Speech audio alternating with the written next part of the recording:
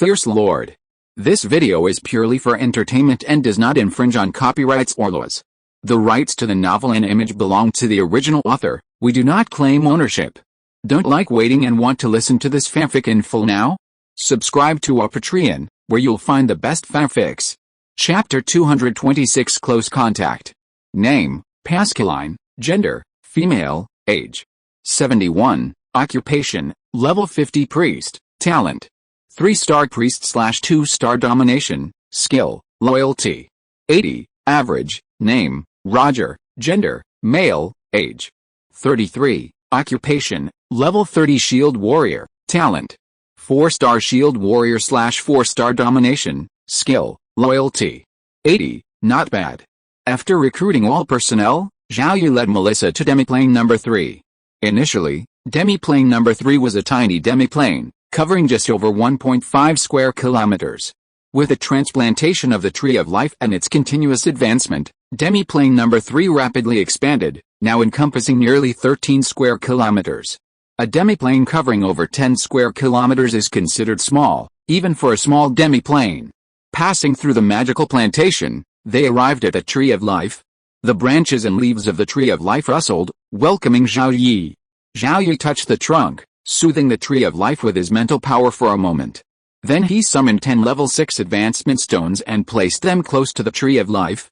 The Tree of Life actively absorbed the energy from the advancement stones. Driven by the energy of the advancement stones, the Tree of Life continued to grow taller and thicker, reaching a height of 333 meters and a thickness of nearly 10 meters. With the advancement of the Tree of Life, the growth rate of magical plants in Demiplane 3 increased by another 10%, and the concentration of magical elements doubled. The Water of Life, even more important to Zhao Yi, now produced 333 drops daily. While this may seem like a large number, it actually totaled less than 17 milliliters, yet it fetched a hefty price in the market for millions of low-grade magic crystals. A level 1 Tree of Life could only produce 1 drop of Water of Life per day, a difference hundreds of times greater than that of a level 6 Tree of Life. Consider the normal growth time of a Tree of Life. Each level is measured in millennia. Growing from seed to level 6 takes tens of thousands of years, compared to a typical legendary being who lives for just over 1,000 years. Essentially, only top-tier indigenous factions with a long and distinguished heritage can cultivate a level 6 or higher Tree of Life and maintain its possession. First-tier indigenous factions struggle to maintain their possession unless their Tree of Life is of a lower level or strictly guarded. The arrival of blue star players and the emergence of treasures like advancement stones have rapidly advanced the Tree of Life. However, indigenous factions struggle to obtain advancement stones above level 4. Even when short on cash, individual player lords will save these for later sale. Furthermore, it takes 10 advancement stones of the same level to advance a Tree of Life by 1 level. Even 10 level 4 advancement stones are difficult to obtain, let alone those of higher levels. Although Zhao Yi already receives 333 drops of Water of Life daily, he has no desire to consume them recklessly. Under normal consumption conditions, Zhao Yi needs to accumulate as much Water of Life as possible in preparation for the future formation of the Undead Legion. With an Undead Legion of 10,000 level 3 professionals and a constant supply of Water of Life, no enemy can stop them. Today is the final day of the Void Trading Market's 15th opening. A large auction is underway, with 80 carefully selected treasures listed for auction. The auction concluded around 3:30 p.m. and the Void Trading Market closed promptly at 4 p.m. Cody, Charles, and Isaac arrived at the Lord's Mansion to report on the trading results to Zhao Yi. Over the 3 days, 2,913 items were traded, totaling 49,525,700 low-grade magic crystals and generating 2,303,500 in commissions. While the highest-tier items traded previously were platinum, this time there were 3 crystal-grade items, 2 crystal pieces of equipment and a large teleportation array. These 3 crystal-grade items attracted a frenzy of competition from the indigenous factions. Players with relatively weaker financial resources gave up after only a few initial bids. They simply couldn't compete with the indigenous factions financially. The Void Trading Market's trading volume reached a new high, and Zhao Yi created a new post on the forum and posted it. The transaction volume is so high? The people who enter the Void Trading field must be carrying more than 100 million magic crystals, plus items worth 50 million. If it were me, I would harvest all the items and magic crystals at once. 1.5 billion low-grade magic crystals are enough for the territory to consume for hundreds of years. Haha, enough for the territory to consume for hundreds of years? What kind of small territory is this? The territories of the big guys should all be marquisates. They must consume at least tens of thousands of low-grade magic crystals a day. As the territory develops, the consumption of magic crystals will only increase in the future. 150 million magic crystals can't even last for 10 years. What do you mean by killing the chicken to get the eggs? This is killing the chicken to get the eggs. As long as you harvest once, there will be no one in the void trading field in the future. On the other hand, as long as the big guys continue to collect commissions, just this one time, the commission income must have been over 2 million. 10 times that's 20 million, and 100 times that's 200 million. It's way too much? Big boss, can you give me some to spend? Lucky Sun 413, Big boss, where exactly is your territory? I want to settle there, no matter how far it is. I'll go. It's been days, and no new trading platform has appeared. Those losers haven't destroyed the Void Exchange. A bunch of losers can't accomplish anything. Seeing the Void Exchange's trading volume, the anti-Chen Alliance player forces were also helpless. The Void Exchange's security measures were too perfect, making it impossible to find an opportunity to sabotage it. Even the indigenous forces couldn't do it. And because no other player-controlled trading platforms had emerged, everyone was left with nothing but money to give to Zhao Yi. They were extremely reluctant to go, but they had to. The Void Exchange had no shortage of buyers. If it was bought by a Chen player lord, it would increase the strength of the Chen player faction, which would be even more troublesome. Obtaining magic crystals from the void trading market and slaying monsters in the graveyard for more points and experience, Cheng Jinling was far ahead. The major player factions in the anti-Chen Alliance could not imagine how powerful Zhao Yi's territory had become. The gap was so vast that even a single player faction might not be able to match Zhao Yi's territory in the future. This was too terrifying, and they were willing to pay a higher price to destroy Zhao Yi's territory. The major player factions in the anti-Chen Alliance continuously spread information about Zhao Yi's territory and the void trading market among the indigenous cities, hoping to attract more indigenous forces and destroy Zhao Yi's territory.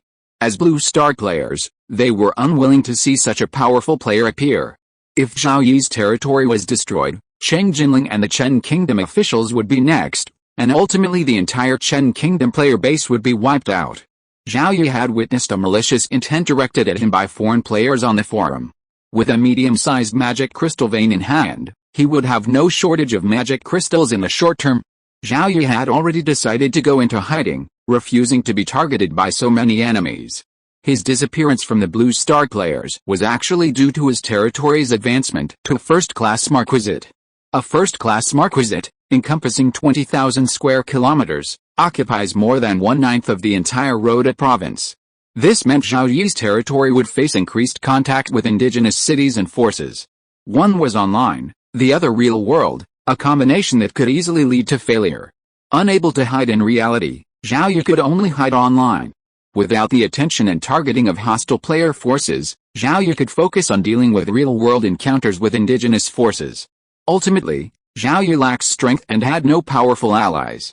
He could only make compromises, strolling for as long as possible and striving to develop himself. With each passing day, his territory's strength would grow. Another 6 months would allow him to have a rank 6 professional leader. Rhoda province boasted only a handful of human rank 6 professionals. With a rank 6 leader, Zhao Yi's territory was within reach of dominating Rhoda province. On the surface, the entire Violet Kingdom possesses only one 7th level expert, the Violet King. According to intelligence Zhao Yi purchased at a high price, the Violet King is gravely injured and near death. This is likely the reason Brittany, with her 5-star talent, fled the Violet family. With the Violet King dead, the Violet Kingdom, without a 7th level professional to rule, will fall apart, allowing Zhao Yi's territory to expand rapidly. No indigenous forces within the Violet Kingdom can officially stop Zhao Yi's expansion. However, he must be wary of external indigenous forces intervening, and his strength must be concealed, revealing only 1/10 of his potential. The origin continent is a fraught place. Those who emerge first will sooner perish. Even if they become legendary, they cannot compete with the sheer number of legendary experts in the indigenous camp. A new day dawned. After completing recruitment, Zhao Yi returned to Yicheng and toured the city with Melissa. With the completion of the blood-veined stone walls, the original earthen walls have been demolished. The earth mages who built them are now busy constructing houses within Yicheng to accommodate a larger population. Yicheng, a first-level small city, can accommodate 120,000 people. Zhao Yi's recruitment will end when the population reaches 90,000, leaving a vacant 30,000 and a few houses to prepare for the entry of outsiders. Construction of Yicheng has been ongoing for 25 days, starting from scratch. Due to Zhao Yi's recruitment of a large number of earth mages, housing construction will be completed in the next 2 days, bringing the city's overall construction to preliminary level. Continuing to hide the details will only make outsiders more curious about what's hidden. Revealing even a little might lead others to believe that's all there is. Zhao Yi is preparing to write an invitation to Count Maurice, inviting him to attend the completion ceremony of Yicheng, scheduled for 3 days from now. To this end, Zhao Yi had prepared a treasure that could conceal his cultivation level, lowering it to the 4th rank, comparable to Earl Morris's. Yicheng had only 3 4th-rank cultivators in the entire city, one more than Morris. This demonstrated Yicheng's strength, though not significantly greater, and reassured Earl Morris. This revelation could also lead Earl Morris to believe that this was all Zhao Yi had. Furthermore, there had been a slight change in appearance. As a 5th-rank professional, Zhao Yi could control his facial muscles, subtly altering his features. Furthermore, his appearance had already changed from ordinary to 5th-rank professional. With his current appearance, returning to Blue Star would be impossible. The invitation was quickly completed, and Zhao Yi dispatched a squad of air cavalry to deliver it to Morris City. This squad was very small, consisting of 9 individuals, a captain at the 3rd rank, 2 vice-captains at the 2nd rank, and the remaining 6 at the 1st rank. Only the captain rode a 2nd-level Pegasus, while the remaining 8 mounted 1st-level Pegasus. A 2nd-level vice-captain even carried a flag bearing the Chinese character Zhao, behind him. The air cavalry squad, bearing the invitation, quickly arrived at Morris City. They didn't fly directly into the city, fearing they might be mistaken for enemies. Instead, they landed on the ground as they approached Morris City and walked to the north gate. The 2nd-level professional guarding the north wall showed no signs of alarm upon seeing the air cavalry squad arrive. He noticed the Zhao flag. Although Zhao Yi and Count Morris had never met, and although Count Morris's troops had never entered Zhao Yi's territory, his troops had entered Morris City multiple times, and the Zhao flag was the symbol of Zhao Yi's territory. Relations between the two territories remained relatively friendly. The 2nd-level professional personally went out of the city to meet the air cavalry squad and inquired about their business in Morris City. "The Lord has sent us to deliver an invitation to Lord Count Morris. Please wait, I'll send someone to pass on the message." Just 10 minutes later, the air cavalry squadron was allowed into Morris City and arrived at the Morris family estate. Their captain was met by Count Morris's grandson, Corlin. After the invitation was handed to Corlin, the air cavalry squadron did not depart immediately, awaiting a reply from Count Morris. Corlin arranged for them to rest temporarily. Count Morris opened the invitation and discovered it was from Zhao Yi, inviting him to attend the completion ceremony of Yi City. Count Morris had known about the construction of Yi City 20 days prior. Zhao Yi had sent someone to inform him, and had said at the time that he would invite him to visit once the city was completed. Building a city in less than a month didn't surprise Count Morris. Even faster construction was not unheard of on the Origin continent. Looking at the invitation, Count Morris pondered whether to accept Zhao Yi's invitation and travel to Yi City. Yicheng was the territory of this otherworldly hero. It was unknown how many high-end combatants Zhao Yi possessed, and the current friendly relationship between the two sides was merely superficial.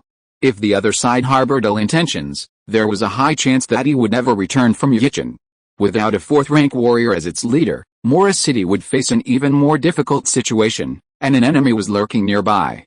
Earl Morris summoned a group of key family members to discuss the matter, but after much deliberation, no consensus emerged. After weighing the pros and cons, Earl Morris considered accepting the invitation and personally visiting Yicheng to ascertain the true strength of this otherworldly hero. With 2 4th-rank warriors in the Morris family, they couldn't both go, but Earl Morris didn't want to go alone. So, he hatched the idea of inviting 2 old friends to join him in Yicheng. The Morris family had been established in this region for over 200 years, so Earl Morris naturally had many friends. He knew several of them were interested in otherworldly heroes, and some even served in their armies.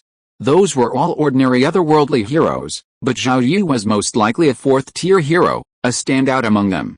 It was likely that some of his old friends would be curious about him. With this in mind, Earl Morris immediately wrote a letter and sent someone to the territories of several old friends via teleportation array to deliver the letter. That afternoon, Luke, a fourth-tier shield warrior and fellow second-tier Earl, accepted the invitation and offered to join him in Yichun. As long as an old friend was willing to come, Earl Morris immediately wrote back to Zhao Yi, accepting his invitation. He also mentioned that a friend, upon learning of this, also wanted to attend Yichun's completion ceremony and asked if they could join him. The air cavalry squad returned to the territory with Earl Morris's letter. Zhao Yi chuckled after reading its contents, somewhat guessing what Earl Morris was thinking. He probably didn't dare come alone, much less with two fourth-tier members of his family. He would have to find an outsider to accompany him to Xiaocheng. Meeting one person is as good as meeting two. Zhao Yi immediately wrote back to Count Morris, welcoming Count Luke to the Yichun completion ceremony. He even included an invitation for Count Luke to deliver.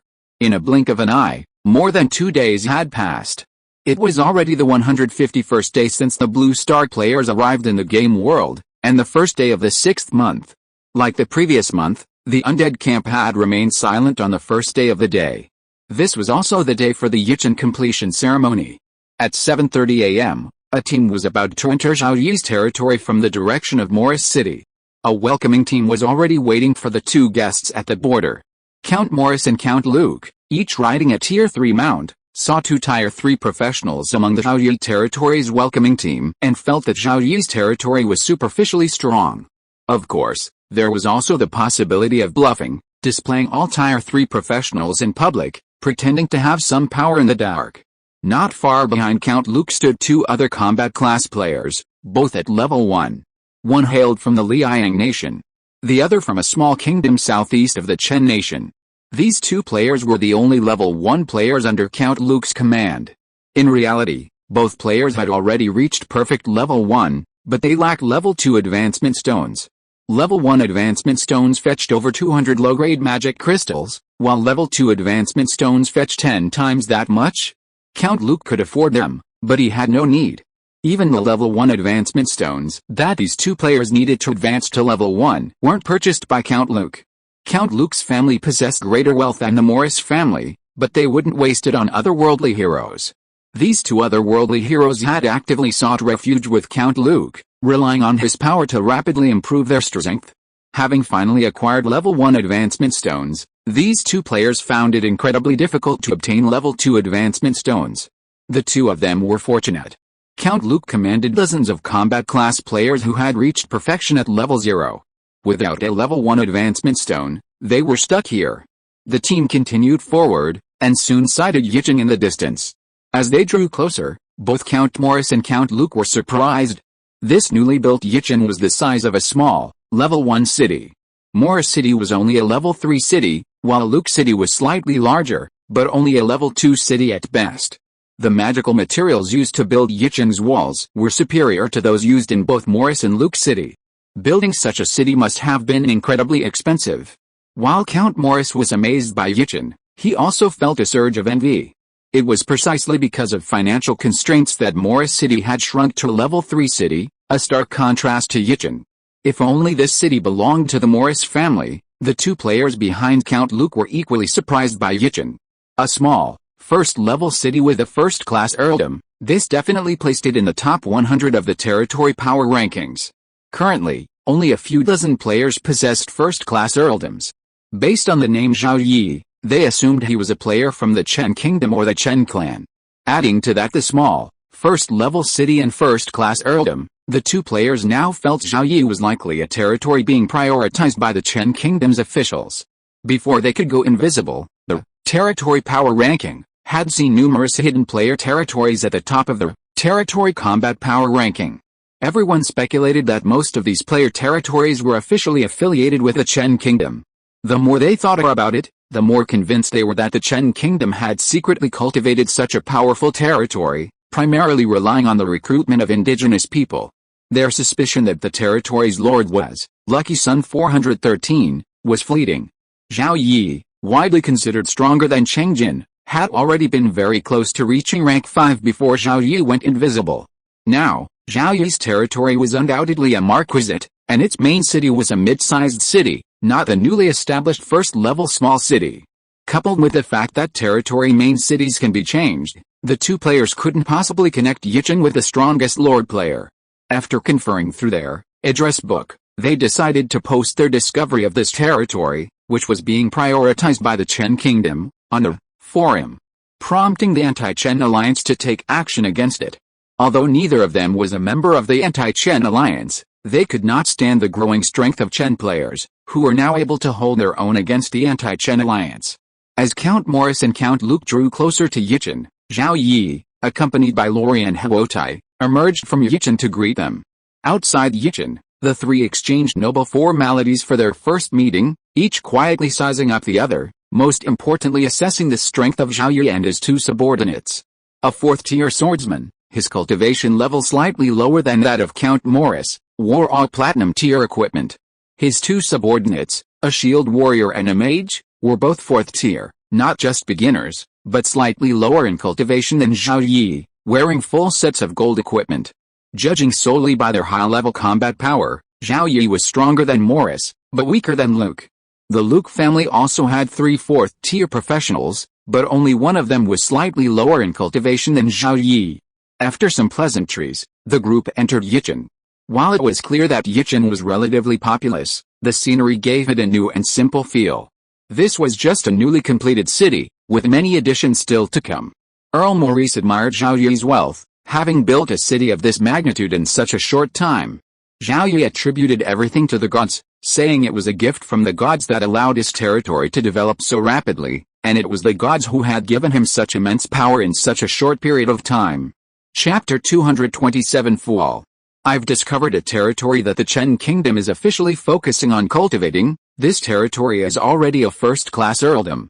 The main city is a small, first-class town, with walls constructed entirely of magical materials. This territory's inhabitants are primarily indigenous.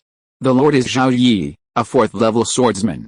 He has two fourth-level indigenous subordinates, a shield warrior and a mage. He commands dozens of third-level professionals, and there's even a junior mage tower in the main city. This territory is in the Violet Kingdom's Rhoda province, northeast of Morris City. Count Luke and Count Morris left Zhao Yi's territory. After a brief discussion in Morris City, Count Luke led his men back to his own territory. Upon returning to the territory, Count Luke's two first-class combat players eagerly posted information about Zhao Yi's territory on the forum. Keywords like Chen Kingdom official, key training, first-class earldom, and first-class town quickly attracted a large number of players' attention. The Chen state officials are indeed powerful. Another first-class earldom has been discovered. How many such powerful territories has the Chen state officials hidden? The Anti-Chen Alliance lord players in the Rhoda province of the Violet Kingdom. It's time to take action. Let's work together to eliminate this official first-class earldom of the Chen state. It's a bit difficult to eliminate this first-class earldom. There are so few first-class earldoms now. The Violet Kingdom is just a small country. There may be only this one first-class earldom. At most, the Anti-Chen Alliance lord players in the Rhoda province will take action. Even if they add up, they may not be able to cause much damage to this official first-class earldom of the Chen state. The major player forces of the Anti-Chen Alliance should take action. Even if they have to mobilize forces across countries, they must eliminate this discovered territory that the Chen state officials are focusing on cultivating. The situation on the forum immediately attracted the attention of the Chen state officials, and then the top officials of the Chen state were stunned. They didn't have any first-class earldoms in the Violet Kingdom, not even a second-class earldom. There were only two third-class earldoms. Where did this first-class earldom come from? From the name of the lord to the main city, it's clear this is a member of the Chen clan, most likely a member of the Chen nation. The territory is very powerful, likely ranking in the top 100 of the territory combat power ranking, somewhat similar to Lucky Sun 413. However, this Chen nation player is likely already at rank 5, and his territory has been promoted to a marquisate, a significant difference. This could be a territory being fully cultivated by a Chen nation player faction, or perhaps the domain of a single player with exceptional luck. After all, with a player like Lucky Sun 413, already appearing, it seems only natural that a single player's territory could become the strongest players, and now a single player with exceptional luck could appear in the top 100. Not long after, Li Yansong, the former first-class Viscount Lord in the Rhoda province, reported to his superiors, expressing his suspicion that his former territory might have been attacked by Zhao Yiling. Chen's higher-ranking officials also suspected the two were the same person. But Zhao Yiling wasn't an official Chen territory, so the Chen authorities took no action. They could only write a letter to the nearest official Chen territory, sending it to Zhao Yi, urging him to be cautious. Several Chen officials felt that a first-class earldom like Zhao Yiling would be unlikely to be affected by the anti-Chen alliance's tactics within the Violet Kingdom, and that a cautious approach would be sufficient. Upon discovering Zhao Yiling's territory, the major player factions in the anti-Chen alliance immediately investigated, primarily mobilizing their respective territories within the Violet Kingdom. Ultimately, the major player factions concluded that destroying Zhao Yiling's territory would be extremely difficult, as their strength within the Violet Kingdom was relatively weak. They certainly had no first-class earldoms, 1 second-class earldom, and 3 third-class earldoms. The combined strength of the earldoms might not even rival Zhao Yiling's territory. The primary method of using a knife to kill someone was to send assassins. The walls, constructed with magical materials from Zhao Yi's territory's main city, wouldn't have much of an effect, instead granting Zhao Yi more points and experience. The anti-Chen alliance, at a small meeting, decided to temporarily leave Zhao Yi's territory alone. Rather than destroying Zhao Yi's territory, the anti-Chen alliance was more interested in destroying the territories of Lucky Sun 413 and Chengjin.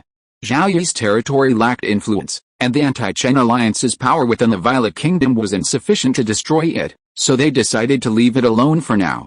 In the main city lord's residence of a third-class earldom near the Violet Kingdom, Cao Da came across a post on the forum and felt that this Zhao Yi territory resembled the Chen player territory that had rescued him.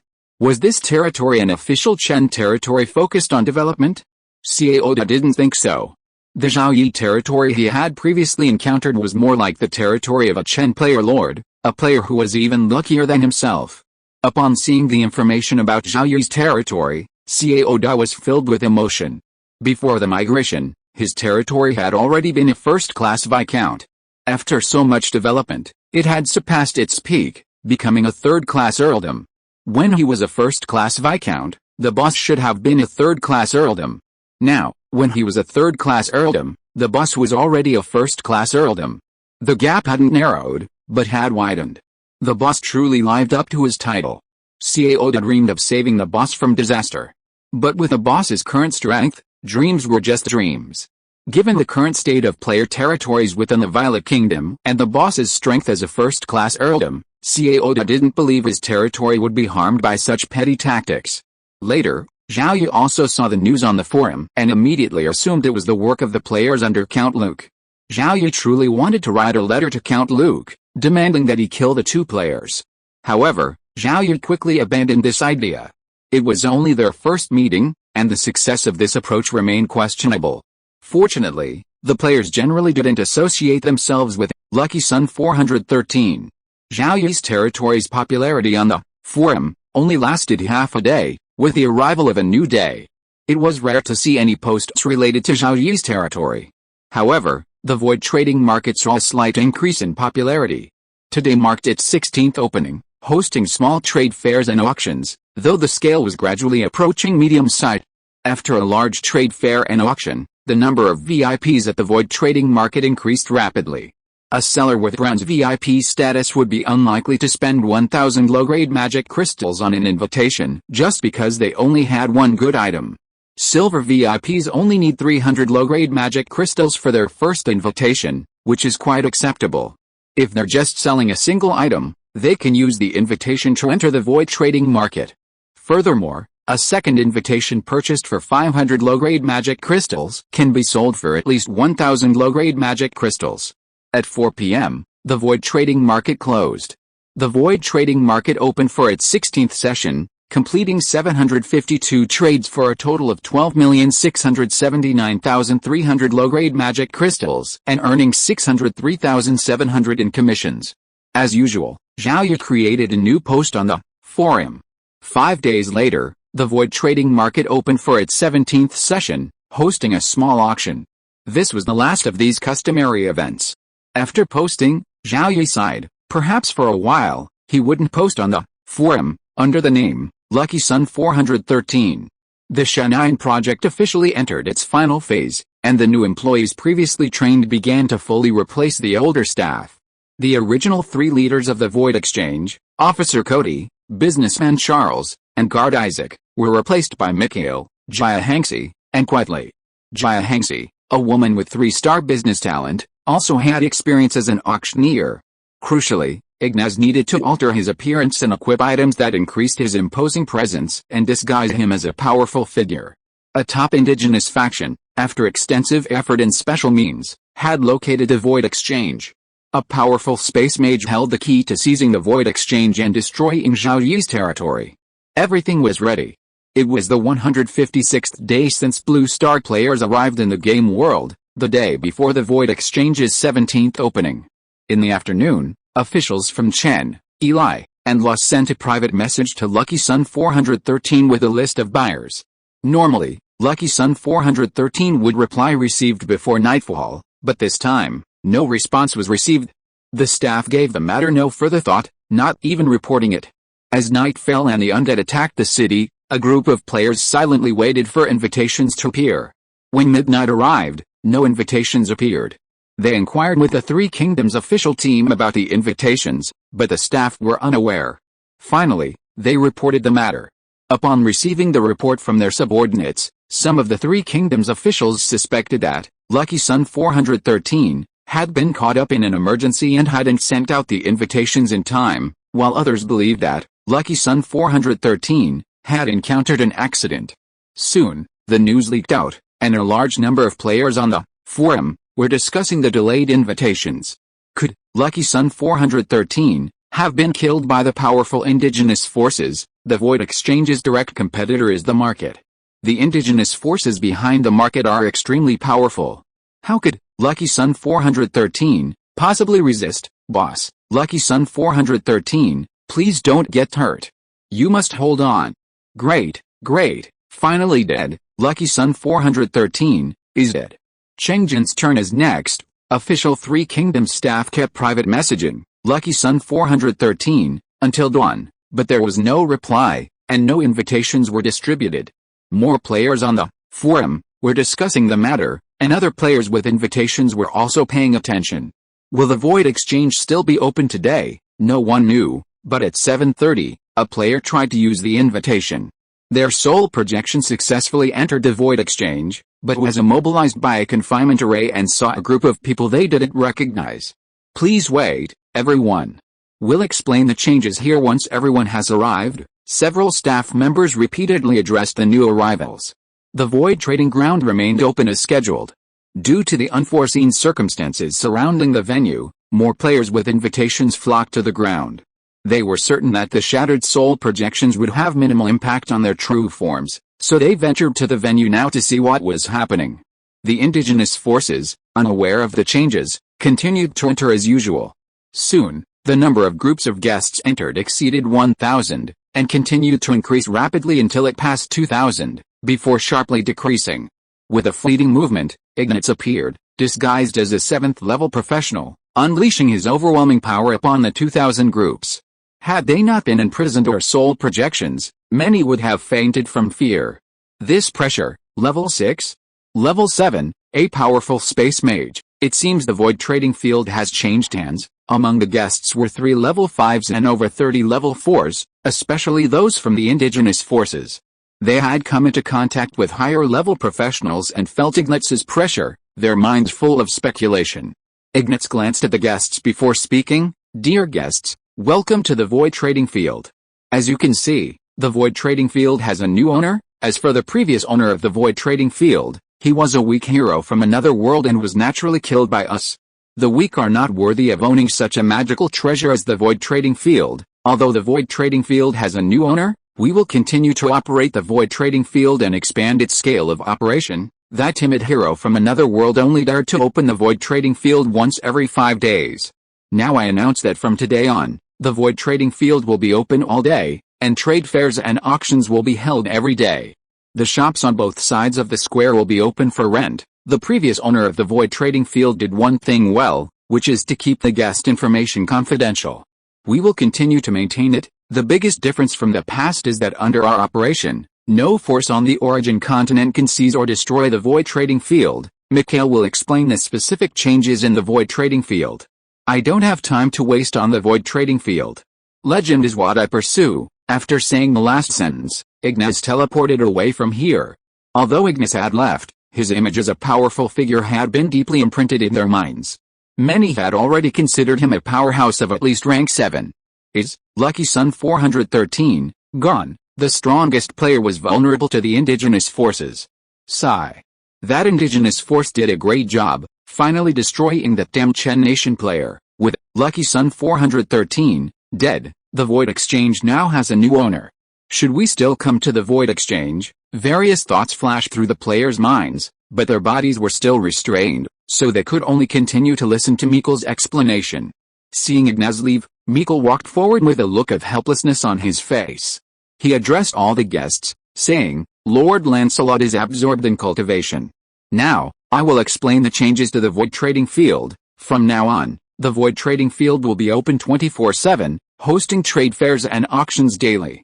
Both require tickets, costing only 10 low-grade magic crystals and admitting up to 3 people, buyers only.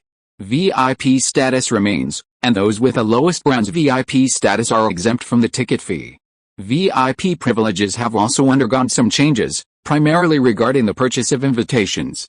Ordinary guests without VIP privileges can purchase 1 invitation per visit for 500 low-grade magic crystals. Bronze VIPs can purchase 2 invitations per visit for 300 low-grade magic crystals. Silver VIPs can purchase 3 invitations per visit for 200 low-grade magic crystals. Gold VIPs receive 1 free invitation per visit and can also purchase 3 invitations for 100 low-grade magic crystals.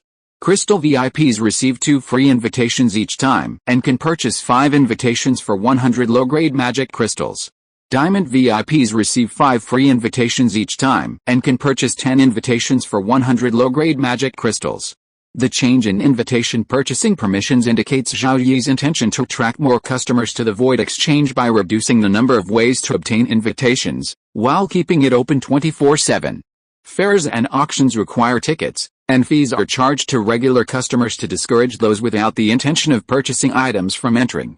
Finally, shop rentals offer an initial discount of 1 low-grade magic crystal per square meter per day. If all shops were rented out, Zhao Yi could earn over 200,000 low-grade magic crystals per day from this initial discount. And most importantly for players, when trading in these shops, at least half of the item's value must be paid in magic crystals. The remaining amount can be paid using the otherworldly hero's own payment method. The Void Exchange only taxes a portion of the magic crystal payment. This fact made the eyes of many players from the anti-Chen alliance light up. While player factions couldn't compete with the natives in terms of magic crystals, they could pay with blue star currency, which was exactly what many individual players needed. Chen players hadn't made much of a decision yet. They were still wondering if they would ever come to the Void trading market again after the death of Lucky Sun 413. It was precisely because of Lucky Sun 413 that some Chen players felt comfortable trading there. Now, the Void trading market was under the control of a native faction. After explaining the changes to the Void trading field, Mikhail continued, Next, we'll inspect the storage equipment brought into the Void trading field by guests to prevent any unauthorized damage. That otherworldly hero's defenses against the Void trading field are quite comprehensive, but he simply couldn't have imagined the power we possess. After inspecting the storage equipment, we'll release the restrictions. Guests can freely choose to continue trading in the Void trading field or leave without any hindrance. With sufficient staff, all storage equipment was inspected and the restrictions lifted in less than 15 minutes. Hundreds of groups of guests immediately chose to leave the Void trading field. Soon, the players on the forum erupted in excitement. Big Boss, Lucky Sun 413, is dead. All players, please observe a moment of silence. This is the greatest loss to the Blue Star player camp. What a moment of silence. Big Boss, Lucky Sun 413, only died in the game world, not on Blue Star. Big Boss, Lucky Sun 413, can be considered a winner. He's regained his youth, his body is free of all illnesses, and he's gained 50 years of life. Most players in the game world will never reach the level of Big Boss, Lucky Sun 413, until they die. I just don't know if Big Boss, Lucky Sun 413, exchanged for Blue Star currency in advance. If not, when he returns to Blue Star, Big Boss, Lucky Sun 413, will have to work as a laborer for 50 years longer than everyone else. How miserable. Oh, today is the happiest day of my life. The so-called strongest player is finally dead. The players from Chen country will eventually be wiped out by the anti-Chen alliance. The players from Chen country don't deserve to stay in the game world. Lucky Sun 413 is a solo player, and so am I. Although I've been struggling to survive in the indigenous city, it was the encouragement of Lucky Sun 413 that kept me going. Now that Lucky Sun 413 is dead, I'm planning to leave too. This game is so boring. Let's go, let's go. Not only Chen country's solo players, but also some from other countries, chose to leave the game world because of Lucky Sun 413's death. This situation was unexpected, but Zhao Yi didn't care. He was still a low-level player, living in worse conditions than the pigs on Blue Star. With such a poor standard of living, there was really no need to continue. Of course, if he could continue, he should continue. Perhaps there would be a turning point in the future. The void trading field changed hands, and the indigenous strongmen confirmed Lucky Sun 413's death. The leaders of the major player factions in the anti-Chen alliance were excited. Finally, he was dead. Now they could focus on dealing with Cheng Jinling. As long as Cheng Jinling was also destroyed, the annihilation of the official Chen kingdom would be imminent. With the official Chen kingdom destroyed, the Chen kingdom player base would be in disarray. There was no need to eliminate all the Chen kingdom players. They needed a large number of cannon fodder, and a large number of Chen kingdom players would be excellent cannon fodder. The Chen kingdom's top brass was also meeting regarding the death of Lucky Sun 413, their brows furrowed. Although Lucky Sun 413 was not a member of the official Chen kingdom, his importance to the Chen kingdom player base was no less than that of Cheng Jinling. Lucky Sun 413 was far more powerful than Cheng Jinling, making it impossible to recruit him. However, the Chen kingdom's top brass wanted Lucky Sun 413 alive to fight against the anti-Chen alliance. Without Lucky Sun 413, the pressure on the Chen kingdom officials increased significantly. A small minority of the player base speculated that Lucky Sun 413 was faking his death, refusing to face continued attention and targeting from the anti-Chen alliance. However, this speculation was not widely shared by players. No one could find Lucky Sun 413's territory, and since they couldn't destroy the void trading field, there was no need for a fake death in this situation. On the other hand, Lucky Sun 413 was powerful, but far inferior to top-tier indigenous forces. Treasures like the void trading field weren't worth the effort of top-tier indigenous forces, and Lucky Sun 413 would inevitably be defeated. Chapter 228 To Whom? On the first day of the void trading field's change of ownership, over a dozen shops were rented out, all to players from the anti-Chen alliance. Immediately upon acquiring the shops, players immediately took action, first putting up signs, then banners and notices. These banners and notices boasted things like high prices for all kinds of goods, trade in Blue Star currency. Many sellers were drawn in and entered the shops to sell their goods. The indigenous forces and Chen players remained silent, fearing the change in ownership would significantly impact the void trading field. They feared the market would see fewer and fewer people entering, potentially leaving it completely deserted. Leases are for 1 month, with a minimum area of 100 square meters, and cost at least 3,000 low-grade magic crystals. While this is a small sum for the indigenous forces and the major player factions, it's not something they can afford to waste. They'll wait and see if the number of people visiting the void trading field decreases significantly over the next few days before deciding whether to rent out the shops. Perhaps due to the death of Lucky Sun 413, over the next few days, the number of Chen players entering the void market steadily decreased, while foreign players steadily increased. The daily number of visitors to the void market first decreased, then increased. The void market successfully navigated the change of ownership, with even Chen officials renting shops within the market. If the number of visitors to the void market continues to decline, Zhao Yi has prepared several plans, including reducing commissions and offering rebates for recruiting new members. With the void market's cash cow temporarily stabilized, Zhao Yi has focused more on his territory.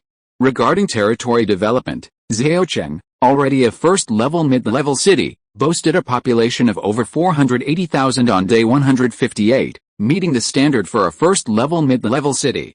In addition to increasing Zhaocheng's population and building housing, Zhao Yi has also mobilized numerous earth mages to construct a tall, thick, blood-veined stone wall for the city. The wall's completion significantly bolstered Zhaocheng's defenses, but its construction has also caused some headaches for some first-level professionals. Battles between the Zhaocheng defenders and the undead horde often took place on the battlefield outside the city. The defenders rarely stood on the city walls, awaiting the undead assault. To fight outside the city walls, they had to descend. With so many classes unable to quickly exit through the city gates, they had to jump from the walls. While warriors, archers, and assassins could easily leap from the towering walls, mages and priests were more vulnerable. They had to exercise caution, as their weaker constitutions meant they could sustain injuries. Injuries were generally minor, but the humiliation of a class being injured by leaping from the walls was incredibly humiliating.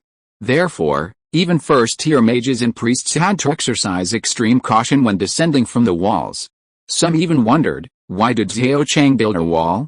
We're so powerful, we don't even need one. These thoughts were only whispered in their minds, rarely spoken aloud.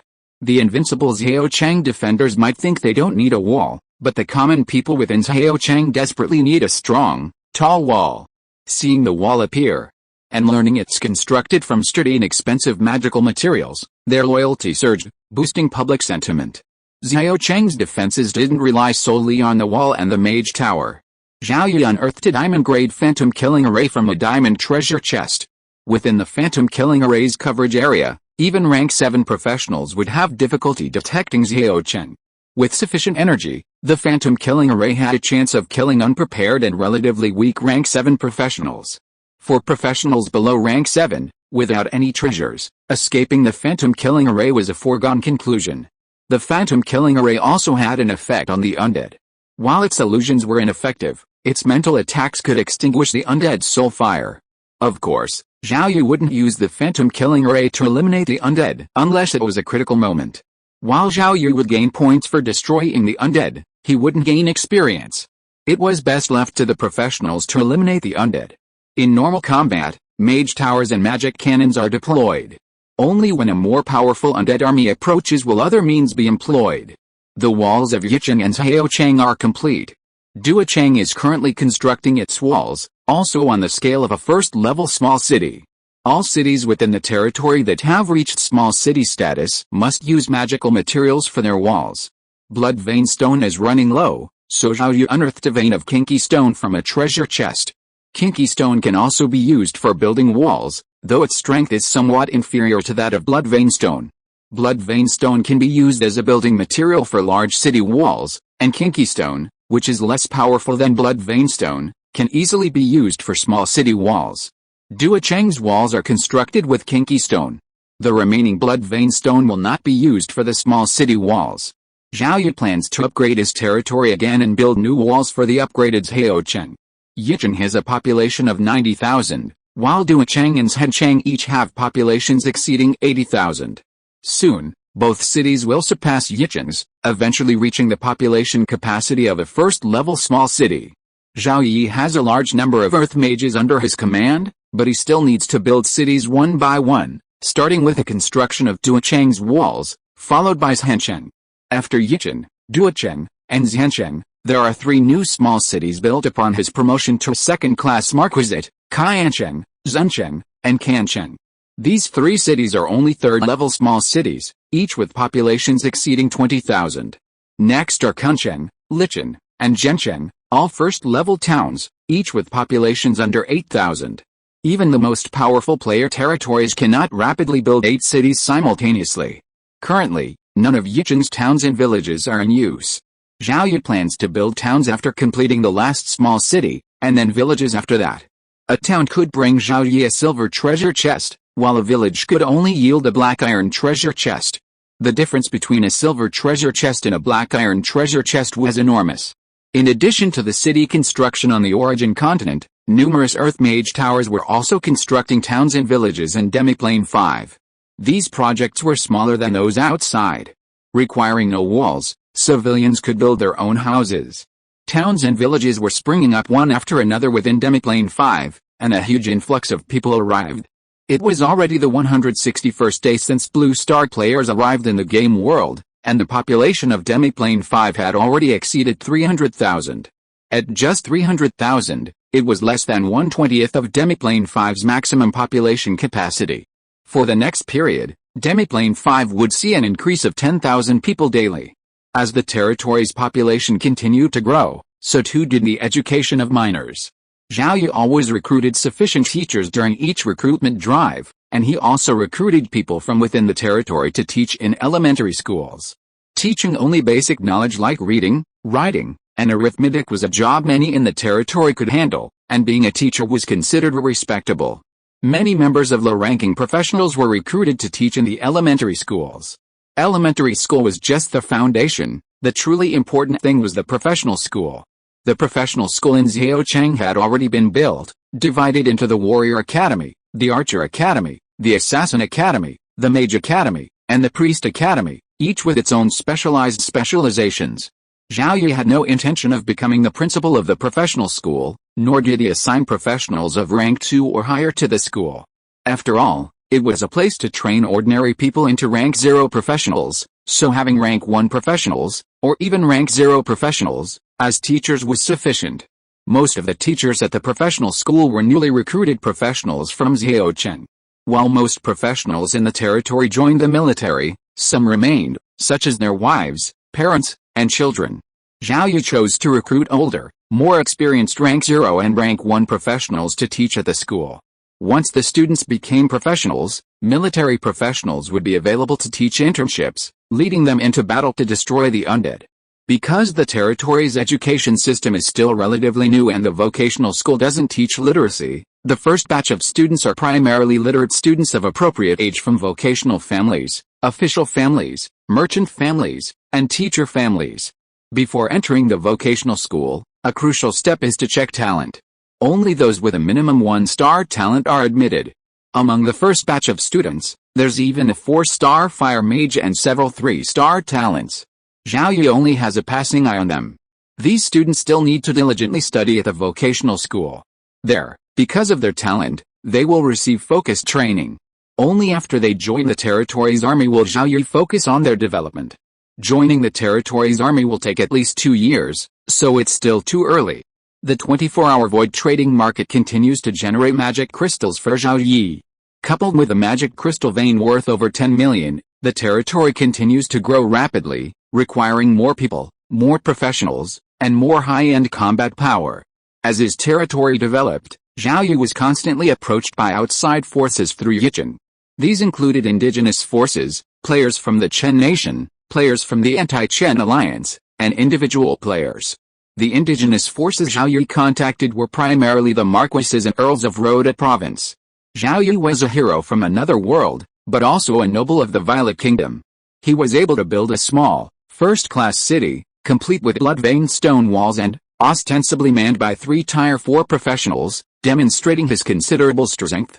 Considering that the hero from another world had only been on the origin continent for a little over 5 months, their strength had risen so rapidly. Could he have quickly ascended to Tier 5 or even Tier 6? There were no more than 3 Tier 6 professionals in the entire Rhoda province, and only about 10 Tier 5 professionals. If this hero from another world achieved Tier 5 status, it could have a significant impact on the overall situation in Rhoda province. So, after Count Maurice and Count Luke spread rumors, a number of marquises and earls in Rhoda province, with the intention of testing the waters, sent personnel to Zhao Yi's territory via the Morris City teleportation array to visit this otherworldly hero. Yichen's teleportation array currently only connects to Zhaocheng. A smaller teleportation array is hidden within the Yichen Lord's residence, facilitating Zhao Yi's travel. Since Yichen's teleportation array is closed to the public, outsiders cannot directly enter Yichen through it. The Yichen teleportation array is closed to the public, and the indigenous forces are not particularly concerned. This is a fairly normal practice on the origin continent. Even if they wish to use Morris City's teleportation array, they must notify the authorities in advance. Only a large and powerful city like Rhoda can afford to open its teleportation array, ensuring quick assistance from the capital in the event of a problem. However, a small city like Morris City, if attacked, might not even have the opportunity to spread the news, making it difficult to obtain outside assistance. To reduce the possibility of outside attacks, cities below the grand city level often choose to close their teleportation arrays, reopening them when needed, or restricting access to only those connecting to a few important cities. Teams attempting to reach Yicheng are intercepted before entering the territory. Only after confirming their intentions can they enter under patrol escort. Only teams with level 4 professionals are personally received by Zhao Yi. If they only have level 3 professionals, Yicheng will only send level 3 professionals to meet them. Interestingly, these teams from indigenous factions often visit Yicheng under the pretext of congratulating the completion of the project. Among the Chen player factions, only one official Chen state representative visits Zhao Yi, delivering a letter advising him to exercise caution and request assistance from the Chen state authorities if needed. Zhao Yi understands that seeking assistance from the Chen state authorities would come at a price, such as joining their ranks. No other Chen player factions visited, primarily because they believe Zhao Yi's territory was officially under the Chen government. They wouldn't visit unless necessary, fearing misunderstandings with the authorities. Conversely, the major player factions in the anti-Chen alliance, believing Zhao Yi's territory was a key development area for the Chen government, rapidly dispatched teams. Their goal was to win over Zhao Yi and persuade him to bring his territory over. Even if this failed, they aimed to create misunderstandings among the Chen government officials, thereby severing ties between Zhao Yi's territory and the government. The teams dispatched by the major anti-Chen alliance player factions were intercepted by patrols and refused entry to Yicheng. Any attempt to enter the territory was met with immediate destruction. Furthermore, Chen players residing in Morris City, believing Zhao Yi's territory was officially under the Chen government, attempted to settle in Yicheng, but were similarly stopped by patrols. Yicheng would not accept outsiders for the time being. Unable to settle in Yicheng, they returned to Morris City and began posting on the forums, cursing Zhao Yi and the Chen officials. They were all Chen people, so why couldn't they settle there? Such posts didn't generate much buzz on the forums. A similar situation had arisen long before. Players from various nations sought to settle in their respective official territories, but no player faction agreed. These factions argued that their territories were too weak and in danger of being overwhelmed by the undead hordes. The indigenous cities, with their tall, sturdy walls, offered greater security. They urged them to wait a while until their territories became stronger before accepting their citizens. Chen officials had already announced that once Cheng Jinling was promoted to the 3rd rank marquisate, they would accept a certain number of Chen people. What Chen officials didn't mention was that Cheng Jinling's main city wouldn't be open to anyone. The main city was paramount, and the population that could enter it needed to continuously improve its strength. The Chen population would primarily be accepted into newly built small cities, towns, and even villages. Yicheng has already reached a population of 90,000, with the remaining 30,000 reserved for outsiders. Zhao Yi has already made external contacts through Yicheng, and it's only a matter of time before Yicheng allows players to reside there. Alchemists have already crafted and put into use gold-grade wireless communication base stations and personal terminals, but the cost is prohibitive. Using players for communication is much more convenient. This is just one reason for accepting players. While the Origin continent emphasizes supernatural power, Blue Star prioritizes science, education, and other aspects. Zhao Yi needs talent in business, research, and construction. For example, railways and trains. With the participation of relevant personnel from Blue Star and the support of Zhao Yi's territory alchemists, these things can be created quickly. Zhao Yi has no plans to expand railway construction on the Origin continent for now. Demiplane number 5, with its large population and lack of the undead threat, presents a very good option. Bicycles, for example, are a very convenient means of transportation, accessible even to low-level professionals, making them even more suitable for civilians. Scientific talent is crucial to the development of a territory. The alchemists were able to create bicycles according to Zhao Yi's requirements, but their expertise was somewhat misplaced. They were obsessed with using magic to solve their problems, creating motorcycles and even cars powered by magic. This was also a good idea. If Blue Star researchers were to join in, the time required to develop bicycles, motorcycles, and cars could be shortened. These were originally Blue Star products manifested through magic. According to forum posts, some player territories have already begun manufacturing bicycles, intending to make them a major industry. Most players believe that the bicycle industry is currently unsustainable on the origin continent. Commoners can't afford them, while the wealthy aren't interested. Probably only a very small number of wealthy commoners would purchase them. Furthermore, bicycles are not difficult to manufacture, and a profitable bicycle industry would likely attract many player lords, turning it into a non-profitable industry. Zhao Yi wasn't focused on profiting from bicycles.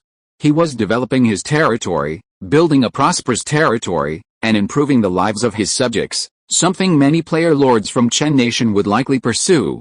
Once the people in the territory have enough money, they'll naturally be able to afford bicycles. A territory with a thriving internal economy and a comfortable life for even the lowest commoners is undoubtedly a powerful territory. The bicycle was a minor matter for Zhao Yi, but it also demonstrated his need for Blue Star researchers. Blue Star players had been in the game world for over 5 months. After so long, many had succumbed to reality, and intermingling with the natives wouldn't present many problems. The players who settled in Yichun didn't come of their own accord, they were recruited by Zhao Yi using points. Recruiting professional players wasn't a high-stakes occupation, so Zhao Yi could easily recruit the personnel he needed by spending a few more points. Of course, as a native of Chen, Zhao Yi would only recruit players from Chen. Zhao Yi felt the first wave of players arriving in Yichun could arrive after his identity was revealed. This revelation meant that Zhao Yi's territory wasn't officially part of Chen. If his identity were exposed, players settling in Yichun wouldn't matter. Since it was just Yichun, players wouldn't have access to the core areas, preventing them from gaining much information. Leaking ordinary information wouldn't have much of an impact on Zhao Yi. On the night of day 162, a great battle concluded. During the battle, Brittany reached level 38, and during a midnight monster hunt, Fei Jin finally reached level 3. He didn't rush to upgrade Fei Jin immediately, waiting until he had returned to Zhaocheng and recovered. It took a total of 39 days for the 3-star talent Fei Jin to finally reach the 3rd level of perfection, while the 5-star Brittany, without even spawning at the graveyard, had already reached level 38. The gap between the two was truly enormous. This was also due to Brittany's 2 territory promotions, which allowed her to slay large numbers of undead, rapidly increasing her cultivation. Fei Jin, a mage, consumed stamina more quickly in battle than a warrior like Brittany, resulting in a shorter endurance. Even with 2 daily graveyard spawns, he still slayed fewer undead, and the same was true with the 2 territory promotions. A new day dawned, you won 85 battles, you slain 438,175 undead, you lost 38 soldiers in battle, battle rating 1S, 2A, 3B, 3C, 12D, 64F, points increased by 289.88%. Professional experience increased by 232.88%, obtained 1 diamond chest, 2 crystal chests, 3 platinum chests, 3 gold chests, 12 silver chests, 64 iron chests. The Dragon Knight class has been upgraded. The level 53 Dragon Knight class takes another step towards level 6, but there's still a long way to go. From diamond chests to iron chests, the only missing items are bronze and wooden chests, and then all known chests will be collected. However, once the population of several small towns increases rapidly, there will be no gold chests. The increased number of platinum chests will accelerate Zhao Yi's acquisition of level 5 advancement stones and platinum equipment. Yesterday, Zhao Yi didn't kill a single level 5 undead and 2 cemetery raids, so he only earned 86 million points, not over 100 million. While it may seem like a lot, it's still not enough for Zhao Yi, so the more points the better. Choose a diamond card, 4-star talent stone, choose 6 crystal cards, level 4 swordsman recruitment scroll, level 3 nature mage recruitment scroll 4, crystal dagger, fire mage class transfer scroll 66, super alchemical bomb 10, 10 drops of water of life, 4-star talent stone. The items found in this batch of treasure chests were all ordinary, but the 4-star talent stone that came from the single diamond card surprised Zhao Yi immensely. This was the second 4-star talent stone Zhao Yi had opened. The first one was given to Joanna, and Zhao Yi had 2 choices for the user of the second talent stone, Elliot or Fagin. Elliot was an elderly person close to Zhao Yi, and with only 3 talent stars, he wouldn't be able to keep up with the territory's development. Fagin was the only space mage in the territory, and he was about to reach level 4. He could form a second monster killing team and cultivate the territory's high-end combat power. Zhao Yi hesitated. Chapter 229 Doubling. After much deliberation, Zhao Yi decided to give the 4-star talent stone to Elliot. Elliot had made enormous contributions to the territory's development, and this alone warranted the second talent stone. Fagin's contributions were minimal, and initially, he only had a 2-star talent. Because of his special abilities as a space mage, he was granted access to a 3-star talent stone. Zhao Yi also had to consider Ignaz's perspective. Someone who hadn't made much of a contribution, given both a 3-star and a 4-star talent stone, would ultimately reach the same talent level as Ignaz. Furthermore, the monster hunting team, centered around Fagin, consisted primarily of 3-star talents. Zhao Yi's requirements for this team were modest. They primarily focused on clearing monsters at 2 graveyards daily, each clearing over 10,000 monsters. Zhao Yi's monster hunting team, however, prioritized high monster counts, emphasizing that members were as likely to be 4- and 5-star, allowing them to rapidly improve their cultivation. After the morning meeting concluded and recruitment was completed, Zhao Yi summoned Elliot. Lord, Elliot bowed slightly as he approached Zhao Yi. As an elder close to Zhao Yi and well-versed in his character, Elliot felt no restraint in his presence, appearing remarkably relaxed. Elliot, this is for you. Zhao Yi summoned a 4-star talent stone and placed it in Elliot's hand. Lord, what is this? Looking at the 4-star talent stone, Elliot felt it was a treasure, perhaps similar to an advancement stone. It's called a talent stone, and it can 100% improve a professional's talent without any side effects. The talent stone you hold is a 4-star talent stone, which will increase your 3-star swordsman talent to 4 stars, increase talent. Elliot was startled, and it took him 10 seconds to calm down. He thought of Joanna, who originally had the same 3-star talent as him, now rank 5 expert. Even if she had been killing monsters with a lord every day, her cultivation level wouldn't have improved so quickly. An increase from 3 to 4 stars would be normal. Elliot didn't envy Joanna for being the first to use the 4-star talent stone. After all, she was a woman, with a murky relationship with a lord. Seeing that he would be the second to obtain the 4-star talent stone, Elliot smiled broadly, silently adding several vows to his heart.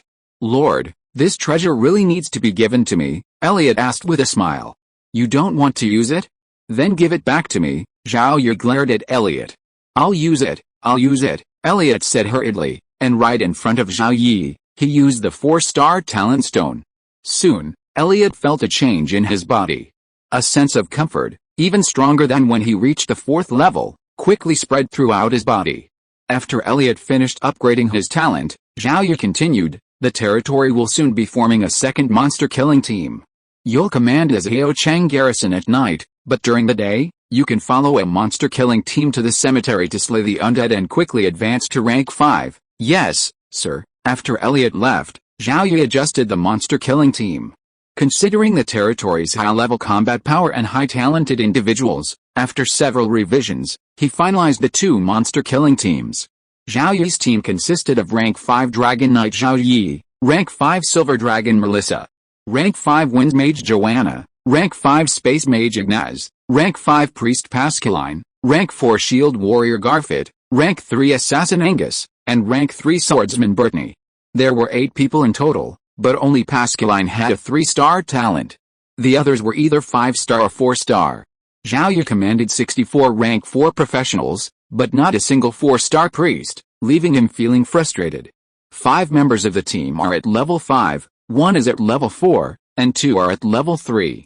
Assassins are crucial for monster-killing teams and require them to conduct a preliminary cemetery inspection to ensure the presence of level 6 or higher undead.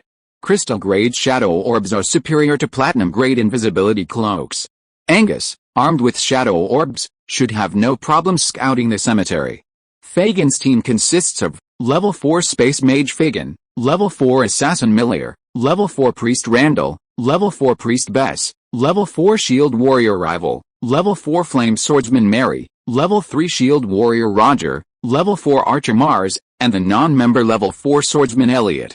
Fagin's team officially consists of 8 members, with no mages but 2 priests. Priests of the same level offer higher damage output than mages against undead, and having an extra priest also provides increased safety for Fagin's team. Mary, Roger, and the non-member Elliot have 4-star talents, while the rest have 3-star talents. Fagan, Millier, Randall, Rival, and Elliot had all been members of Zhao Yi's monster hunting teams. It's fair to say that neither team had many new members, primarily because Fagan's team needed time to practice coordination. This was Fagan's first time as the core of a monster hunting team. After finalizing the personnel for both teams, Zhao Yi immediately instructed his new monster hunting team members, Pascaline, Garfit, Angus, and Brittany, to prepare for a mission in the afternoon. Millier had already completed the daytime cemetery reconnaissance, and Angus would accompany her on the evening cemetery reconnaissance. Fagan's newly formed team would not be deployed today. Not long after, Brittany, who was training at home, received an order from the Lord to prepare for a mission at the Lord's residence in the afternoon. Brittany frowned slightly. She didn't know what the mission was. Having been in Zhao Yi's territory for so long, she'd mostly practiced, with her only mission being the undead siege every 3 days.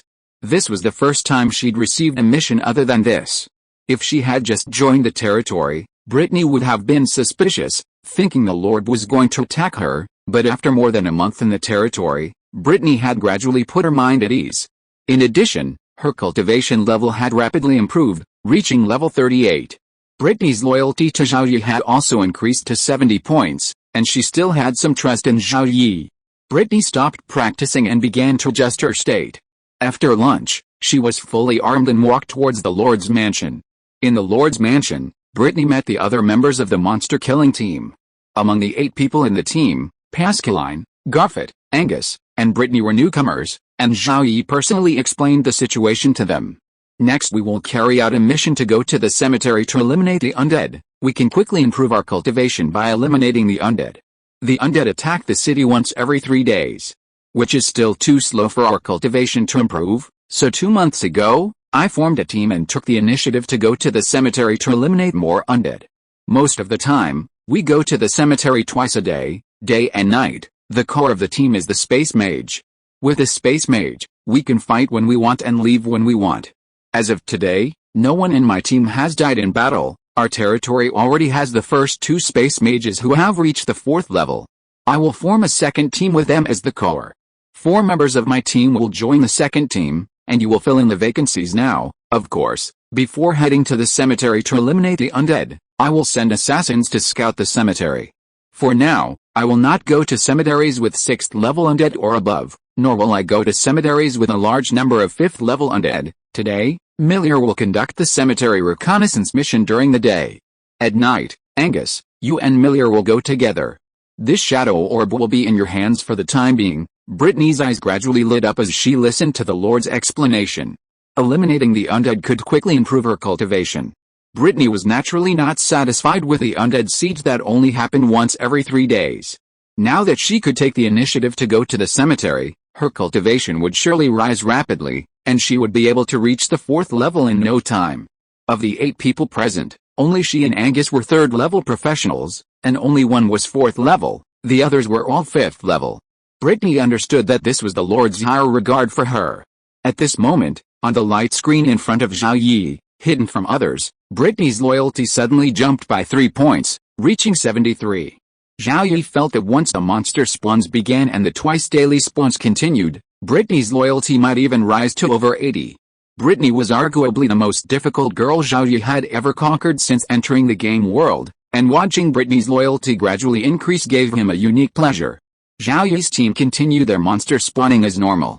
After a day of initial training, Fagan's team went to a cemetery for actual combat during the day. Before the actual combat, Zhao Yi prepared a number of trump cards for Fagan's team, including super alchemical bombs and 5th and 6th tier single target and group attack spell scrolls. Fagan's team was relatively weak, unable to attack 6th tier undead, but 5th tier undead could. If they used the space blocking item, Fagan's team would be in danger of being destroyed, so Zhao Yi prepared a number of trump cards for Fagan's team in advance. Starting on the 3rd day, Fagan's team, like Zhao Yi's team, began farming monsters in the graveyard twice daily.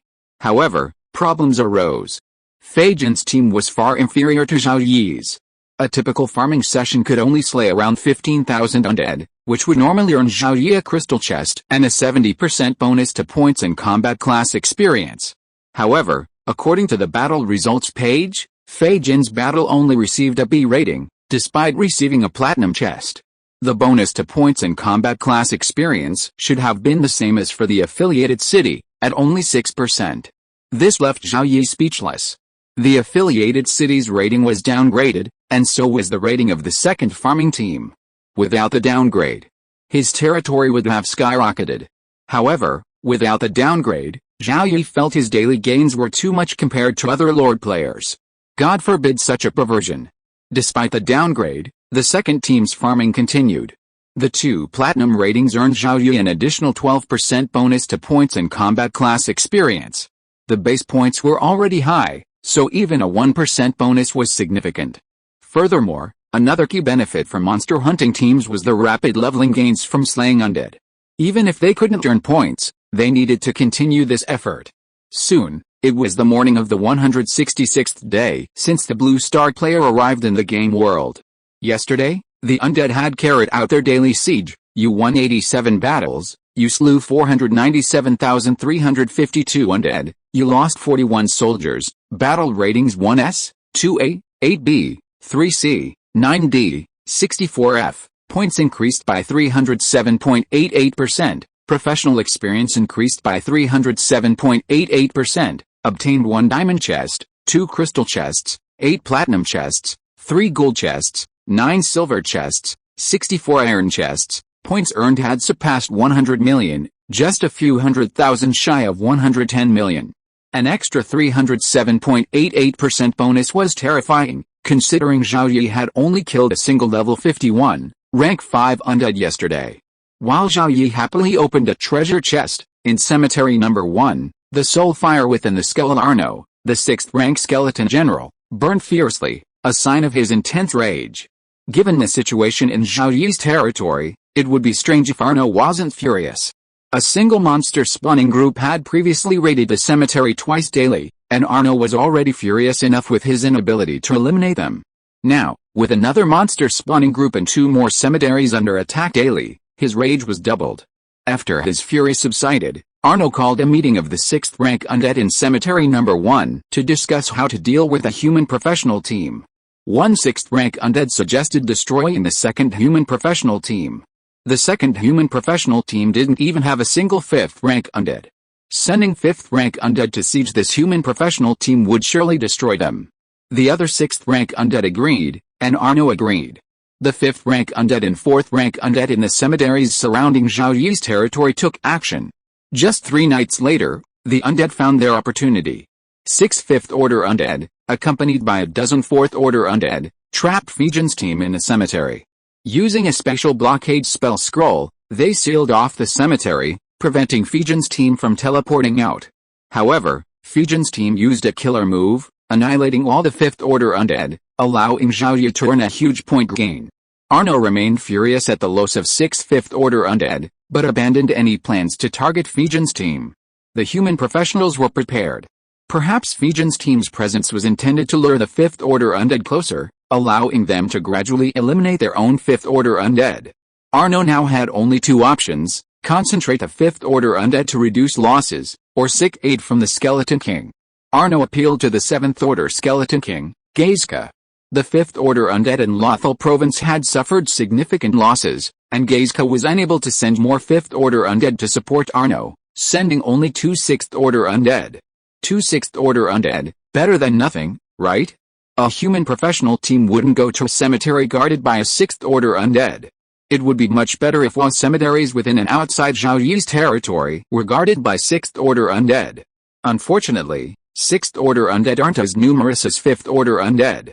5th order undead typically guard one cemetery, but 6th order undead wouldn't. However, if the higher-ups were serious about this human territory, they could send more 6th order undead, ensuring every cemetery was guarded by a 6th order undead. Arno suggested this to Geizka, who in turn sought assistance from Cedric, the 8th order Skeleton King in charge of the Violet Kingdom. Faced with Geizka's renewed efforts to rescue him, Cedric took it a step further and dispatched another batch of 6th order undead and 5th order undead. The number of cemeteries guarded by 6th order undead rapidly increased within Zhao Yi's territory. Zhao Yi, who frequently dispatched assassins to investigate the cemeteries, was naturally aware of this situation. Zhao Yi briefly analyzed the situation and concluded that with his team's strength, Without resorting to any special tactics, they should be able to eliminate a single rank 6 undead. His concern was whether eliminating one would attract more. It would be best to avoid encountering rank 6 undead until he achieved rank 6 professional status. Since rank 6 undead were already resident in the surrounding cemeteries, he could head to more distant cemeteries to spawn monsters. The Violet Kingdom wasn't as large as other empires, but it was still quite large. Zhao Yi didn't believe every cemetery in the Violet Kingdom would be resident in rank 6 undead. With a rank 4 flying mount, spawning monsters outside of Rother Province wouldn't be a problem. He could also rest or train while aboard. If all else failed, Zhao Yi had plenty of teleportation arrays at his disposal. He could find hidden areas outside to place them, allowing him to quickly travel between locations. Thinking about this, Zhao Yi felt that this approach could be implemented quickly. He could choose a hidden area in each province of the Violet Kingdom to facilitate travel.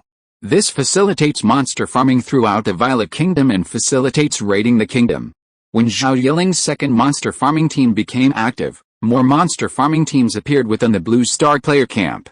Due to the fate of Andre's territory in Zilin, all other territory player teams, including Changjin's, exercised caution in their monster farming efforts. They could only spawn monsters in the cemeteries within their territory. A monster farming team would spawn in the North Territory the previous time, and then head directly to the West Territory the next time.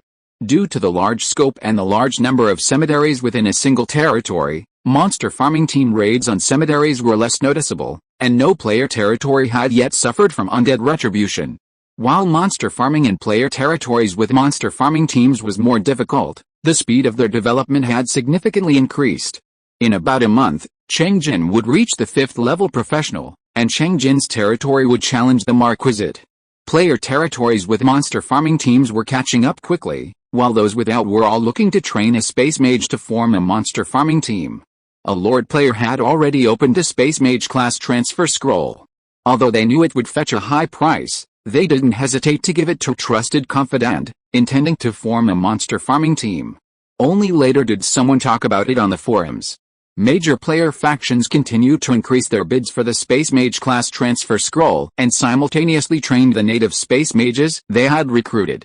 Even if they only had 1-star talent, they would use talent stones to upgrade them to 3 stars and fully train them to level 4.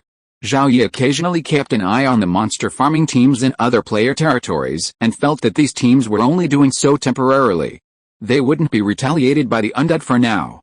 As the monster farming continued, the high-level undead within the undead faction would eventually become exposed, inviting revenge from the undead faction.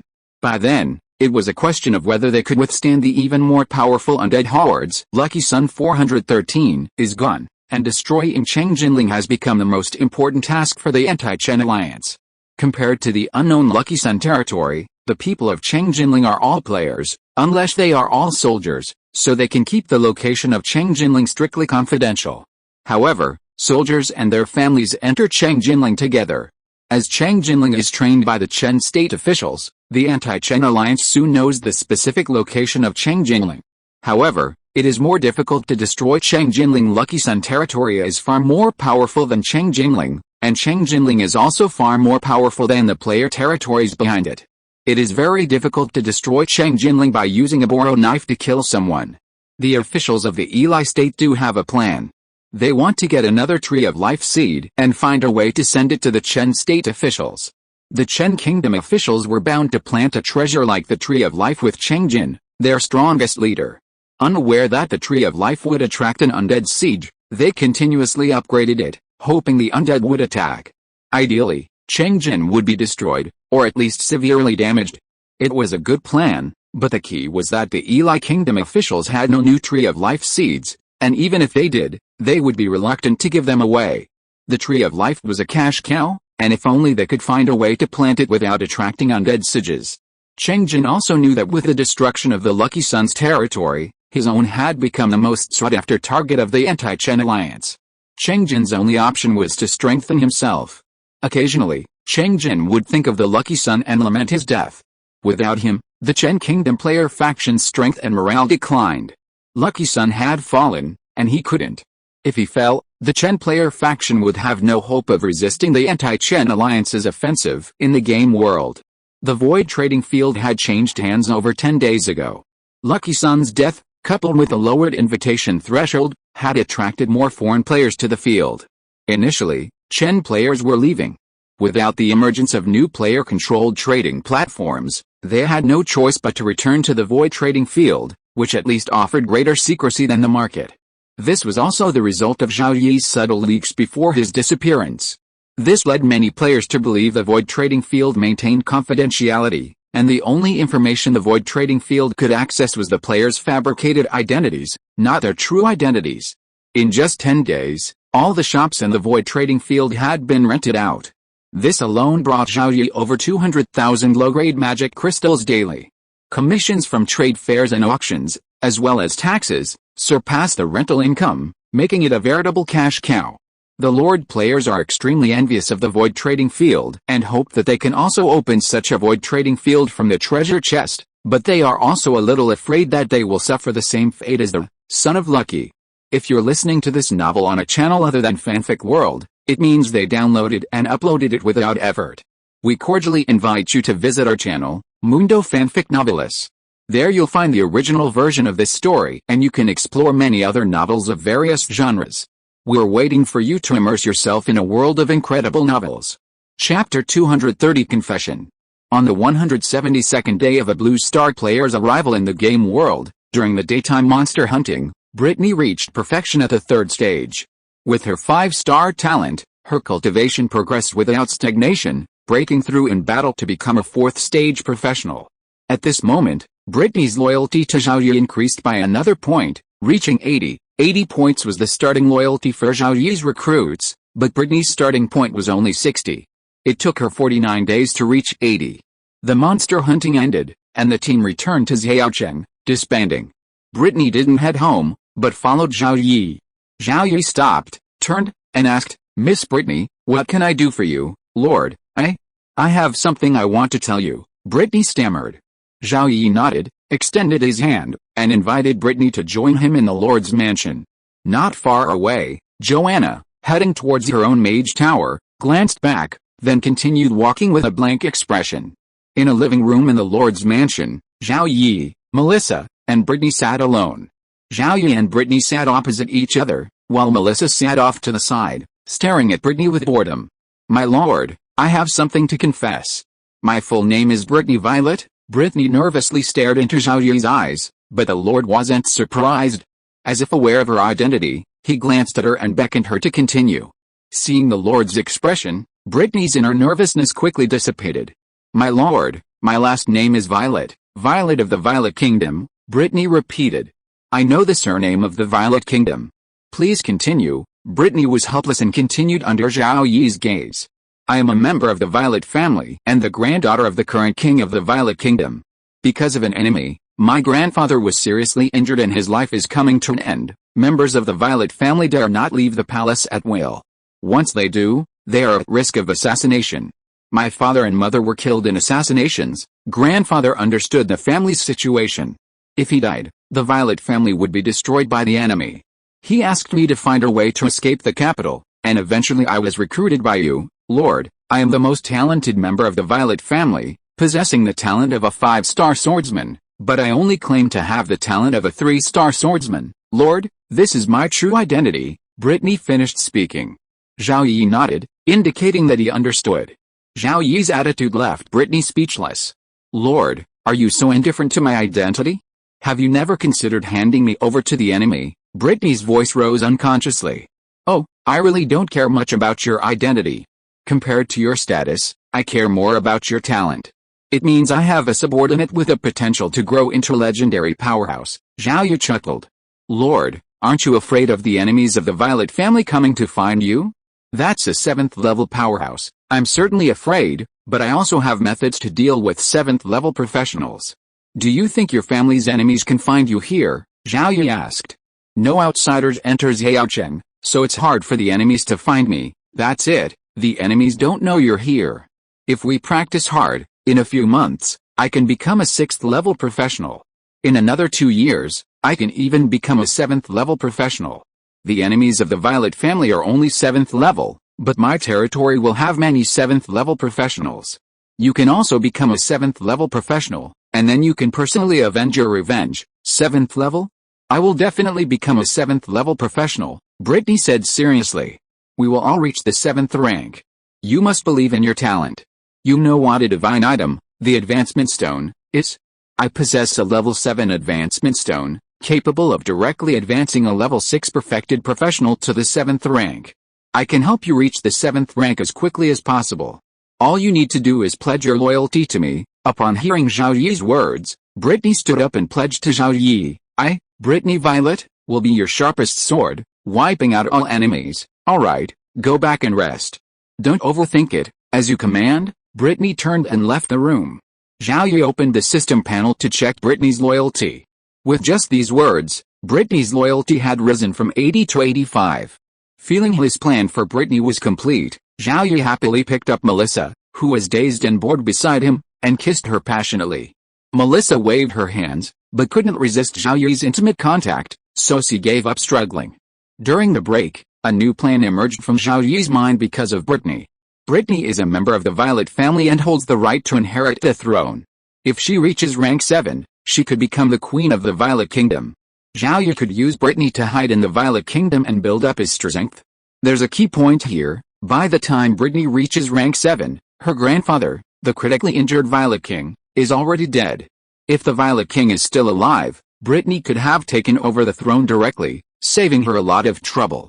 As for enemies, Brittany is already rank 7, and Zhao Yi and Melissa are certainly also rank 7. 3 rank 7s against 1 rank 7 is no small task. If the Violet King is already dead, it would be a serious problem. Who knows if the Violet Kingdom will simply fall apart, or if enemies of the Violet family will establish new kingdoms on Violet Kingdom soil, or if outside forces will intervene and annex Violet Kingdom. Ask Brittany about this during your nighttime monster hunts.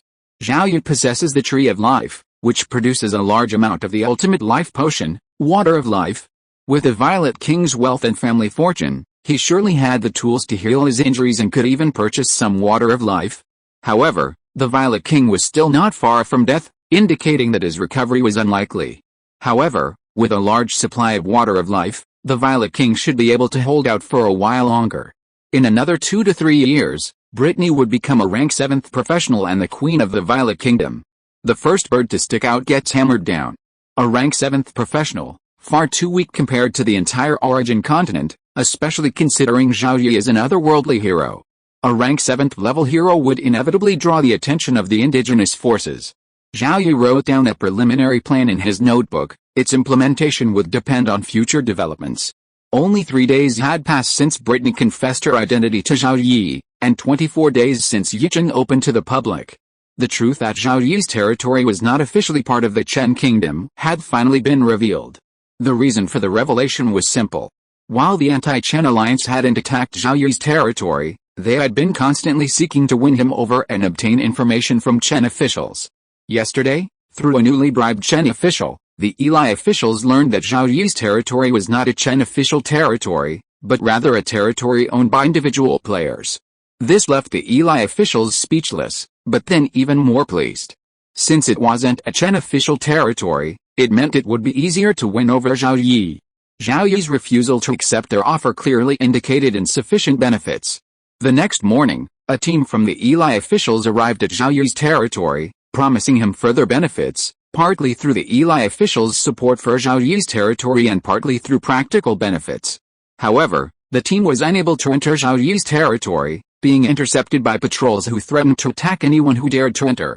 But Zhao Yi, unconcerned about the exposure of his false identity, reported the matter to him.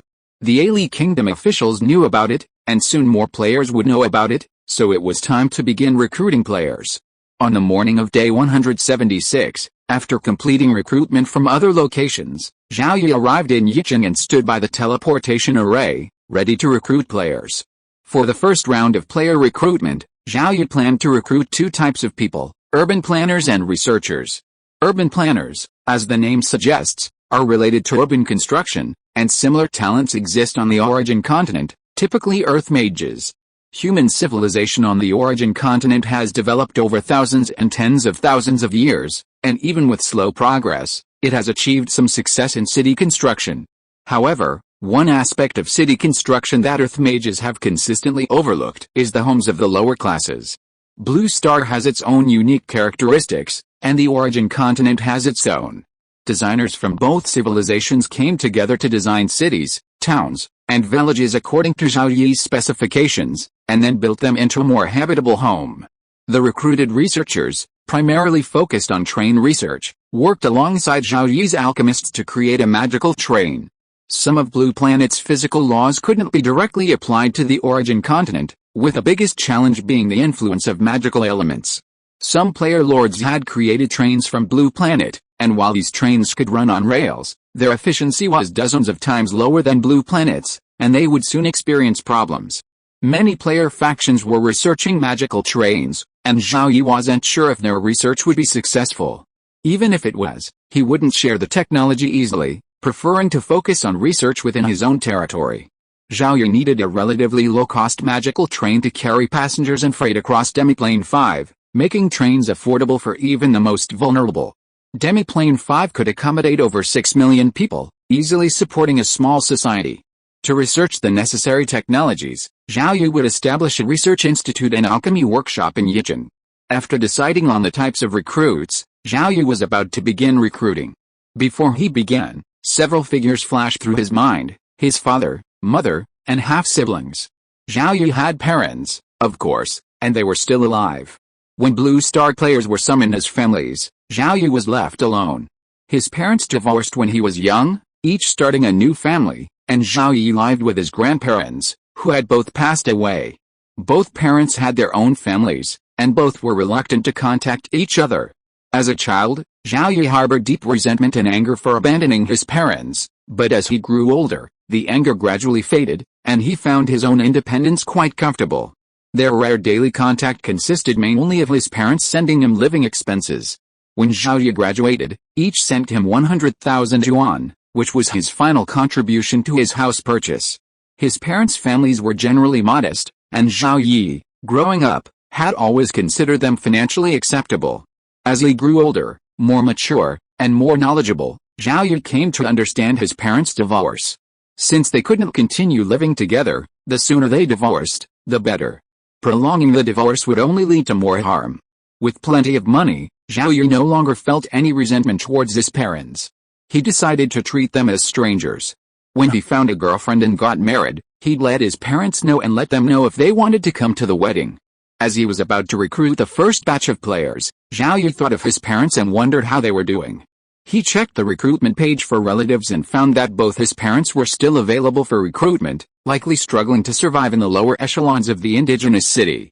After some thought, Zhao Yi decided to free both his parents' families from the indigenous city, but he couldn't recruit them today. Today's recruitment was for the first batch of players in Yichun. Their appearance among the first batch, coupled with the name Zhao Yi, made it easy to assume the Lord was his son. Zhao Yi had no intention of meeting them, and even if he did, he wouldn't know what to say, as it would easily cause awkwardness for both parties. Recruitment began, with a first batch of 100 spots allocated, half for designers and half for researchers.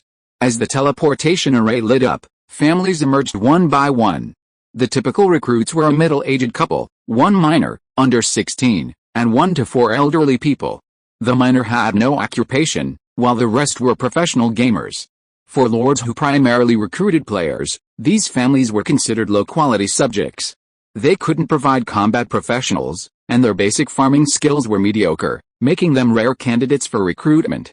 Having struggled to survive at the bottom of the indigenous city, they suddenly received the opportunity to be recruited by a player lord.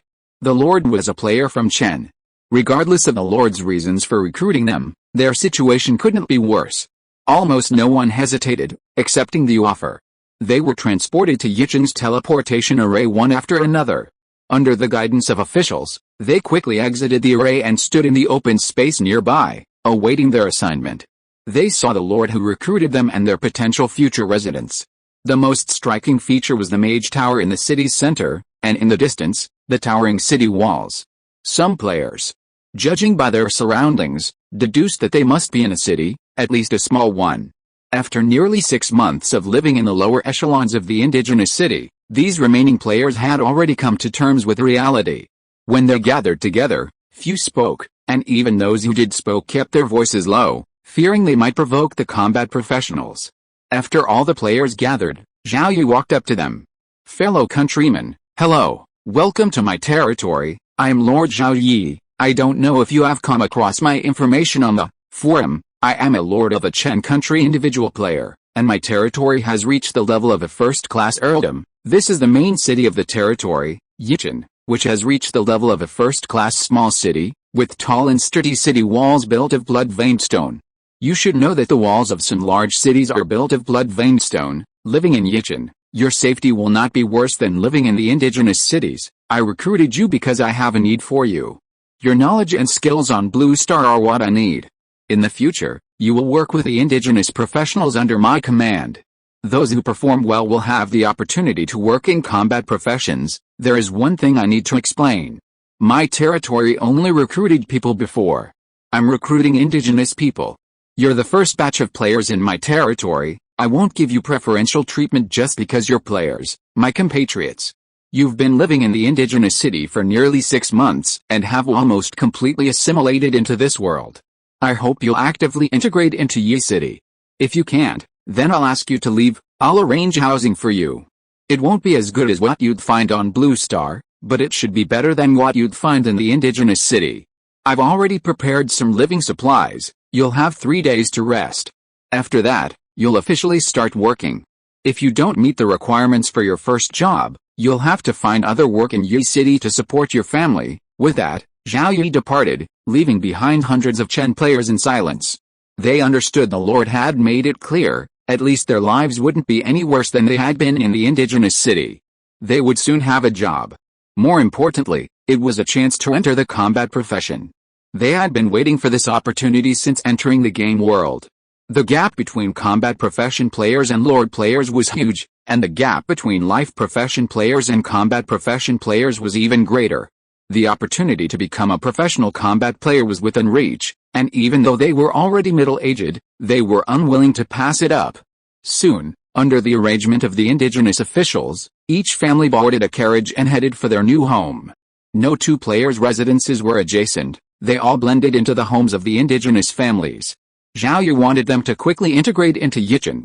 The houses in Yichen were similar to those in other indigenous cities, all 3-story. Zhao Yi also wanted to build more floors to accommodate the city's limited space. However, without running water or flush toilets, 3 stories was almost the limit. Living on higher floors would be extremely inconvenient. The house sizes varied. A family of 5 or fewer would be allocated a 2-bedroom, 1 living room house of approximately 40 square meters, while those with more than 5 would receive a 3-bedroom, 1 living room house of approximately 55 square meters. Whether living on the 1st, 2nd, or 3rd floor, each family would be allocated a garden plot where they could grow vegetables and store water-saving tools. Entering their new home, though simple, it was far superior to the 10-square-meter dark room in the native city where families crammed together. After the official who had escorted them to their new home left, the family seemed to be transported back to the days of their home purchase on Blue Star. They walked around their new home, divided up their rooms, and imagined their future lives. Becoming a professional combat player, making everyone in the family a professional combat player, allowed them to level up and gain more lifespan. Even without a level 1 advancement stone, they couldn't reach the first level. Reaching level 9 granted them an additional 9 years of lifespan. For ordinary people on Blue Star, even an extra year of lifespan was a good thing, let alone 9 years. As for being free of all illness and regaining youth, that wasn't something they dreamed of. In a central city in a certain country in the central region, in a small, 10-square-meter dark room in the southern district, Father Zhao Hi's, Mother Zhang Yan, Brother Zhao Zhuan, and Sister Zhao Mei, a family of 4, crowded together. The family of 4 had the luck of ordinary players, never finding anything valuable in treasure chests. They barely survived to this day relying on the treasure chests they found. Of the 4, only Zhao Zhuan was a combat player, a lancer. Zhao Zhuan wanted to ascend the city walls to slay undead to improve his skills, but his family, fearing he'd be killed by the undead, wouldn't let him go. Zhao Zhuan himself was a bit timid, so the family remained at the bottom of the indigenous city player base. Their living conditions were so poor that they managed to hold out for the first month. From the second month on, Zhao Hi's and Zhang Ya didn't want their son and daughter to continue living in such poor conditions. They felt they couldn't gain anything in the game world and would rather return to Blue Star.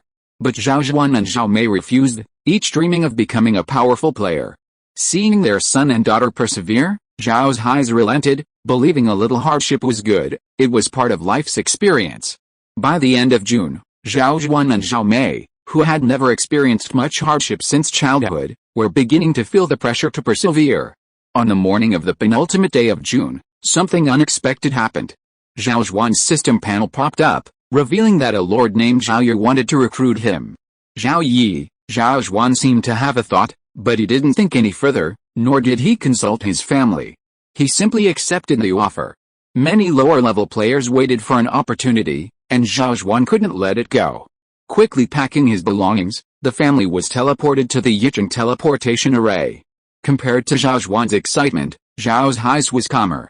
He had learned from his son that he had been recruited by a lord named Zhao Yi. His eldest son was named Zhao Yi, so Zhao Yi couldn't help but wonder. However, upon arriving in Yicheng, he didn't see the lord, leaving him somewhat disappointed. Perhaps he'd guessed wrong, simply sharing the same name and surname. If it was truly his eldest son, he would have recruited him on the first day, not waited so long. Because Zhao Zhuan was a spearman, the other players he recruited also had combat class players in their families. Zhao Yi formed the territory's first player unit. This player army is weaker than the indigenous army of the same number and level. Zhao Yi specially arranged personnel to protect them during the battle, at least to prevent these players from dying in the early stage. When they reach a few levels and have some combat experience, the protection will end. 6 days later, Yao Li, Su Zhang, Su Minghu and their family were recruited by Zhao Yi. Yao Li also had the idea that the lord was her eldest son, but after careful consideration, she gave up this idea. Yicheng is very big and has a large population. Zhao Yi's family and Yao Li's family live far away from each other, and there will be no chance for them to meet in the short term. I forgot to write this to myself. It is written at the end of chapter 5 that the system calendar shows the time as the first year of the Hope calendar. This calendar should be used for the next time changes. There will not be much description of relatives on Blue Star, and only a little will be inserted later. Chapter 231 Giving Birth. Master Mage, look here. I think it could be changed like this. Master Mage, please modify this area. Perhaps it will be better. Everything is thanks to Master Mage. I just helped a little, just a little. The combination of the indigenous professionals and the Blue Star players seemed harmonious. For the sake of their combat professions and for a longer lifespan, the players didn't mind bowing to the indigenous professionals. Even on Blue Star, workers had to please their superiors. After 6 months of living in the indigenous city, very few players had remained unbowed, and even more who refused to yield had chosen to leave. Indigenous professionals wouldn't target otherworldly heroes who respected them deeply. They also knew that the Lord was an otherworldly hero. Initially, the identities of the otherworldly heroes were treated with caution. Now, low-level indigenous professionals no longer cared about the distinction between indigenous and otherworldly heroes, returning to their original state of distinguishing between them based on strength. In the eyes of the native professionals, the otherworldly heroes who assisted them were nothing more than commoners, a group they held in high esteem. There was no reason for them to demean themselves and target them. Moreover, completing the missions assigned by the Lord was even more important. Zhao Yi was delighted by this development. If the players couldn't integrate, Zhao Yi would rather not recruit them in the future. Since the players were actively integrating, Zhao Yi began recruiting at a rate of 100 players per day. Yicheng's population grew by hundreds daily, and with a vacant population of 30,000, he could recruit continuously for 2 months. As the number of players residing in Yicheng continued to grow, and these players were often low-quality players rejected by other lords, Zhao Yi's normal treatment of the player subjects became something special in their eyes. Zhao Yi was the first high-ranking lord to accept low-level players. After entering Zhao Yi's territory, the player subject standard of living improved significantly compared to when they lived in the native cities. Zhao Yi not only provided them with well-paying jobs, but also offered them the opportunity to pursue combat professions. This dramatic change prompted some player subjects to actively promote Zhao Yi's territory on the forum. There is no doubt that in our eyes, Brother Zhao Yi is the best lord. Finally, there is a boss who is willing to accept low-level players. I am very lucky to be recruited by Brother Zhao Yi. I will work hard in the future and contribute to the territory. I hope to be able to work in a combat profession in the future. I heard that in many player territories, the families of player leaders are crowded in a small house. What's the difference between this and the small dark room we live in the indigenous city? Brother Zhao Yi's territory is different. Our family of 3 is allocated a 2-bedroom, 1 living room house. It's so spacious, and there are fresh vegetables to eat and broth to drink. Then other players began to envy. Please take me in, Master Zhao Yi. Who has Master Zhao Yi's ID? High price. Master Zhao Yi's territory is a first-class earldom, with tall, sturdy magical walls built with magical materials. Yijin is very safe. My current territory is just a first-class town, without even a wall. I don't know when it will be annihilated by the undead army.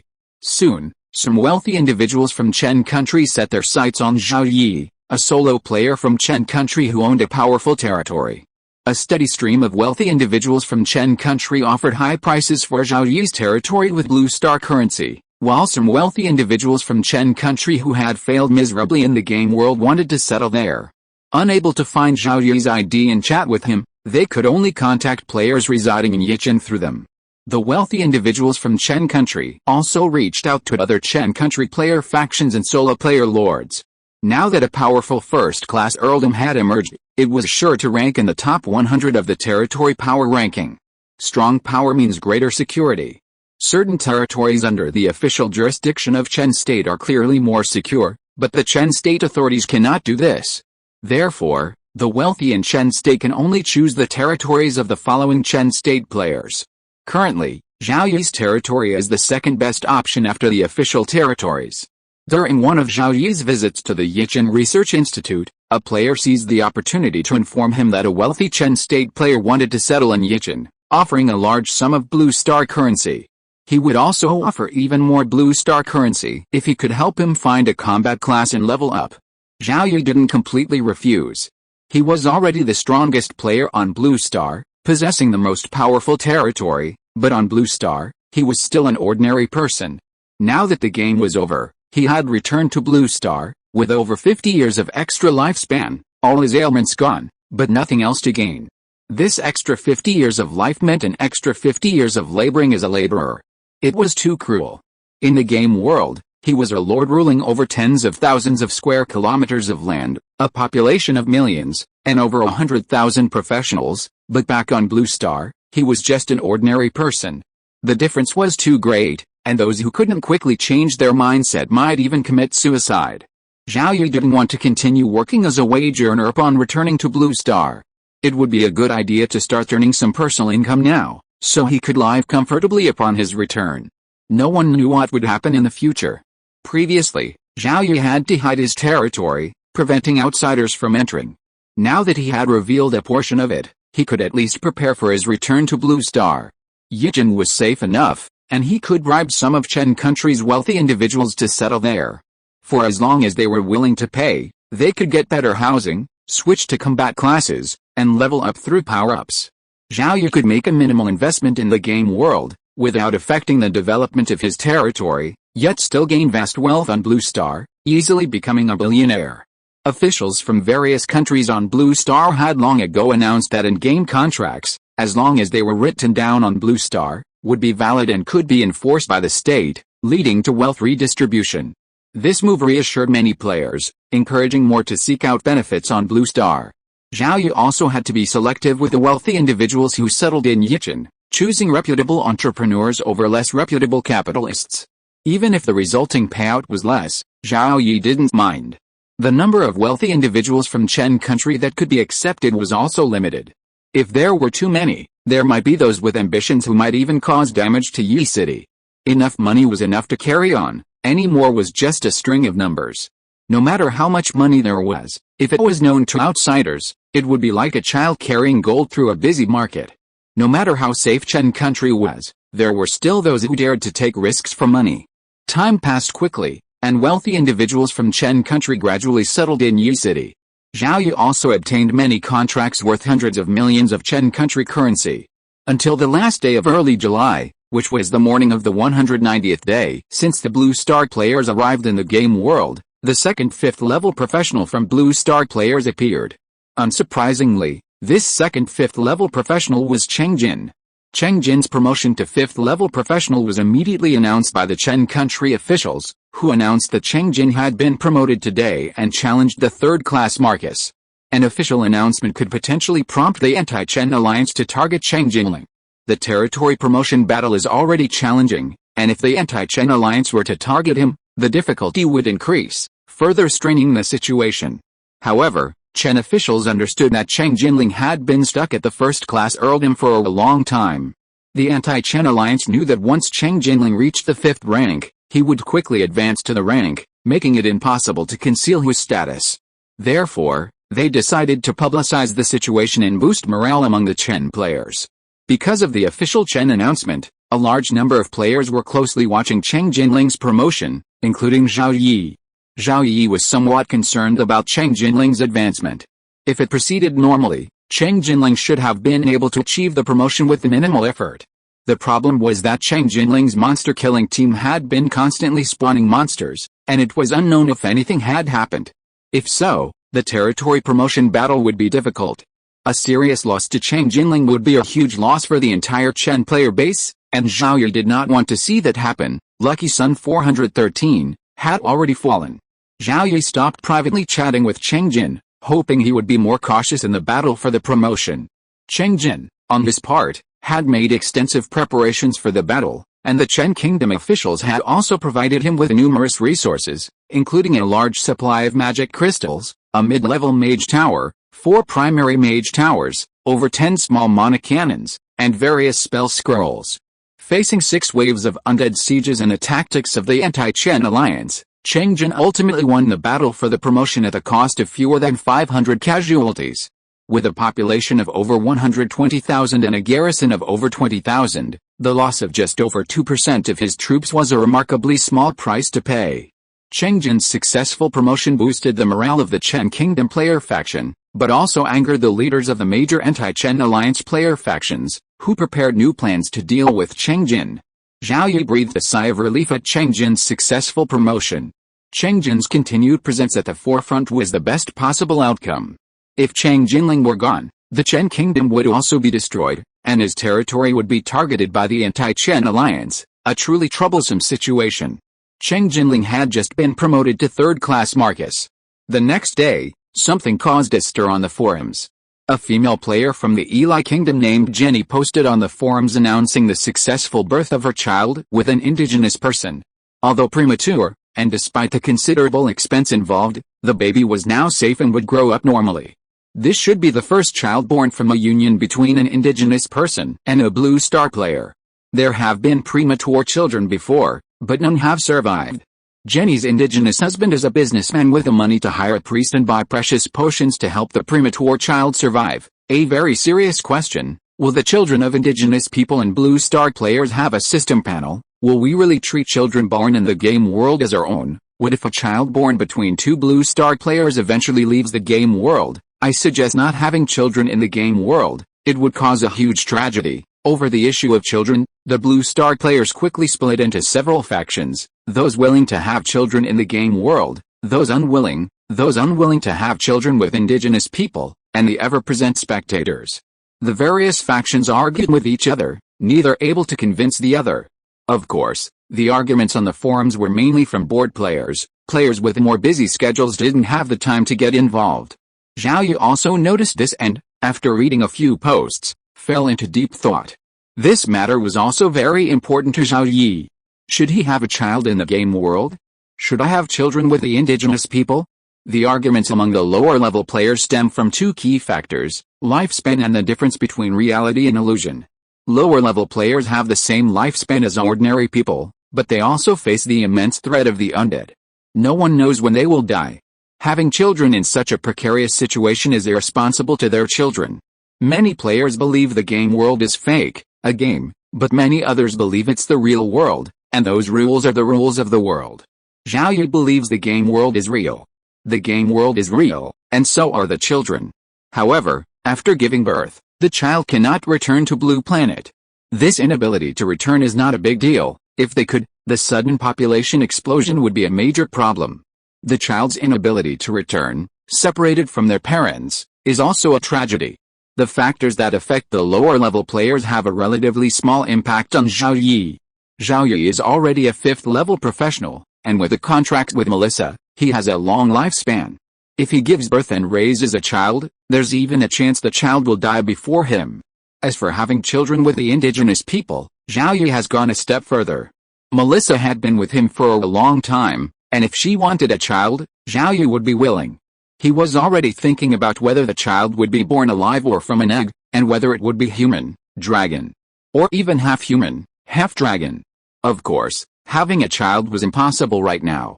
For one thing, Zhao Yi had no desire to be a father, and for another, given his current situation, he needed a safe environment for the child to grow up.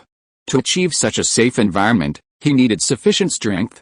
After thinking about his own situation, Zhao Yi, like the other Blue Star players, was curious about the same thing. Would children born in the game world, whether between Blue Star players or between Blue Star players and indigenous people, have system dashboards? The answer to this question was expected to take over a year. Each Blue Star player's system dashboard was visible only to them, so they had to wait until their children grew up and could reveal whether they had one. At the territory meeting the next day, CC proposed closing all villages in the territory and sending the population to Demiplane 5. Zhao Yi didn't reject the idea simply because villages could provide more treasure chests and points, but instead asked his subordinates to discuss it. A group of civil servants and military commanders expressed their opinions, and surprisingly, most agreed that all villages should be eliminated. While the subordinate villages were manned by only Tier 1 professionals at most, and the strongest attacking undead were also Tier 1, the likelihood of them being overrun by the undead army was extremely low. However, the presence of subordinate villages made territory management more difficult. If an enemy infiltrated, the weaker subordinate villages would be the most vulnerable to destruction.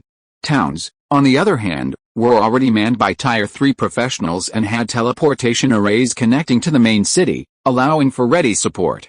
After considering the pros and cons, most of Zhao Yi's subordinates agreed that all villages could be eliminated. While his subordinates were discussing this, Zhao Yi was also rapidly pondering. First, what could be gained from the 90 subordinate villages? Every 3 days, the undead would siege the city, and Zhao Yi would receive 64 black iron treasure chests.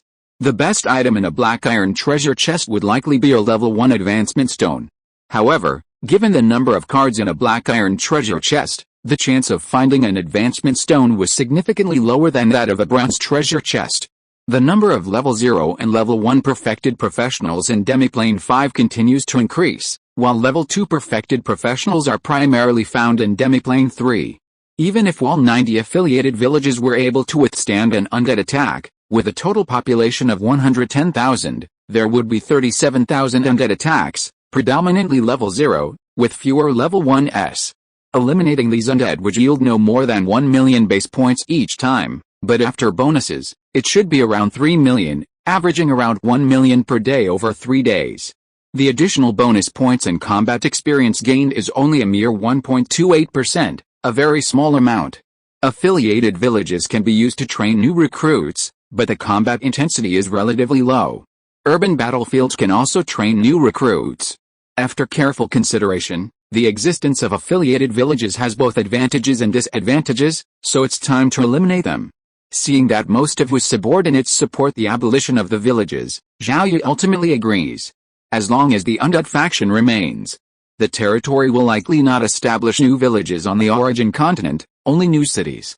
Due to the rules, indigenous forces didn't establish villages far from cities. As territories advanced, cities could accommodate larger populations. Perhaps this was a common practice among Lord players, concentrating populations within cities. However, with the closure of all villages and the loss of black iron treasure chests, Zhao Yi would receive fewer level 1 advancement stones. Thousands of level 0 perfected soldiers were queuing for level 1 advancement stones in Demiplane 1.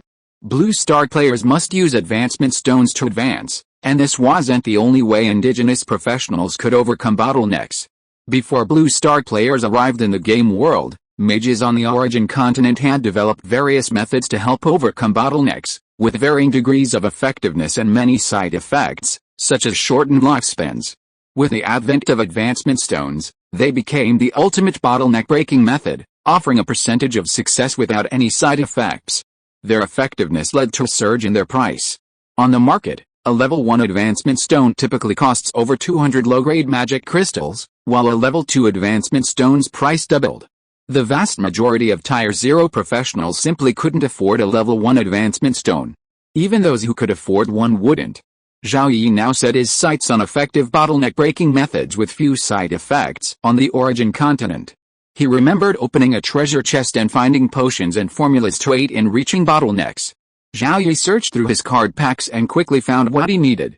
There were over 150 potions and over 20 formulas for advancing to the first level alone, half for the first level, but also for the second and third levels. With the advancement stone, Zhao Yi had previously ignored these potions and formulas. As the territory's strength grew, he focused more on the high-end and mid-range combat power, neglecting the larger number of Tier 0 and Tier 1 professionals. Now, he realized that there were too few advancement stones, and the number of professionals reaching the current level of perfection was increasing. As the territory's population and the number of professionals continued to grow, the number of professionals reaching the current level of perfection would only increase. Most professionals have one-star talents, and relying on their own talent to break through bottlenecks is too difficult for them. They may never break through the bottleneck in their entire lives, and will remain a zero-level professional until death. In the indigenous cities, these zero-level professionals who have reached perfection and have long struggled to break through the bottleneck would be willing to spend most or even all of their wealth in exchange for a bottle of potion that can help them break through the bottleneck, even if the effect is poor or the side effects are severe. Zero-level perfected professionals desire to advance as quickly as possible, regardless of whether they use advancement stones or other methods. With this in mind, Zhao Yi made a decision. He developed a formula for a potion to help break through bottlenecks and assigned it to his pharmacists for research. He selected potions with the highest efficacy and fewest side effects, and mass-produced them for use by his zero-level perfected professionals. The cost must not exceed the price of advancement stones. If it did, Zhao Yi would simply purchase them at a higher price in the market or the void exchange. Ideally, the cost would be between 100 and 200 low-grade magic crystals. The void exchange's daily revenue already exceeds 1 million low-grade magic crystals. Even if he only contributed 100,000 per day, with a potion costing 200 per bottle, he could still generate enough funds to prepare 500 potions per day. Potions that aid advancement to the second level are even more expensive. If the daily funding remains constant at 100,000, the number of zero-level perfected and first-level perfected professionals will continue to decline. Of course, the most important thing is to have pharmacists prepare potions, increase their success rate, and minimize costs. Most of the raw materials for preparing potions must be purchased from outside sources, and it would take years to produce a large number of magical plants on Demiplane 3. Zhao Yi sensed that as Lord players' territories continued to expand and their armies grew in strength, they would face a challenge in advancing their professional players. Advancement for indigenous professional players was relatively easy. Lacking advancement stones, they could resort to other methods. However, this was not the case for combat professional players, who required the use of advancement stones. With Chang Jinling's promotion to a third-class marquisate, and with the support of the powerful player faction, the official Chen Kingdom, it was expected that a shortage of advancement stones would also occur, hindering the territory's growth. This was also due to the excessive number of Blue Star players who had arrived in the game world and the rapid development of some player territories. A slower development period, with longer stays on the origin continent, could effectively alleviate the advancement stone shortage. It's time for player territories whose inhabitants are primarily indigenous to rise. I won't write about returning to Blue Star, and it's even possible that I won't return to Blue Star. This is a game world, but it's also a real world. I was too busy during the Chinese New Year holiday, so I'll try to keep updating. Maybe I'll reduce the update from 6,000 words a day to 4,000 words. Chapter 232 Fusion and Splitting. It's happening. Within a high-level undead territory, cemeteries are being frequently attacked by teams of human professionals. After communication with a mid-level undead, the identities of these human professionals have been confirmed. Revenge. On the night of the 196th day after a Blue Star player entered the game world, a horde of undead, seemingly unseen, suddenly attacked the city of Lord Andre. Yes, it's Andre, the strongest territory officially under the Sealan Kingdom. So far, 3 player territories have suffered retaliation from the undead due to monster farming: Zhao Yi, Chengjin, and Andre. Only Andre suffered heavy losses in its first encounter with the undead. The monster farming team belongs to Andre. If they leave Andre and are recruited by other player lords under the Sealan Kingdom, their efforts will be wasted, and their level will be reduced to level 40. Due to various factors, the Sealan Kingdom officials merged several mid-level territories under their jurisdiction into Andre to quickly compensate for the losses. In subsequent monster hunts, the Andre team exercised caution, spacing their spawning sites far apart and avoiding spawning in the graveyards near Andre territory.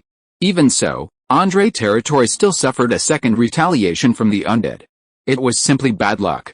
Even before the undead army launched its attack on Andre territory's main city, news had already spread throughout the forums. Leaders of the major player factions, especially those who had organized monster hunting teams, were furrowing their brows. Why is Andre territory facing undead retaliation again? Is it caused by another spawning in a graveyard? Before knowing the cause of Andre territory's undead retaliation, the major player faction speculated that it was a graveyard spawn, given that Andre territory had already experienced it once. However, the Andre territory monster hunting team's actions were similar to those of other monster hunting teams. Changjin territory hadn't suffered a second retaliation, so why had Andre territory suffered a second retaliation? All major player factions were closely monitoring the situation in Andre territory, and Sealan officials were busy mobilizing personnel and supplies to support Andre territory. By the time the undead horde reached the outskirts of Lord Andre's city, the area surrounding the main city was sealed off, preventing any further inflow of supplies or personnel through the teleportation array. A major battle ensued, and facing an army of over 70 Tier 4 undead, the battle proved incredibly difficult and brutal. All of the city's defenses were breached, and the undead had already stormed the city, slaughtering non-professionals. Ultimately, reinforcements arrived from garrisons and other towns and villages in Andre's territory, along with those from the Sealan Kingdom, via other player territories, and ultimately repelled the undead. After the battle, Lord Andre's city, once boasting a population of over 120,000, was reduced to less than 50,000. Over half of the combat class players had perished, as had over half of the Tier 4 players. Even the core Tier 4 Space Mage, the core of the monster killing team, was slain. Andre's territory was crippled, and the Sealan government suffered heavy losses, especially the loss of the Tier 4 Space Mage, which left the Sealan leadership heartbroken. The situation in Andre County forced the Sealan authorities to make a difficult decision: abandon Andre County and disperse its population to other key territories. The news of Andre County's devastation by the undead horde shocked the leaders of the major player factions. Andre County was home to the third player farming team on Blue Star. Aside from the initial encounter with the undead's revenge, Andre County's development had closely followed Changjin County, officially ranking second on the territory power ranking. With such a powerful player territory crippled by the undead, the leaders of all player factions with monster farming teams made the same decision: to halt their cemetery farming. This was especially true of Changjin County. Changjin had already reached level 5, a third-rank marquisate. Even with dozens of level 5 undead attacking the city, Changjin County would likely struggle to withstand it. Everyone wanted to level up faster and grow their territory faster, but no one wanted to be the next Andre County. The specific circumstances surrounding Andre's fate remain uncertain, even within Sealan's official ranks. It's likely the result of monster farming in graveyards. All monster farming teams share a similar approach. If Andre's team ran into problems, other teams might as well, at least for a short period. For Chang Jinling, who already had a significant lead, avoiding graveyard farming isn't a major issue. Compared to the undead faction, which operates under the constraints of the game's rules, the anti-Chen alliance represents the Chen player faction's greatest threat. Balanced development requires both growth and decline, maintaining equilibrium. A higher growth rate than the anti-Chen alliance would be a significant problem. While the major player factions have suspended monster farming in graveyards, they are also continuously developing new methods to prevent retaliation from the undead. The most obvious solution is to ensure that the territory housing the monster farming teams is sufficiently powerful. Such a strong force can withstand retaliation from the undead. The fallen, Lucky Sun 413, may have faced retaliation from the undead more than twice. The most obvious method is also the most difficult, though it does have some potential. As long as the major player factions gather their Tier 4 and Tier 3 professionals scattered across their respective territories, they can withstand the retaliation of the undead faction. However, If someone in a territory reaches Tier 5, and dozens of Tier 5 undead attack the city, even if they can resist, they will suffer heavy losses. Unless they suppress their progress to Tier 4 and wait for more people to reach Tier 4, then everyone can advance together. Zhao Yi actually had this idea: wait until he and Melissa reach Tier 5, then stay there for a while. Once they reach Tier 6, they will inevitably provoke retaliation from the undead faction, potentially leading to over 20 Tier 6 undead attacking the city. With so many Tier 6 undead attacking the city, Zhao Yi and Melissa are the only Tier 6 players in Zhao City. Since they are still relatively new to Tier 6, they have other means to deal with the undead, but they are also prone to accidents. There are still several months until reaching Tier 6, so the specific plan will be determined then. Perhaps something will change in the next few months, allowing Zhao Yi to easily deal with the dozens of Tier 6 undead attacking the city. In the blink of an eye, it's already been 200 days since Blue Star players arrived in the game world. Remember, on the 100th day, a game rule change caused great distress to millions of Lord players. Recruiting players now required the same points as recruiting natives. A day later, the points required for both player and native recruitment fluctuated dramatically. As the number of recruitable players and natives decreased, the points required to recruit players and natives continued to rise. Lord players were running out of points. Today, there was another game rule change, and perhaps Zhao Yi was one of the first to notice it. This new rule change should be a positive development for players. The rule change involved advancement stones. After the rule change, advancement stones can be combined or split. 10 advancement stones of the same level can be combined to create a higher level advancement stone. Alternatively, they can be split into 5 lower level advancement stones. For example, consider a level 1 and a level 2 advancement stone. 10 level 1 advancement stones can be fused into 1 level 2 advancement stone, and 1 level 2 advancement stone can be split into 5 level 1 advancement stones.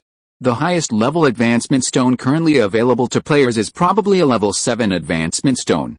1 level 7 advancement stone can be split into 5 level 6 advancement stones, 25 level 5 advancement stones, 125 level 4 advancement stones, 625 level 3 advancement stones, 3,125 level 2 advancement stones, and 15,625 level 1 advancement stones. Zhao Yi has so many perfected level 0, 1, and 2 professionals under his command that they're short of level 1, 2, and 3 advancement stones. A single level 7 advancement stone, split apart, would almost suffice. However, Zhao Yi would certainly not do that. He would rather expend a large amount of magic crystals on potions to aid in breaking through bottlenecks than split high-level advancement stones. On the other hand, it would take a full 1 million level 1 advancement stones to fuse into a level 7 advancement stone. It takes 1 million level 1 advancement stones to fuse into 1 level 7 advancement stone. A level 7 advancement stone can only be split into 15,625 level 1 advancement stones, a whopping 64 times the difference. It's clear how worthless it is to split a level 7 advancement stone into only 15,625 level 1 advancement stones. Even if level 1 advancement stones are on short supply, they can't be split with higher level advancement stones. Instead, Zhao Yi wants to use level 7 advancement stones to combine into level 8 or even level 9 advancement stones. Diamond treasure chests require a full day of annihilation of over 100,000 undead per battlefield.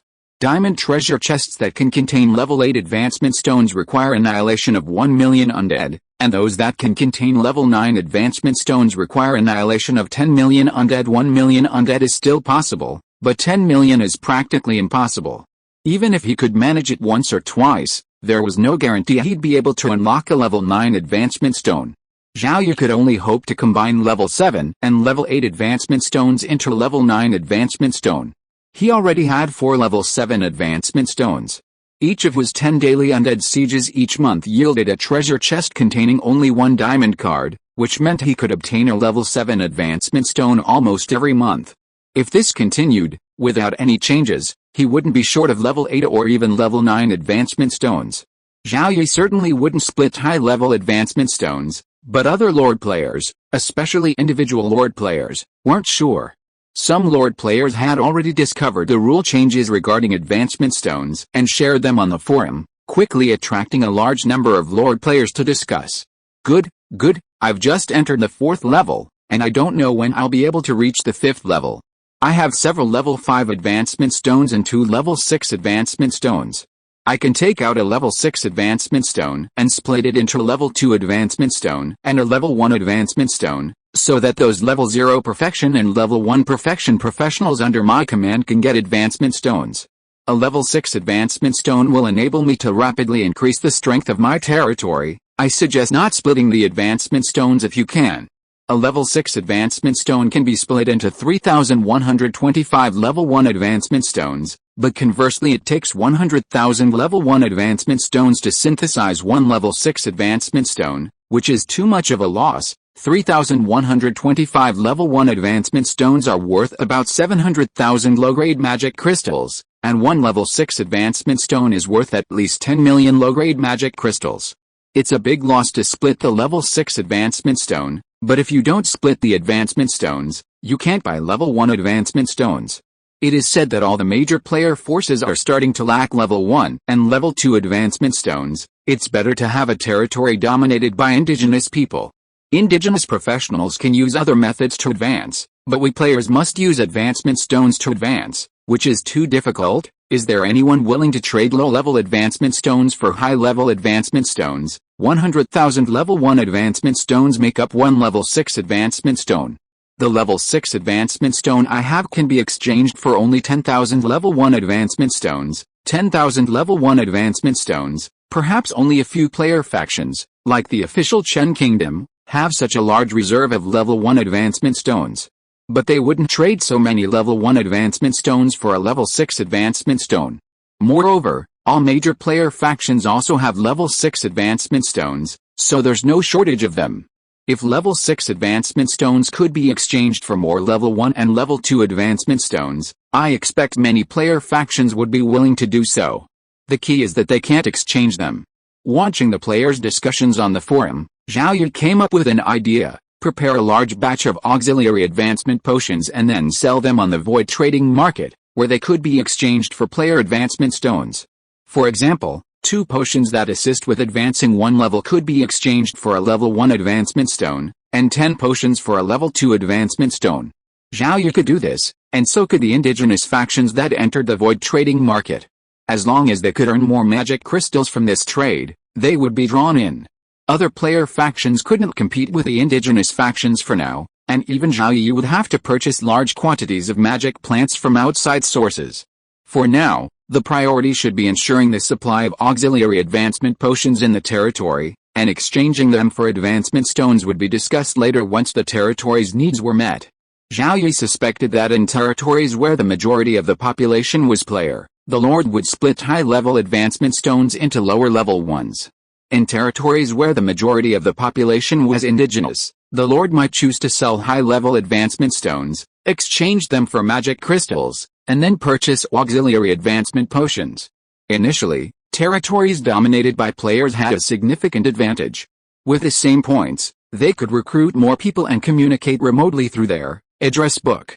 Now, territories dominated by indigenous people are increasingly showing an advantage.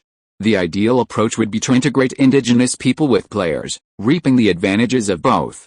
However, initially, players and indigenous people struggled to integrate. Over the past 6 months, players reluctant to leave the game world have gradually smoothed over their differences and are willing to bow to the indigenous professionals.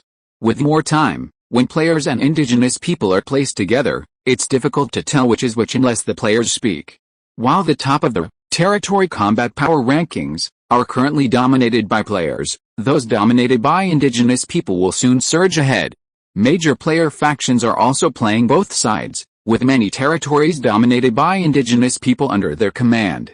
This poses a challenge for smaller factions and individual lords who only recruit players.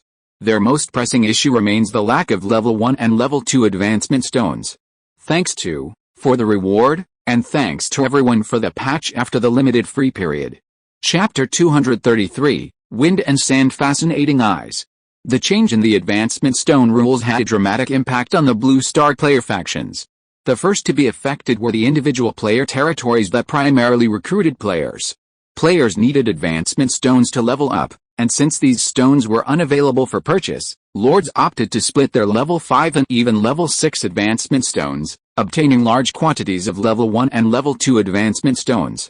This enabled many of their combat class players who had reached Perfection 0 and Perfection 1 to successfully advance, dramatically boosting their territory's strength. Seeing this surge in the strength of these player territories, lords of the individual player territories that primarily recruited indigenous players became restless. Instead of splitting their high-level advancement stones, they opted to auction them off at the void trading market. They then used magic crystals to purchase auxiliary advancement potions for their indigenous class players. Previously, advancement stone trading on the void trading market was rare, but now, whenever it did appear, it was always level 4 and above, prompting a surge in indigenous forces bidding for these stones. The other player factions could only watch, their financial resources far inferior to those of the indigenous factions. Zhao Yi also needed advancement stones, earning over 1 million low-grade magic crystals daily. However, the costs were high, and he could only occasionally bid in an auction, where he could secure a level 5 advancement stone worth at least 1.5 million low-grade magic crystals. Advancement stones were considered a valuable asset. If they ran out of magic crystals, they could be quickly sold without losing much value. The indigenous factions were in great demand for advancement stones, especially those with greater financial resources than other indigenous factions. They were willing to spend large sums to cultivate their children and talents. These divine items, guaranteed to guarantee advancement without any side effects, were simply not within the reach of ordinary people. The number of level 5 advancement stones appearing in the void trading market was surprisingly higher than that of level 4, and the number of level 6 stones was not much less. The appearance of advancement stones has spurred more indigenous factions to secure invitations to the void trading market and participate in the advancement stone auctions, including professionals from top indigenous factions. A level 7 advancement stone auction would spread the fame of the void trading market throughout the origin continent, attracting the attention of numerous legendary experts and putting Zhao Yi in danger. Fortunately, the likelihood of level 7 advancement stones and similar items appearing for auction at the void trading market is extremely low. Players who can obtain them will certainly not put them up for auction easily, as they are a faction's foundation, destined for future use as the faction grows. Individual player lords are auctioning advancement stones in exchange for magic crystals to purchase supplementary advancement potions. Some indigenous factions, sensing the potential for profit, are either preparing large quantities of potions themselves or purchasing them at low prices from other factions and selling them on the void trading market. Individual player lords secure the supplementary advancement potions they desire, while some indigenous factions receive advancement stones and others profit from a large sum of magic crystals.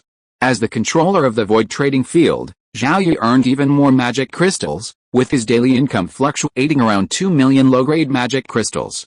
Just from the auction of a single level 6 advanced stone, Zhao Yi could earn over 200,000 low-grade magic crystals in commission. For transactions exceeding 100,000, the commission was 4%. For transactions exceeding 1 million, the commission was 3%. For transactions exceeding 10 million, the commission was 2%. For transactions exceeding 100 million, the commission was 1%. Early morning of August 1st, Hope Calendar, Day 211, Lord's Mansion. Zhao Yi had just woken from a deep sleep when, seconds later, a light screen appeared before him. You won 23 battles, you destroyed 681,643 undead, you lost 63 soldiers, battle rating 1S, 2A, 11B, 9D, points increased by 309.6%, professional experience increased by 309.6%, obtained 1 diamond chest, 2 crystal chests, 11 platinum chests, 9 silver chests. Yesterday's 23 battles were the result of 4 cemetery spawns, undead sieges in the main city of Xiaocheng, its 9 affiliated towns, and 9 smaller towns. As of today, all 9 towns have completed the construction of their walls with magic materials. With the exception of Yicheng, the other 8 have reached a population of 120,000, with Yicheng's population just over 105,000. For over a month, Yicheng has seen hundreds of new players added daily, now exceeding 15,000. This inevitably led to the recruitment of problematic players, who were subsequently expelled from Zhao Yi's territory. On the origin continent, Zhao Yi's territory has a population approaching 1.7 million, with nearly 1.4 million more across several demi-planes. The population under Zhao Yi's rule already exceeds the combined population of all the indigenous cities in Rhoda province. Among player territories, Changjin territory has the second largest population after Zhao Yi's. 20 days have passed since Changjin's promotion to third-class Marcus, but his population has yet to reach 500,000. While the population gap between the two is over 6 times, the difference in military strength is smaller. Despite the closure of all 90 affiliated villages, the bonus to points and combat class experience has only decreased by 1.28%, a negligible decrease compared to the previous 309.6%. Yesterday, Zhao Yi earned a total of 134.3 million points.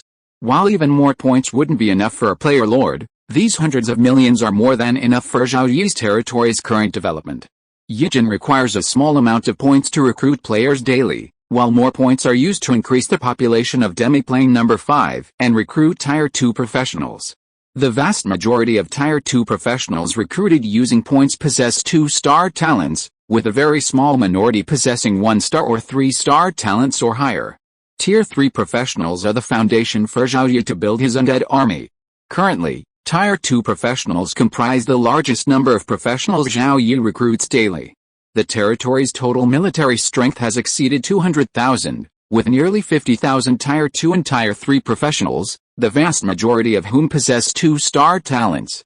Zhao Yi has effectively established a foundation for the undead army, but these nearly 50,000 Tier 2 and Tier 3 professionals are scattered across the territory's cities, with a small number also in Demiplane 3.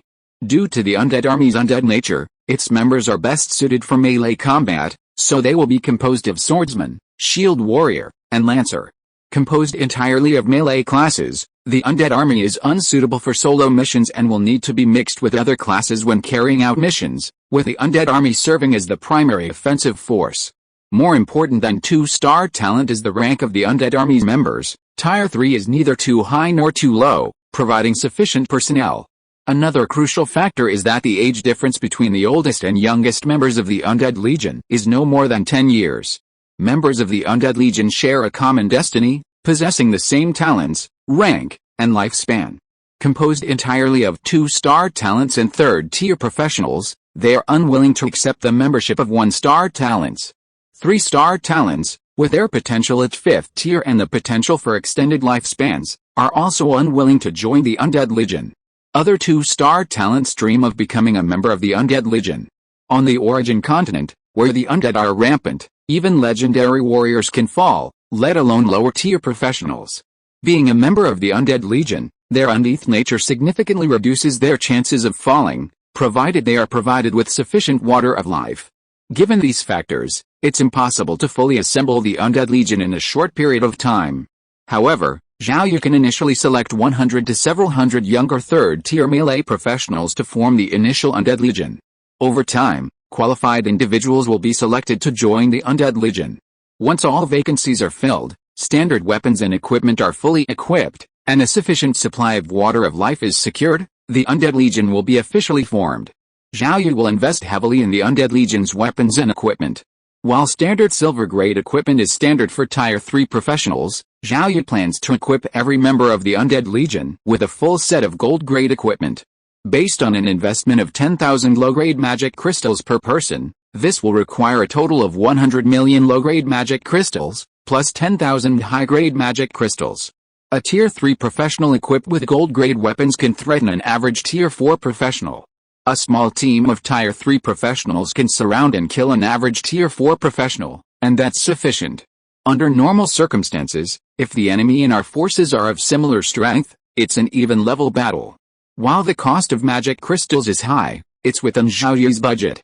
After all, the Undead Legion can't be built in a day. 3 years would be considered a fast time. The void trading market already generates approximately 2 million low-grade magic crystals daily, or 720 million low-grade magic crystals annually, easily supporting the construction of the Undead Legion. Once such a powerful Undead Legion is established, an army built around it would be unmatched across the entire Origin continent. Zhao Yi's territory lacked only high-end combat power. It was estimated that within 3 years, Zhao Yi's territory would have a 7th-tier professional. A force commanded by a 7th-tier professional possessed the credentials to rule a kingdom. 3 years, Zhao Yi sighed softly. It had only been 8 months since Blue Star players arrived in the game world, and 3 years seemed like a long time to Zhao Yi. Furthermore, the territory would face dangers during this period. Frequent spawning monsters in the graveyard would attract the hatred of the undead faction. Once a 6th-tier undead appeared in the territory, it would inevitably draw numerous 6th-tier undead to attack the city. Furthermore, there were unknown unforeseen actions by the undead faction. Although there had been no significant activity in the past few months, no one could be sure there would be none in the future. Zhao Yi's fears were realized over the next few days. With the arrival of a new month, the undead faction indeed made new moves. On the first day, there wasn't much of a sensation. On the second day, a few player territories were hit by mild sandstorms. On the third day, more areas of the origin continent were affected. By August 10th, only a few areas across the entire origin continent were untouched by the wind. The entire sky seemed to be covered in sandstorms, a blanket of yellow dust. The undead faction swept across the origin continent. Under the erosion of the power of death, all vegetation in most areas, except those inhabited by living creatures, had withered. The name Death Continent was more fitting for the origin continent. Without vegetation, the land on Blue Planet would have turned to desertification, but this transformation hadn't occurred on the origin continent, primarily due to the influence of magical elements and the power of death. Now, the undead faction has incurred some cost, actively causing some areas of the origin continent to rapidly become desertified, allowing the wind to blow the sand across the entire continent. Sunlight cannot be blocked by the wind and sand. Even the sand, purified by sunlight, loses its deadly power. Aside from the sandstorms sweeping across the origin continent, the undead faction remained unchanged. They continued to emerge from the cemetery every 3 days to attack all gathering points of living creatures. However, this raging sandstorm posed considerable challenges to the creatures of the origin continent. The sandstorm's impact on combat was blinding, and once it blew into professionals' eyes, it significantly impacted their combat. However, the undead's combat power was unaffected by the sandstorm, and initially, numerous weaker player territories were destroyed. Goggles, a relatively inexpensive item, quickly became a hot commodity. Zhao Yi's territory now had a dedicated alchemy workshop dedicated to producing them, and all players wore them when out in the open. The sandstorm's blinding effects were only one factor. The sandstorm filled ordinary traps and accumulated beneath city walls, narrowing the distance between the ground and the walls. Some player territories survived the destruction, but their affiliated villages were destroyed by the undead, and some even had their towns breached by the undead. For powerful player territories, the impact of the sandstorm on combat was manageable. The key issue is its impact on daily life. The sandstorm blew into the city, filling it with sand. All houses were forced to close their doors and windows as tightly as possible to prevent the sand from entering. The sand in the city also needs to be dealt with. If it continues to accumulate outside, it will make walking difficult and could even lead to the city being half buried. While the sand won't harm humans, it has reduced the combat effectiveness of many player territories and disrupted the daily lives of residents of the indigenous cities within those territories. This move by the undead faction is truly disgusting. Finally, the indigenous forces, unable to sit still, launched a fierce battle with a high-level undead. During the battle, they destroyed the undead sandstorm generating sites across the origin continent. It's said that both sides fought with restraint, with only a few 7th-level human professionals and 7th-level undead falling, and the undead sandstorms have ceased. Reflecting on the changes over the past 2 weeks, Zhao Yi feels that the undead's actions have been relatively successful. At least over 50,000 player territories have been destroyed by the undead, and over 100,000 player territories have suffered significant losses. Few indigenous cities have been destroyed. This is another action of the undead camp against the Blue Star player camp. The undead leaders see that the strength of the Blue Star players is still growing rapidly, and the threat is not that big, but they are still constantly trying to find ways to weaken the strength of the Blue Star player camp. From the hundreds of millions of player territories when we first entered the game world, the number of player territories is about to drop below 2 million. If it were not for the restrictions of the game rules, the undead camp would have wiped out the Blue Star player camp in the first place. However, the aboriginal camp should not sit back and watch the Blue Star player camp being wiped out by the undead camp. I am so busy and tired. This chapter was written in a hurry. Chapter 234 The Truth. During the more than half a month of swirling yellow sand, Zhao Yi officially began forming his undead legion, with Braden as its leader. Braden possessed a 3-star Lancer talent and was now a Tier 4 professional. More importantly, he possessed a 4-star leadership talent, possessing the Legion skills Lance like a dragon and leading the army by example. Zhao Yi would also prepare more Legion skills for Braden. While his 3-star Lancer talent was slightly inferior, it was sufficient for commanding the Undead Legion for now. As the territory's strength grew, Braden would ideally acquire a 4-star Lancer talent, becoming a Tier 7 professional. Later, when the 4-star talent stone arrived, Braden would be considered a reserve member. Zhao Yi handed Braden the task of forming the Undead Legion, but he kept his own ideas to himself. Soon, Braden shared some of Zhao Yi's own ideas. Only then did Zhao Yi fully disclose his plan for the Undead Legion. Braden felt the Lord's plan was sufficiently complete, with only a few minor issues that he could address. The Undead Legion officially began to be formed. Braden took the list of 3rd-level professionals from the Territory Legion and began to select. There were only 100 spots for the first batch. Braden planned to select 30 swordsmen, 30 shield warriors, and 40 spearmen. There were over 5,000 3rd-level professionals in the Territory Legion, with the largest number of archers. The melee professions combined even outnumbered the archers, making it easy to select 100 professionals who met the requirements. To reduce trouble, Braden temporarily limited the selection to the Zhaochang garrison, picking out 100 regular candidates and 100 backup candidates. After confirming the personnel, Braden, with Zhao Yi's order, notified the various units of the Zhaochang garrison to gather the 100 regular candidates on the list, and Braden personally gave a speech. Brothers, I am following the Lord's orders and am forming a legion, the Undead Legion. Immortality is this legion's greatest strength. I know you're wondering how immortality is possible, considering even legendary warriors die.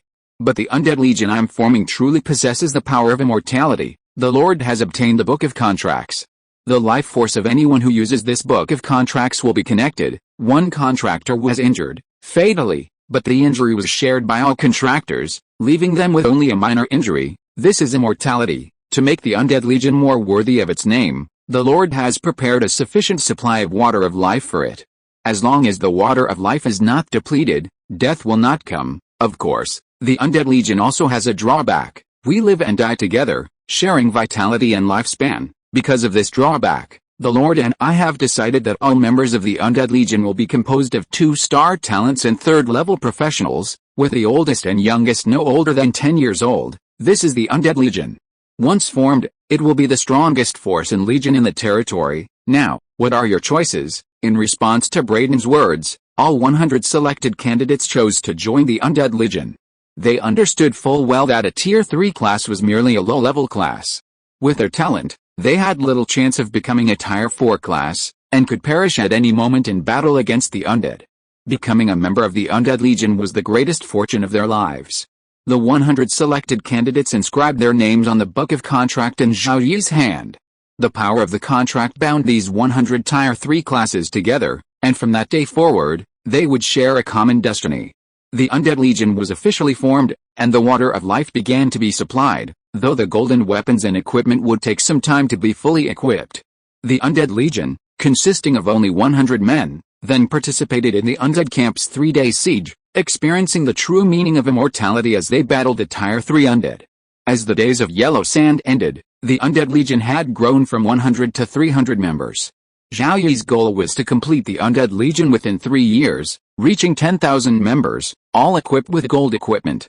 During these days of Yellow Sand, besides the formation of the Undead Legion, another important event for Zhao Yi was Brittany's advancement to level 5.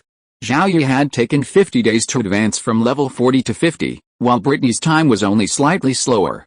As a 5-star talent, she battled monsters in the graveyard twice a day and diligently cultivated in her free time, so it was quite normal for her to reach level 5 so quickly.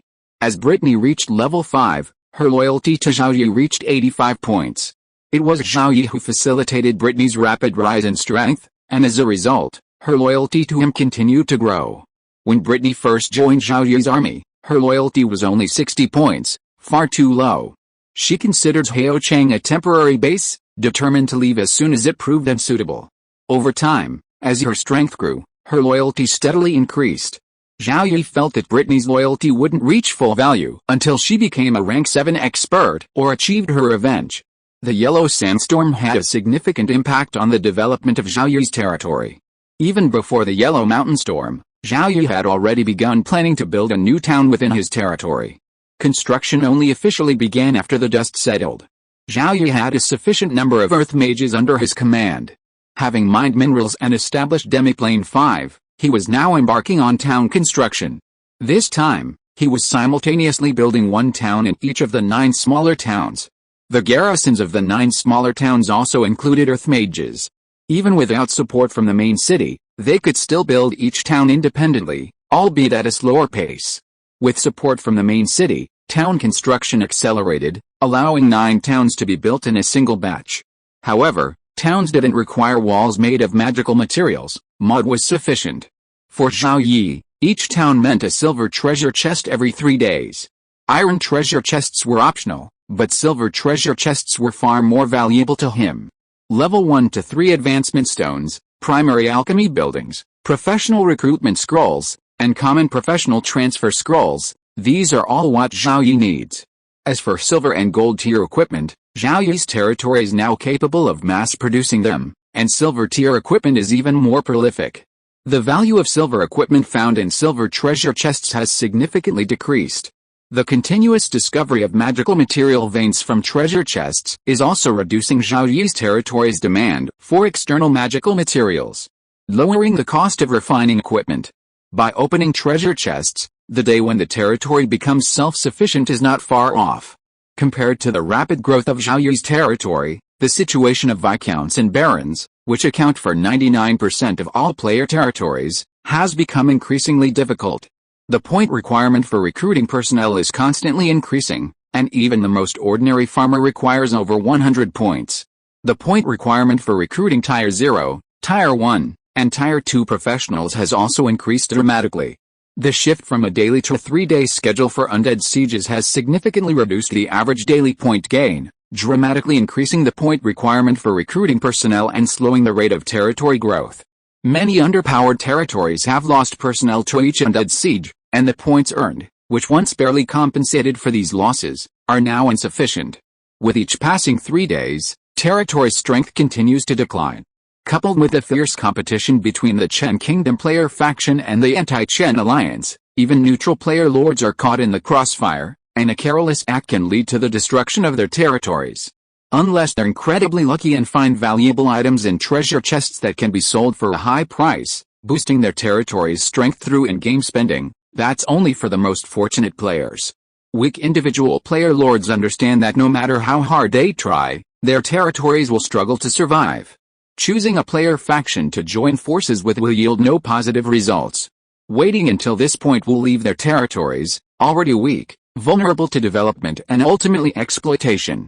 As a result, more individual player lords are choosing to squeeze every penny out of their territories, fleeing with all their wealth when their territories become unsustainable. Ambitious individuals will journey to the indigenous cities and form mercenary groups, now even commanded by players with Tier 4 combat classes.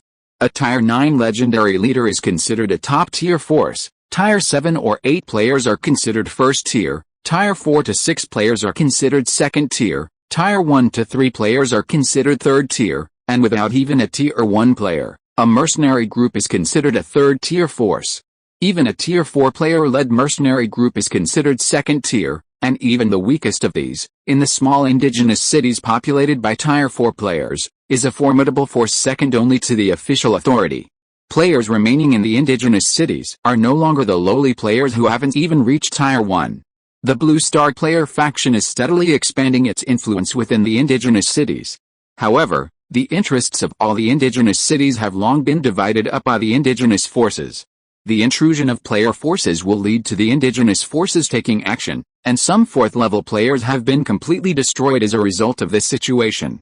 There are conflicts in cooperation, and as the indigenous faction's understanding of the otherworldly heroes grows, cooperation between the two sides gradually increases. However, the legendary indigenous masters have reached a consensus to use the otherworldly heroes to weaken the undead faction. Once the undead faction is destroyed or driven from the origin continent, and the strength of the otherworldly heroes is greatly weakened, they will be ignored. If the otherworldly heroes still have strong strength and affect the situation on the origin continent, they will be weakened. The various indigenous factions have their own ideas. Some are extremely hostile to the otherworldly heroes, while others want to exploit them, and even more want to profit from them. As the strength of the otherworldly heroes continues to grow, these ideas will continue to change. Less than 8 months after the Blue Star players arrived in the game world, they have become increasingly integrated into this world. The continuous birth of children between Blue Star players and indigenous people has also accelerated this integration process. Since both parties can have children together, it means they are of the same race and there's no reproductive isolation.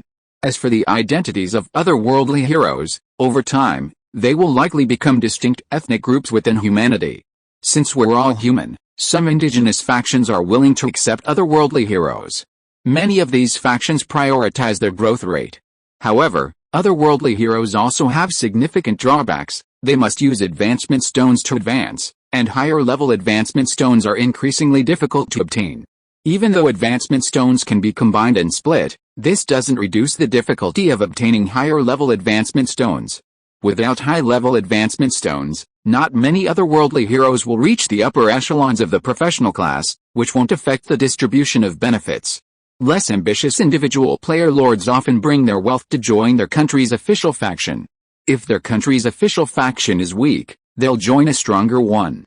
The official Eli Kingdom welcomes foreign players, provided they possess sufficient wealth or power. They were reluctant to take their wealth and settle in indigenous cities, feeling a sense of insecurity. After all, the indigenous forces controlled the cities, while they were otherworldly heroes. Exposing their wealth would invite attacks from the indigenous forces. Former lords whose territories reached the Viscount realm might not possess a level 5 advancement stone, but they generally possessed a level 4 advancement stone, worth over 200,000 low-grade magic crystals. Second-tier indigenous forces would undoubtedly be tempted. In fact, in the dark corners of the origin continent, the saying otherworldly heroes above level 2 are fat sheep has long been widespread. Cases of former lords residing in indigenous cities being murdered by indigenous professionals are common. The safety of indigenous cities primarily refers to their ability to withstand undead sieges. Indigenous cities are unsafe, and this is precisely what former lords consider unsafe. Players who wish to develop in indigenous cities either join an indigenous force early on or establish their own faction within them, often in the form of mercenary groups. Former player lords who joined the powerful nation's official faction didn't have to worry about being attacked by native professionals, and they were unlikely to be attacked by players themselves. The only thing they had to worry about was an undead siege. Perhaps because the Chen player faction was in conflict with the anti-Chen alliance, and the anti-Chen alliance was more powerful overall. Not many foreign player lords joined the Chen official faction. The Chen official was also reluctant to accept foreign players, even if they possessed some wealth. As the ostensibly most powerful and wealthy player faction, the Chen official was somewhat disdainful of the wealth of individual player lords. More importantly, they didn't want to see the impact of foreign players on their internal affairs. If a Chen player lord wished to join, the Chen official was willing to accept him. As long as he was willing to work hard and had the advancement stones, he could easily become a mid-level professional. Mid-level professionals were considered high-end combatants within the Blue Star player faction, and there was still only one, Cheng Jin, at level 5. The upper indigenous peoples of the origin continent had developed for so long that the status of mid-level professionals was well established. High-level professionals were needed, and the more mid-level professionals, the better. Constant updates. Constant updates. By the way, please give me a monthly ticket. Chapter 235, Clone Technique.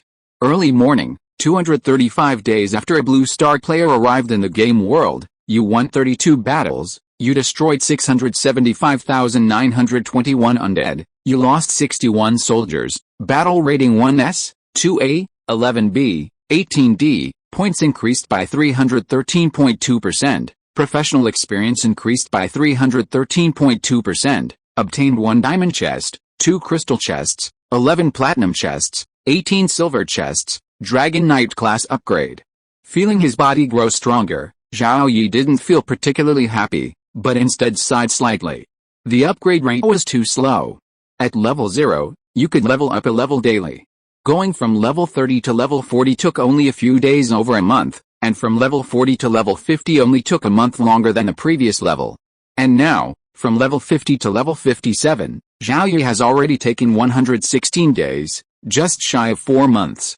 Going from level 57 to level 60 would take about 2 more months. Compared to the rapid leveling pace previously, Zhao Yi's progress has now slowed to a crawl, and it will only get slower. This is truly frustrating. If others knew Zhao Yi's thoughts, many would be tempted to kill him. It takes Zhao Yi about 6 months to reach level 60 from 50 to 60. With normal training for a native, a 5-star talent would take at least 20 years, a gap of over 40 times. Among combat class players, Zhao Yi and Cheng Jin are still the only ones at level 5. The combat class players behind Cheng Jin are still working their way up to level 4.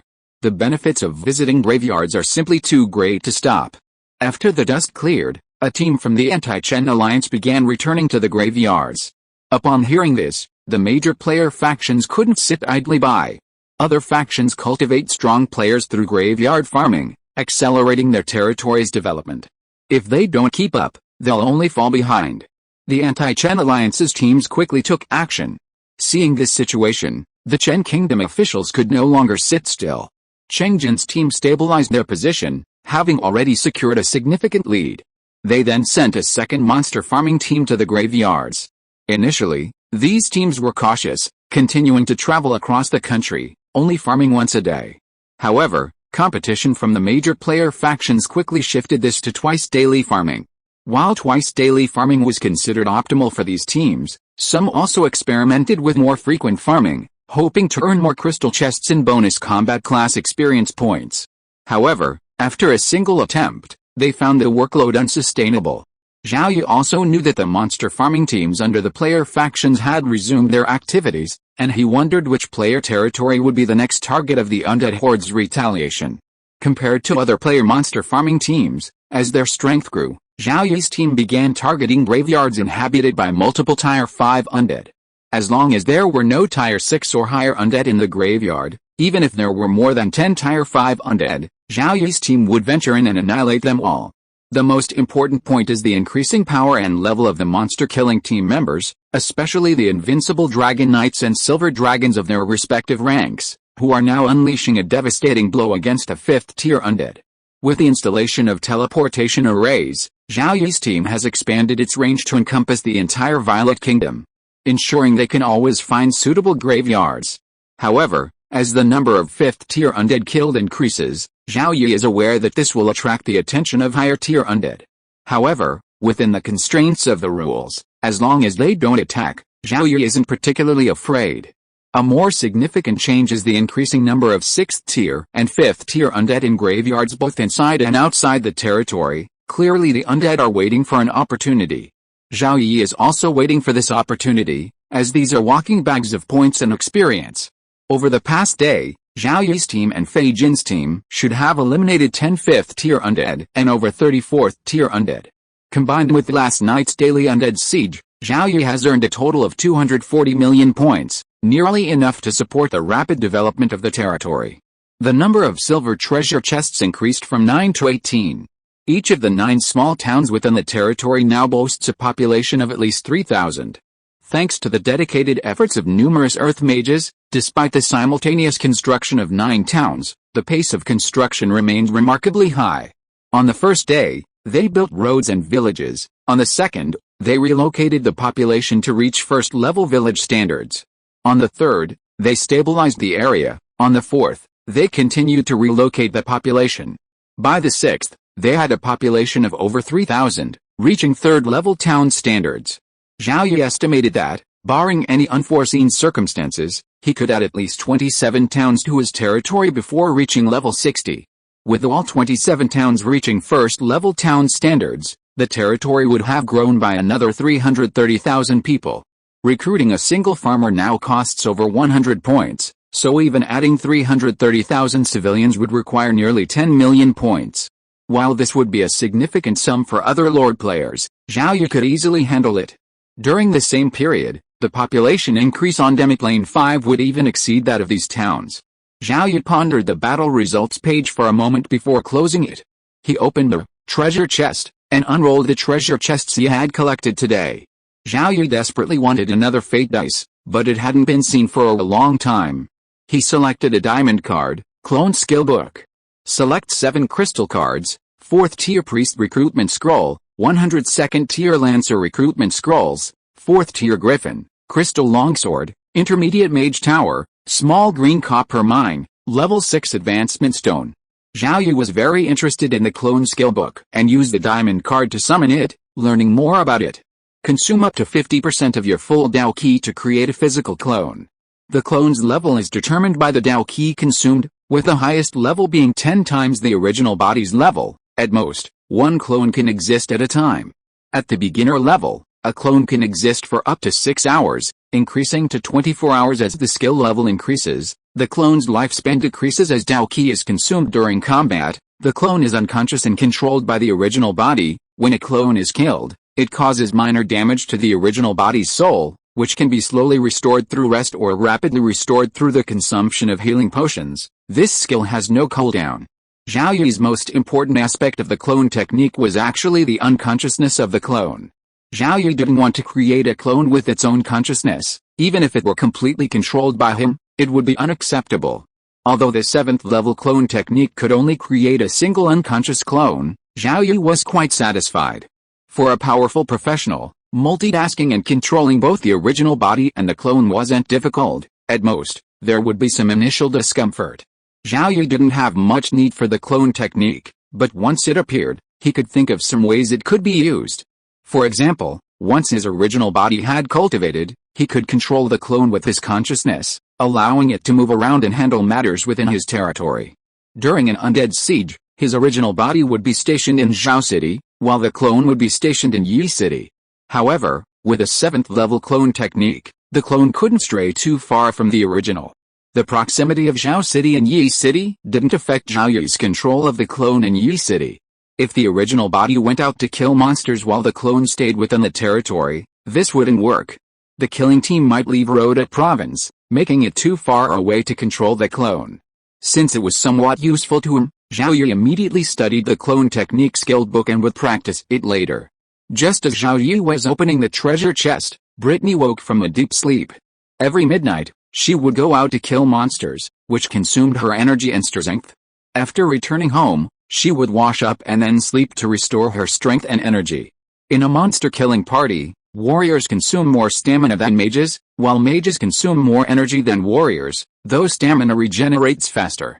While the mages were still resting, Brittany had already risen and had breakfast with her younger sister, Alice. No matter how hard or tired she was, Brittany always smiled in Alice's presence, not wanting to worry her and wanting her to live a happy life. Alice was only 12 years old, and changes in her family had forced her to grow up quickly. Alice wanted to share some of the burdens with her sister, but she was still young and only had a 3-star talent, so she couldn't help her sister much. Alice knew the best she could do was stay home and not worry her sister. Back in the capital, Alice could see how hard her sister practiced every day, even her forced smiles. Since arriving in Xiaocheng, everything had changed.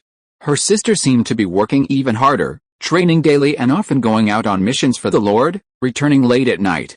But her sister's heartfelt smiles grew more and more. Talking with her sister, Alice realized that her transformation was all due to the local Lord. It was exhausting and arduous, but her sister's realm was rapidly improving, and she was now a powerful 5th-tier professional. With only 3 stars in talent, she could only reach the 5th tier at best, and she didn't know how many years it would take. Perhaps before she even reached 5th tier, her sister would already possess power greater than Grandpa's, avenging her parents. It was wonderful to have her sister around. When her sister was happy, Alice was happy. Zhao Yi hadn't noticed that Alice's loyalty to him was even greater than Brittany's. Brittany wasn't completely obsessed with her rapid realm advancement, she could sense a change in her sister. She was hiding, and so was her sister. She was changing, and so was her sister. Everything was moving in a positive direction. Her realm was rapidly improving, and the 7th tier wasn't out of reach. Perhaps in just 3 years, she would be a 7th tier powerhouse. Grandpa's injuries were irreversible, but the Lord had provided him with a large amount of water of life, which would allow him to endure for a little while longer. He hoped that Grandpa would persevere until that day, and witness the slaying of his enemies with his own eyes.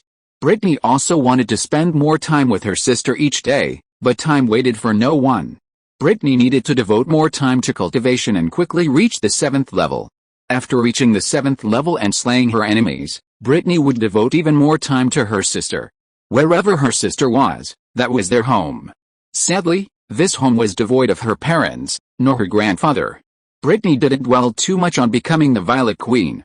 Revenge and a peaceful life with her sister were her most important priorities. However, there was another important priority, serving as the Lord's sword and wiping out all enemies. Since the Lord had chosen her to be the Violet Queen, she would fulfill it. As the Lord, she would rapidly improve her strength, and slaying her enemies was not far off. The Lord had invested so much in her, and all she could do was repay his loyalty. After breakfast with her sister and spending some time with her, Brittany began another day of cultivation. Alice, along with 2 maids, silently watched over her elder sister. Zhao Yi's influence on the Violet sisters was both profound and subtle.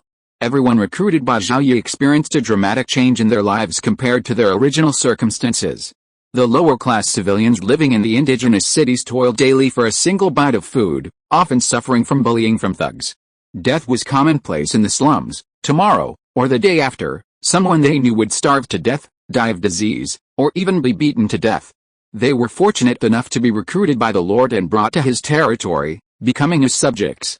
Here, they were given larger and more spacious homes. With hard work, their families could have enough food to eat, and they could even save a little money, allowing their children to learn to read and write. It was a matter of life and death, and indigenous professionals didn't care about the lives of ordinary people. Currently, Zhao Yi still cared about the lives of ordinary people, but there was no guarantee he would become as indifferent in the future. In reality, those civilians recruited by Zhao Yi were considered extremely fortunate.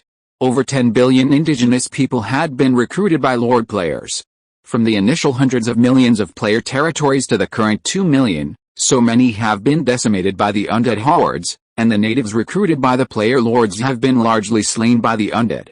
Zhao Yi's population is only a few million, a fraction of the population of Rother province before the undead plague, and even more insignificant compared to the vast number of tens of billions. When Zhao Yi first entered the game world, he strived for longevity, youth, and good health. Over time, his goals expanded to include the wealth of Blue Planet. But now, Zhao Yi's goal has shifted: survival. Striving to survive alongside Melissa, Joanna, Elliot, Ignaz, and everyone else. Many players talk about the game world and its NPCs, but they themselves are in this world, and after spending time in this world with the natives, they feel a sense of reality. Having already formed bonds, Zhao Yi refuses to part with his close friends, hoping to continue living together on the origin continent. From the beginning for himself, to now for everyone, the pressure on Zhao Yi is actually increasing, and every step forward must be cautious. But we can't be too cautious and slow down the development speed, and fail to quickly gain enough strength, which will only make people more uneasy. I finished writing it on time. I have been a little busy these days. I am thinking about the new plot and preparing for a nap. Chapter 236 Grandmaster.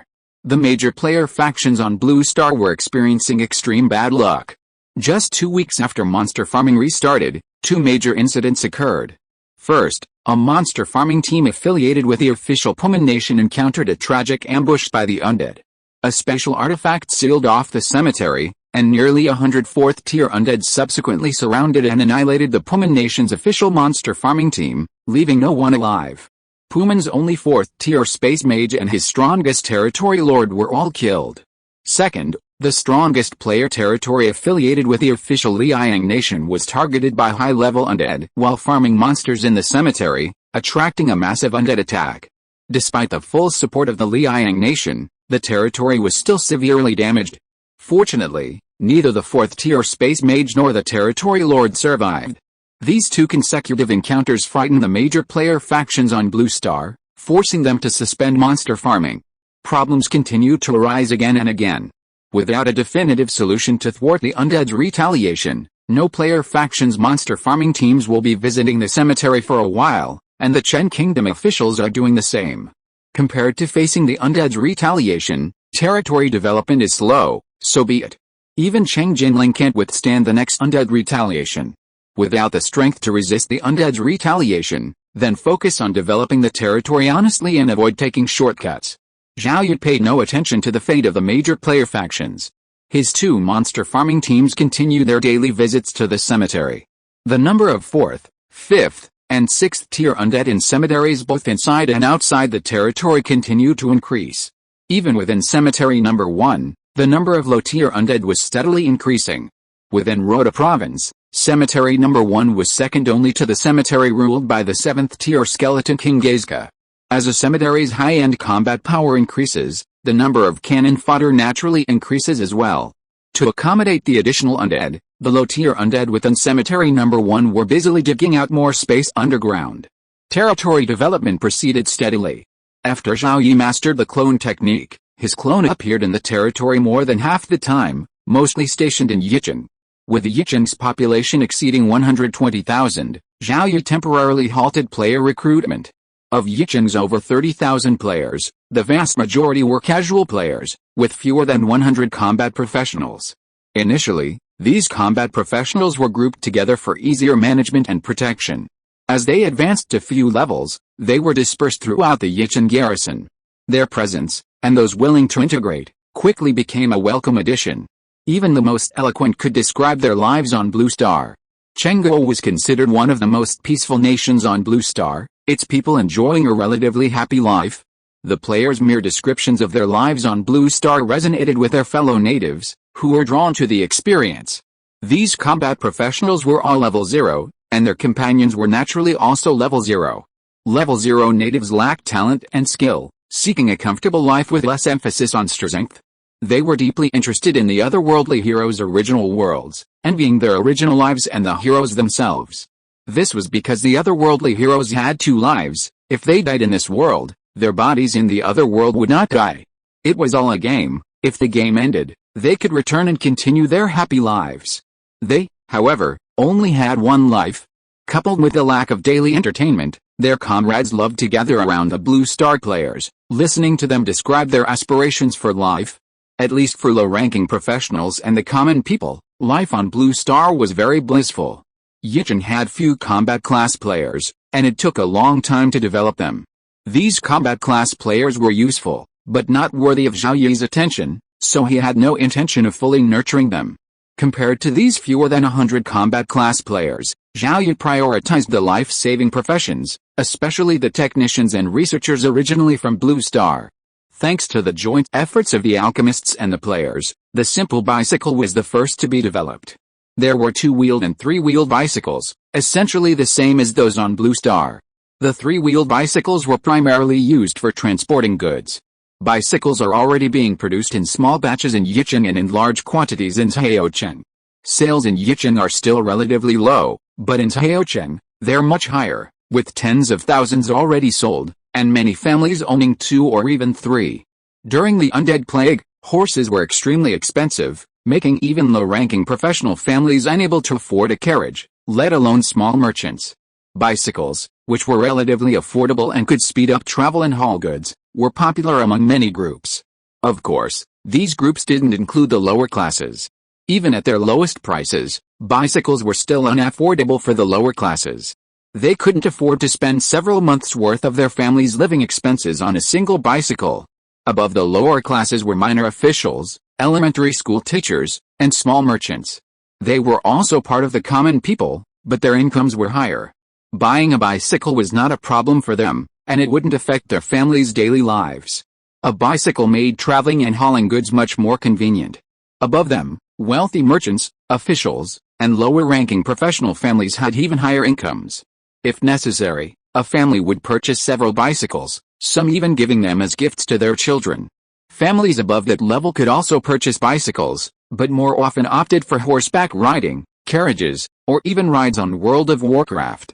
Status, position, class, and income significantly influenced a family's choice of transportation. In the future, even lower-class families would be able to afford bicycles, and it's expected that wealthy merchants, officials, and families of lower-level professionals would no longer have them. In Zhao Yi's view, bicycles are the most suitable means of transportation for lower-class families, surpassed by alchemical motorcycles and alchemical cars. These are already under research, But the more important task for alchemists and player researchers is developing a reliable alchemical train. Not all of Zhao Yi's recruited researchers specialize in mechanics. There are also those specializing in metallurgy, agriculture, and other fields. For example, those in agriculture will work with nature mages to cultivate crops with higher yields per acre. Players will primarily be responsible for cultivating high-yield crops, while nature mages will accelerate their growth.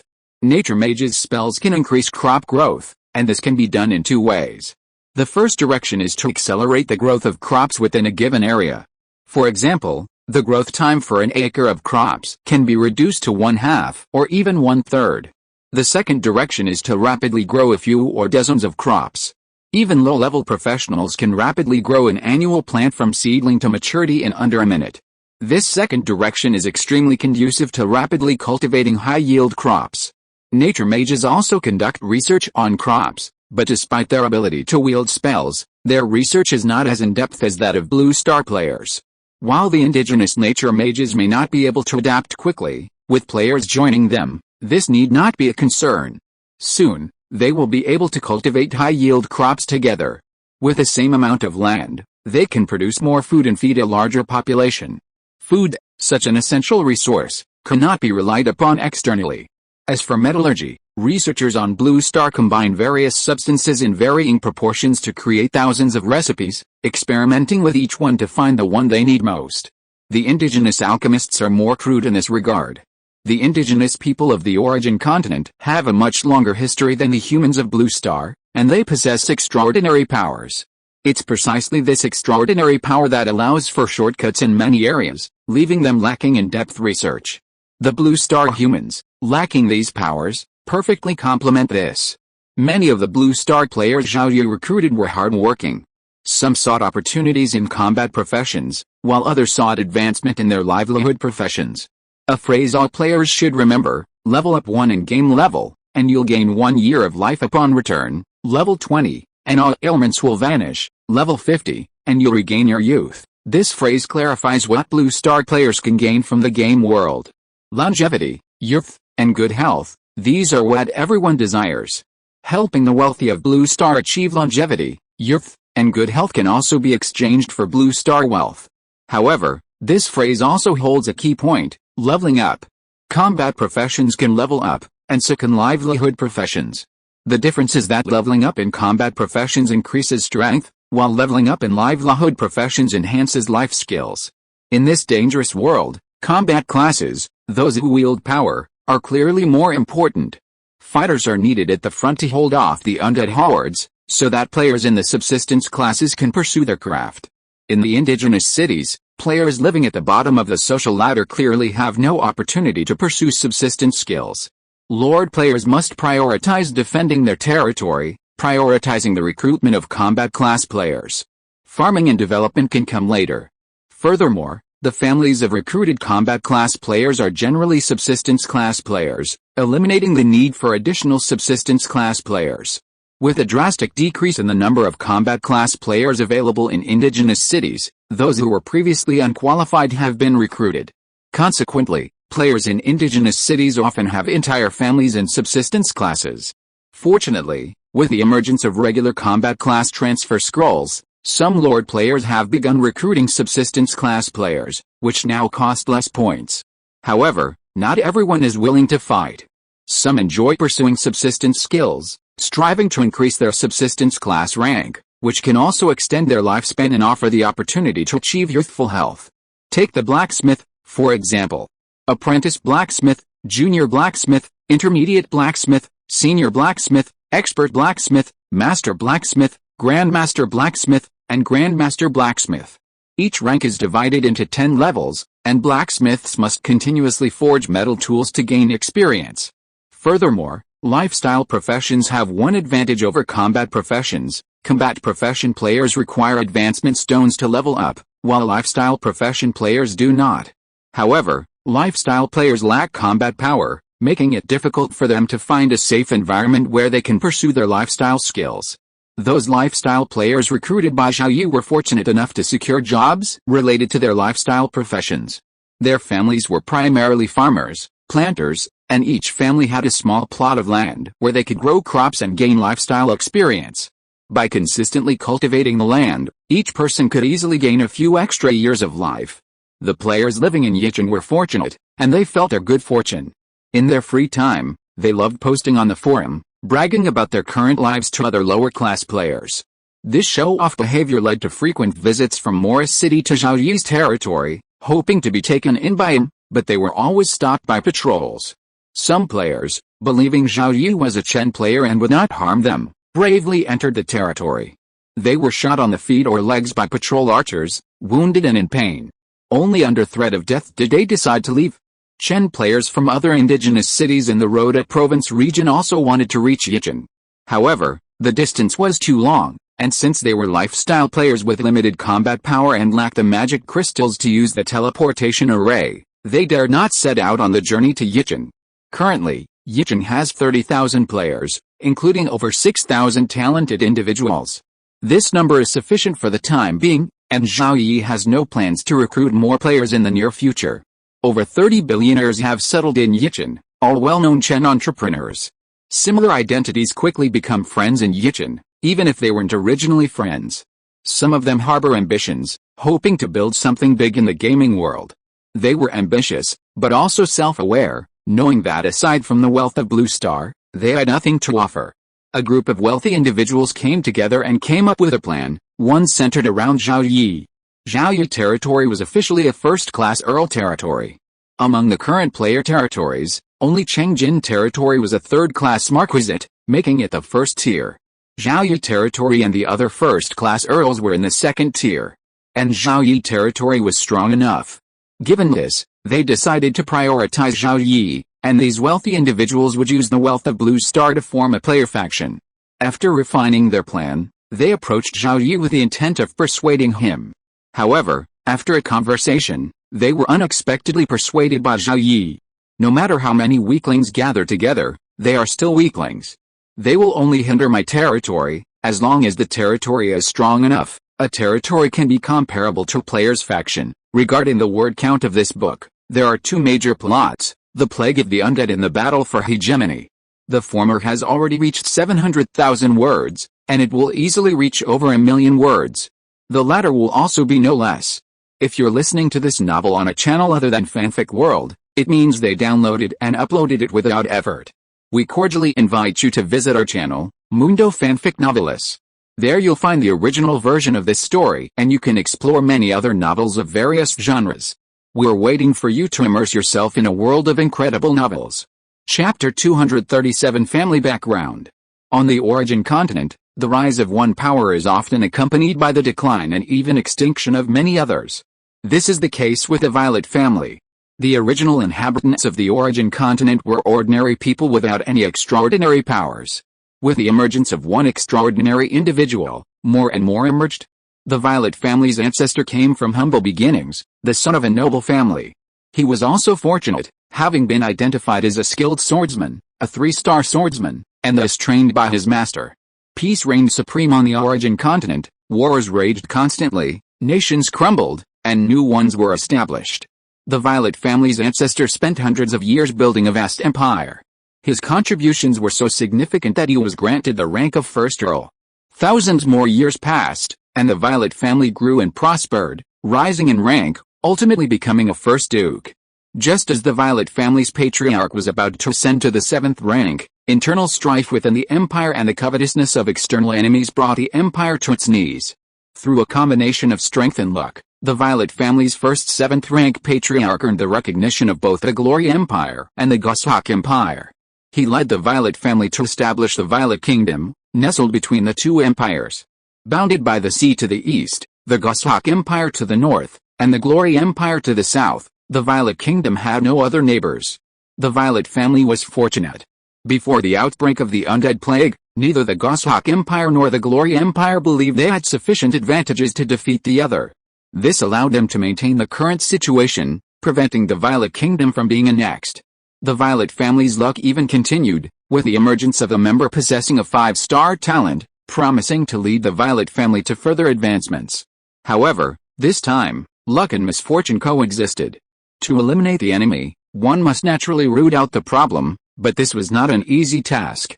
Like a cunning rabbit, many families prepare for sudden demise, hiding a small portion of their wealth and a few members to prevent the family legacy from being completely extinguished. In the event of family destruction, revenge is the desire of all survivors. Thus, on the origin continent, stories occasionally unfold of geniuses whose families are annihilated, then rise to prominence through hardships and seek revenge. This time, the Violet family becomes the antagonist, poised to see their entire family destroyed, thereby allowing the protagonist, a genius, to achieve glory. The gravely wounded and dying Violet King, along with his entire clan, takes refuge in the palace.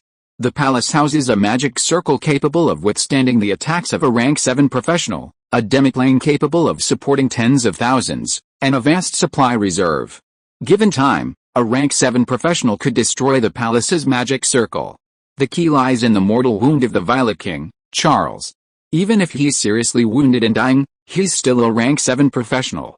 The Violet family has no shortage of explosive medicine, and perhaps they'll take the story's protagonist away before his death.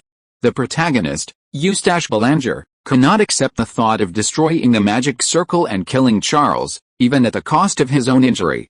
Injury presents the possibility of more accidents. Since Charles was already critically wounded and near death, and surely wouldn't live much longer, they would wait for him to die, then exterminate all remaining members of the Violet family and complete their revenge. Until now, the Violet family's influence only existed within the royal palace, unable to leave.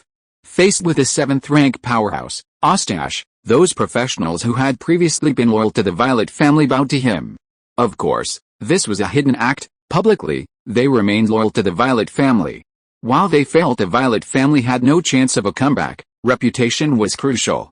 Not only in the royal capital, but also in the 8 provinces and duchies within the Violet Kingdom, the governors, duchess, secretly submitted to Eustache.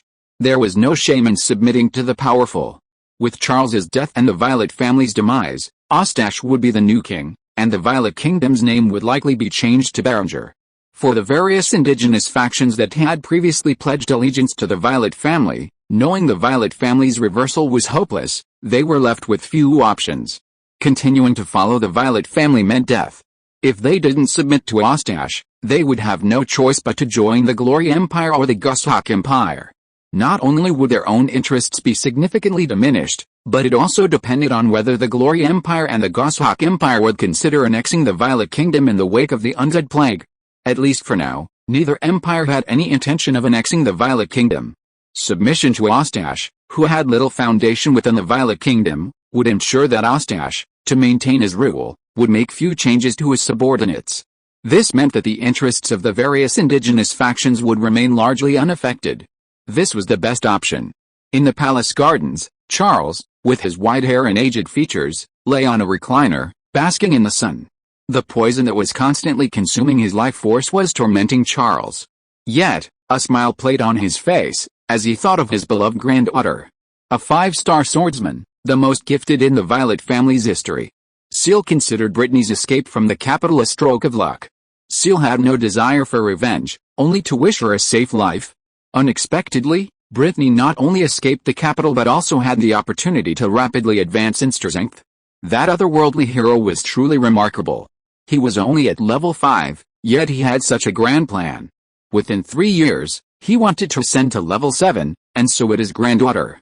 First, he wanted to kill Eustache, and then Brittany would take the throne and become queen of the Violet Kingdom. Seal naturally yearned to see Eustache killed. He knew how many of his people had perished at his hands, and the hatred between them was already rife. With Brittany's talent, Seal knew there would be a chance for revenge, but it would be 100 years from now. Even with 5-star talent, ascending to level 7 would be difficult without the help of a major power. He hadn't expected a surprise to arrive. Seal knew the wonders of otherworldly heroes. By slaying the undead, one could rapidly ascend to higher realms, and even then, there was a sacred advancement stone, a level 7 one at that. 3 years from now, Eustache's death was imminent. And Charles struggled to hold on. With the water of life, delivered by his granddaughter through the few remaining channels, Charles felt he could hold on until that day. He witnessed Eustache's death and personally handed the throne to Brittany. Although Charles knew that from that day on, the true ruler of the Violet Kingdom would be the otherworldly hero named Zhao Yi, he didn't mind. As long as the Violet family remained, he could even sacrifice the entire Violet Kingdom if his enemies were slain. He even hoped Brittany would become the otherworldly hero's wife. Forget it, little Brittany, make your own decision. Charles stopped thinking and continued to bask in the sun. Across the capital, on the top floor of an intermediate mage tower, Ostash, a middle-aged man and 7th-level assassin, gazed quietly toward the palace. He could almost see Charles basking in the sun in the garden. Old man, die soon. As long as you die, your people will soon join you. There will be no more Violet family in the world, and the Violet Kingdom will be replaced by the Kingdom of Berlinger. How ridiculous. Those nobles who were once loyal to you are now voluntarily submitting to me. A major event has occurred in the Blue Star player camp.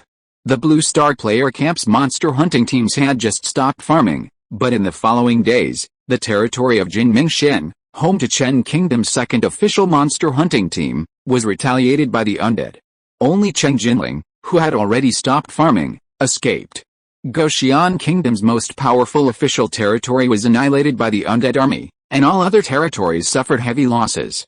Chen Kingdom's official territory of Jinmingshan suffered the least losses, but it also paid a heavy price. There's a traitor. Who did it? Find him. All major player factions sensed something was amiss with this undead retaliation. Each monster hunting team employed similar methods to minimize the possibility of detection. Even if discovered by the undead faction, typically only one player territory at a time is discovered and subjected to retaliation. Why, this time, did the undead faction retaliate against all territories containing monster spawning teams? The only possible culprit was a traitor, and this traitor must be a powerful player faction. Only a powerful player faction could bribe people and gain access to information about the territories where monster spawning teams were located. The anti-Chen alliance's primary target was the Chen state government. While the Chen state government's Jinmingshan territory suffered retaliation, two other player factions within the Chen state player faction, each with monster spawning teams, also faced retaliation. However, more monster spawning teams were on the anti-Chen alliance side, resulting in even greater losses for the anti-Chen alliance. Meanwhile, the strongest territory under the Chen state government, Cheng Jinling, suffered no losses, and the gap in power between them and the following anti-Chen alliance player territories continued. The anti-Chen alliance's second target, and the Chen state government's first target, were both the Pumen state government. The anti-Chen alliance's third target, and the Chen state government's second target, were both the Liang state government. The reason for the suspension of monster farming operations was the complete annihilation of the official Pumen monster farming team, and the heavy damage to the vengeful undead horde at the hands of the official Liang Kingdom's strongest territory. Regardless of whether it was the official Chen Kingdom, Pumen Kingdom, or Liang Kingdom, all major player factions had essentially abandoned monster farming at the graveyard. Sharing information with the undead was a despicable tactic, and crucially, anyone could do it. If any monster farming team were to continue farming at the graveyard without concealing the information, they would likely face swift retaliation from the undead horde. The best course of action was to refrain from visiting the graveyard. After making their first decision, the anti-Chen alliance made a second decision. Regardless of who the traitor was, it now had to be the official Chen Kingdom. They called on their smaller and smaller player factions and individual player lords to intensify their attacks on the Chen Kingdom player faction. Statements from the major anti-Chen alliance player faction soon appeared on the forums, followed closely by a statement from the Chen Kingdom alliance, disclaiming that they were not the traitor. The Chen player faction and the anti-Chen alliance have been fighting for quite some time. The anti-Chen alliance's statements have at most only fueled resentment among the smaller player factions and individual player lords. They've had little impact on the smaller player factions and individual player lords within the Chen player faction, who see them as smear campaigns. This has happened more than once on the forums. The conflict between the Chen player faction and the anti-Chen alliance has intensified, with more player territories severely damaged or even destroyed by the undead hordes. Indigenous minor nobles have frequently attacked player territories that were once their own. Furthermore, the larger player factions have merged weaker territories into stronger ones, causing the number of player territories to decline rapidly. The conflict between the Chen player faction and the anti-Chen alliance has also had a minor impact on Zhao Yi's territory. The anti-Chen alliance has attempted to attack Yicheng several times, but all without success. Zhao Yi has also periodically dispatched assassination units to support the Chen player lords and attack their enemies. However, these are minor issues. Developing his territory and leveling up are what matters most to Zhao Yi. Time passed quickly, and it was the morning of September 16th, day 256. Zhao Yi luckily opened his third destiny dice from a crystal treasure chest. It was time to start saving up treasure chests again. Zhao Yi planned to use the destiny dice after his territory was promoted to third-tier duchy. With that promotion, Xiao Chang would likely face 7 waves of undead sieges, numbering over 1.1 million, guaranteeing a diamond-level treasure chest.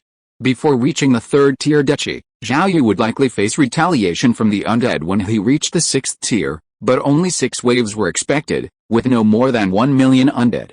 Zhao Yi planned to temporarily relocate some people from the demiplane that day. By increasing Xiao Chang's population by 30,000, the total number of undead sieges would exceed 1 million. This would roughly guarantee a diamond-level treasure chest. The first diamond-level treasure chest would likely contain an additional diamond-level card. In a territory promotion battle, receiving a treasure chest above diamond level will also contain an additional card above diamond level. Diamond cards are free of junk, and neither are cards above diamond level. Furthermore, they are 1 level higher than diamond level, so even if a piece of equipment above diamond level is revealed, it will be extremely valuable. More importantly, the appearance of the third destiny dice could yield something even better. Zhao Yi couldn't wait to advance to rank 6. On August 15th, Dragon Knight reached rank 58. On September 6th, Dragon Knight reached rank 59. On the morning of September 28th, Dragon Knight reached rank 5.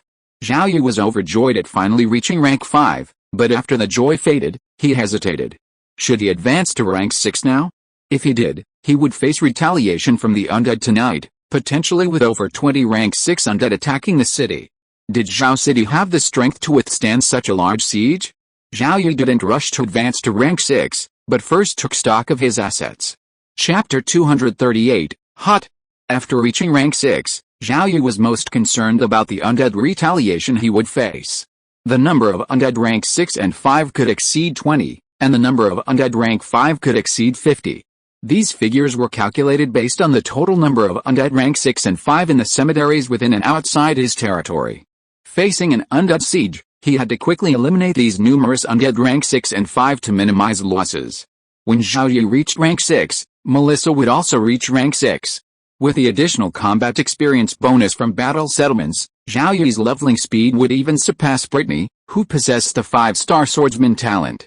Melissa also possessed a 5-star talent, but she was a dragon, and one capable of casting spells. A dragon of a rank had far more mana than a human mage of the same rank. With this immense mana, Melissa gained more experience than Zhao Yi from each cemetery monster spawn. This was a boon for Zhao Yi. After reaching rank 6, Zhao City would have 2 rank 6ers in command. A rank 6 Dragon Knight and a rank 6 Silver Dragon, though new to rank 6, could each easily defeat level 67 and 68 undead, and still have the strength to fight again.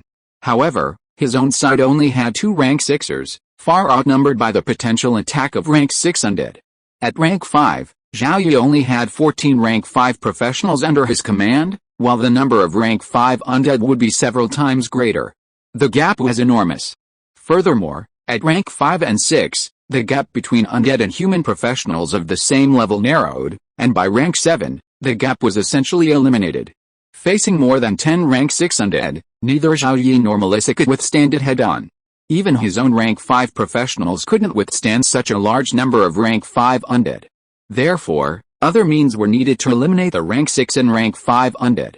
Zhao Yi had numerous methods at his disposal to deal with rank 6 and rank 5 undead, including those against rank 7 undead.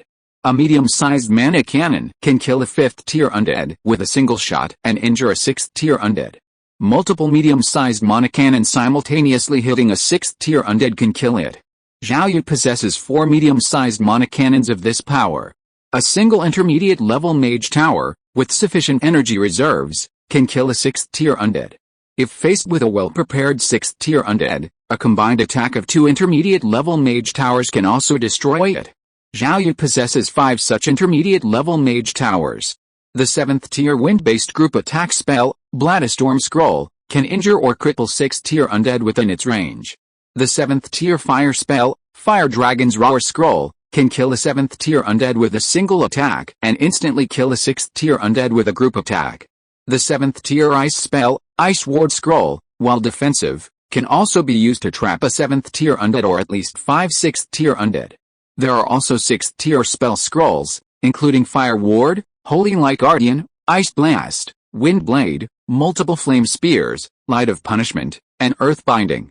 Single target attack spells can kill undead of the same tier, while group attack spells can instantly kill undead of a lower tier.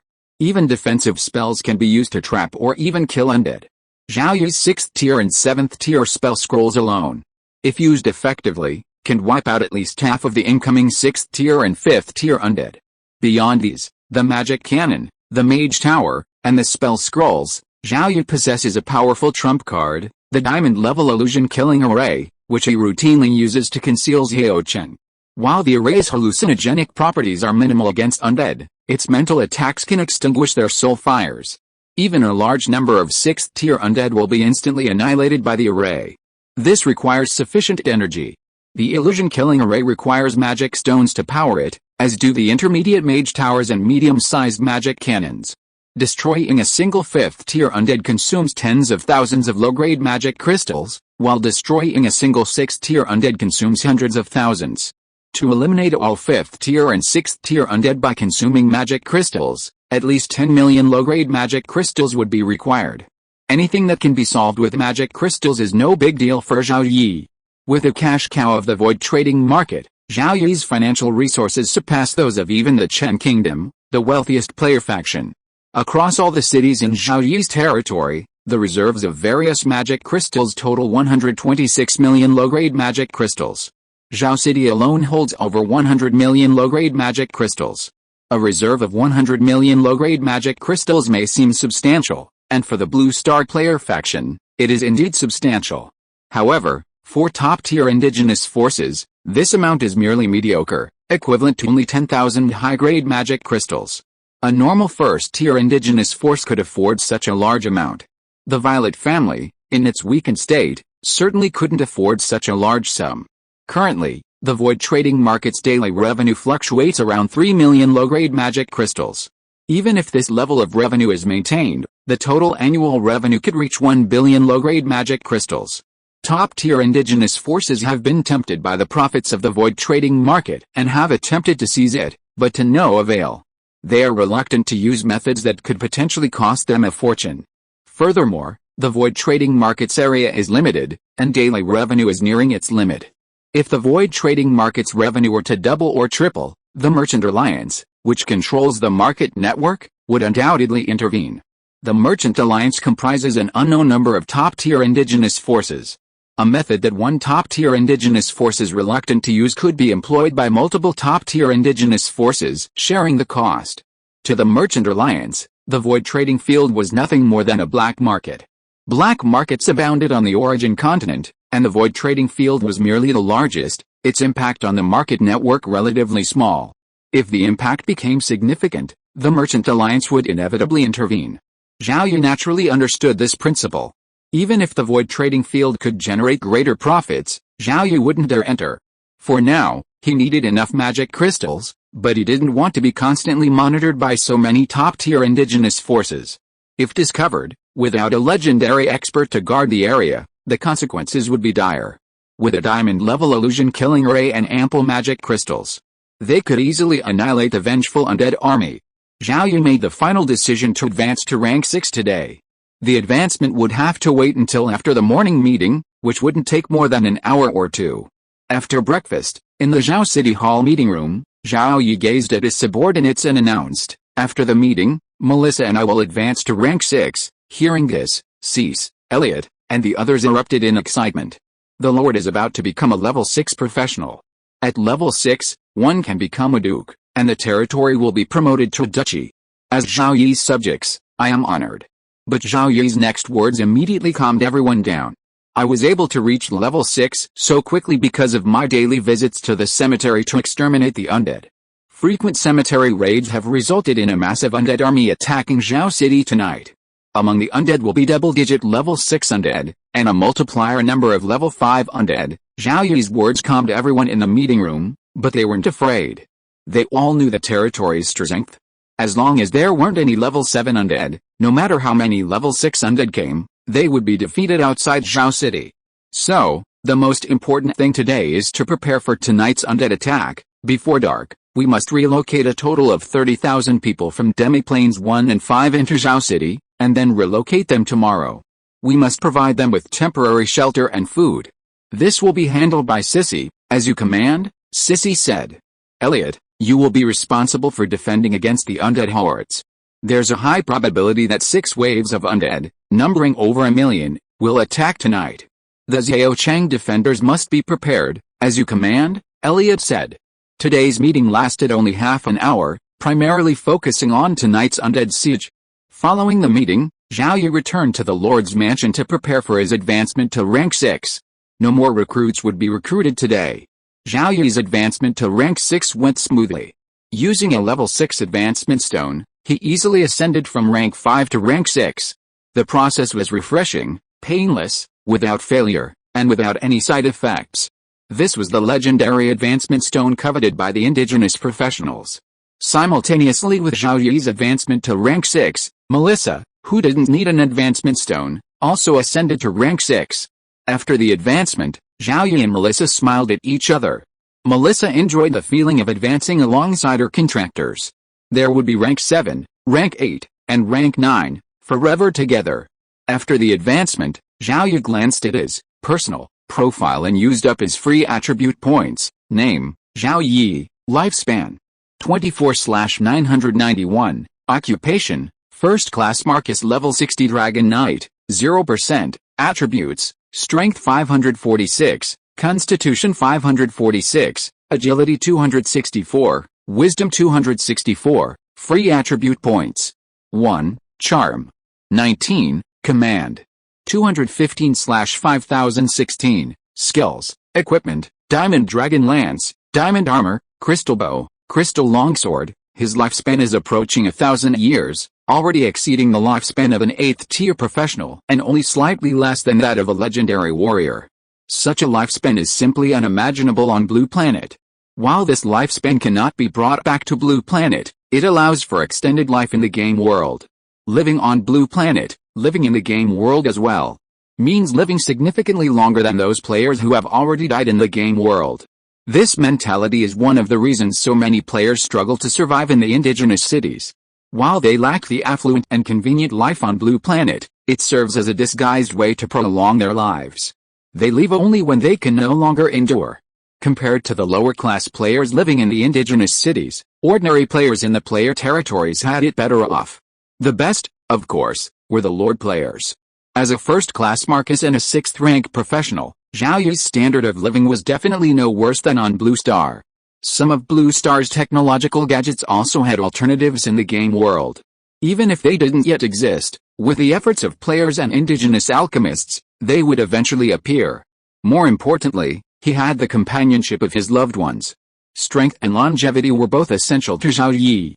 After reaching the 6th rank, Zhao Yi and Melissa were busy mastering their powers. Meanwhile, in Cemetery Number 1, the soul fire of the 6th-rank skeleton General Arno suddenly intensified after sensing the rise of a 5th-rank life form in Zhao City to the 6th rank. That damned human professional has finally reached the 6th rank. Tonight, I will bring death upon you. Arno, of course, also sensed the emergence of a second 6th-rank life form, but he paid no heed. Both 6th-rank beings had just been promoted, yet he was able to mobilize at least 26th-rank undead to attack Zhao City. 2 level 6 creatures were no match for 20 level 6 undead. Kill them. Kill them. Arno's fury towards Zhao Yi was beyond Zhao Yi's comprehension. Ever since Arno took command of Cemetery Number 1, Zhao Yi's monster hunting teams had been raiding the cemetery non-stop. From 1 monster hunting team to 2, from raiding 2 cemeteries a day to raiding 4. From raiding the cemetery in Rhoda Province to raiding cemeteries across the Violet Kingdom's territory. Arno could only watch in silence, unable to attack Zhao Chang. He had no chance of destroying the 2 teams of human professionals. Due to the rules, he could only unleash level 5 undead until then, but no matter how many level 5 undead he sent, they would not inflict much damage on Zhao Chang. Level 5 human professionals were the backbone of the undead faction. Even level 4 undead could not be easily lost, let alone level 5 undead. Arno could only suppress his rage and refrain from sending 5th tier undead to attack Zhaocheng, unwilling to see them lost in vain. Now, however, his opportunity presented itself. The human professional had advanced to 6th tier, partially freeing the 6th tier undead to attack. Tonight, Arno would personally lead a horde of 6th tier undead, razing Zhaocheng to the ground and slaying every living being that deserved it. Arno had already obtained a 7th tier special confinement scroll from the 7th tier skeleton king, Geizka, to ensure the safety of all living beings. Arno did not want the creatures of Zhaocheng to escape, and neither did they. The Zhaocheng defenders were fully prepared for battle, and 2 additional intermediate-level mage towers had been erected within the city. 1 was in the center, and 4 were located at the 4 corners. Each of these 5 intermediate-level mage towers shared a common mission: to erect a magical shield to ward off the undead's attacks. To minimize losses, Zhao Yi, Elliot, Roger, Braden, and other generals formulated a battle plan for tonight. The undead horde approached, and while the first few waves would be fought normally, the final, strongest wave arrived. The mage tower immediately erected a magic shield, then launched a large-scale psychic attack using the diamond-level phantom killing array to eliminate the 6th tier undead. A ranged psychic attack could eliminate any 6th tier undead, naturally wiping out all undead below that level. It was safe to say that the final battle would be extremely brief. It was a shame that the final wave of undead would be eliminated by the phantom killing array, preventing the professionals from gaining experience. Fortunately, their points would still be there. What's the base number of points for eliminating a 6th tier undead? 10 million, Zhao Yi's eyes burned. Chapter 239, a blow worth 20 million.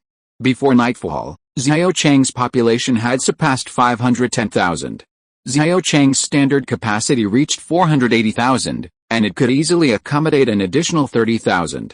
Heavily armed professionals hurriedly gathered at designated locations along the city's streets.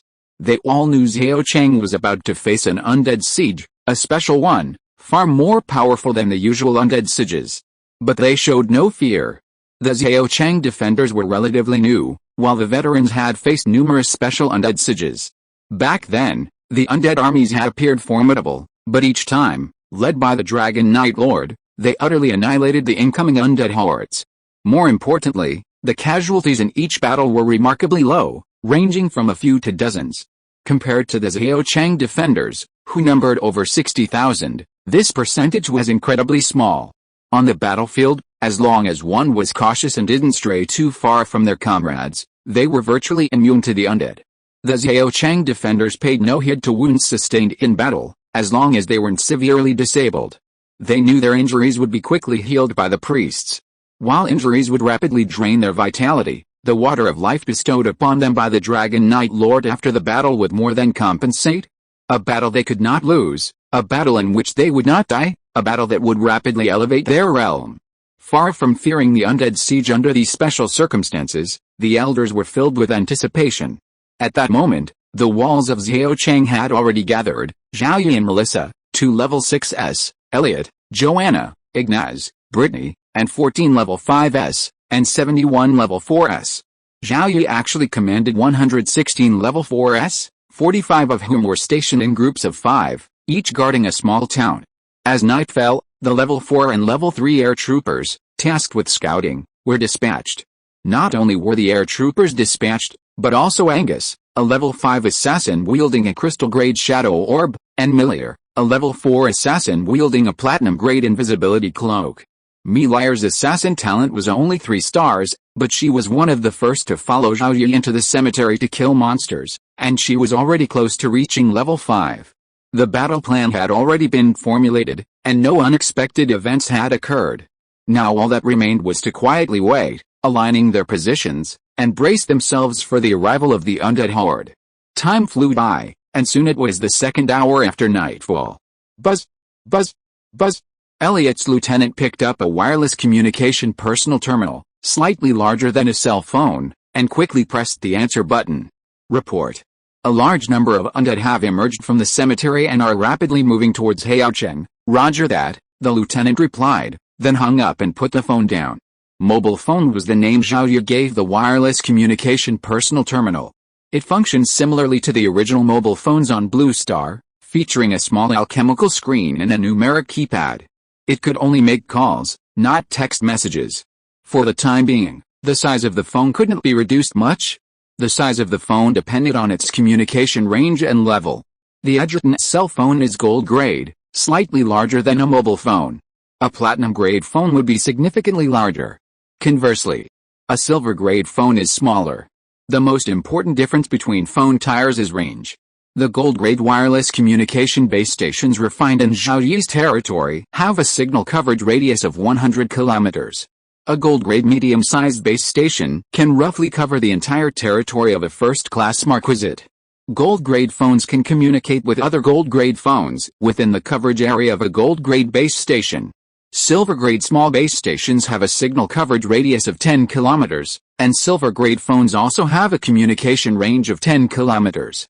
If a silver grade phone is within 10 kilometers of a gold grade base station, it can also communicate with gold grade phones 10 kilometers away.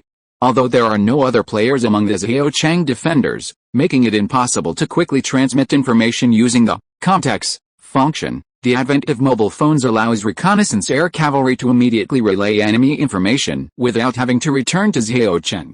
The first wave of the undead army has completely left Cemetery Number 1. The first wave of the undead army is primarily composed of skeletons, led by a 4th-tier skeleton general, and numbering over 170,000. The first wave of the undead army is only 5 kilometers away from Zhaochang. Through mobile phones, the human army defending Zhaochang quickly received information about the undead army's situation.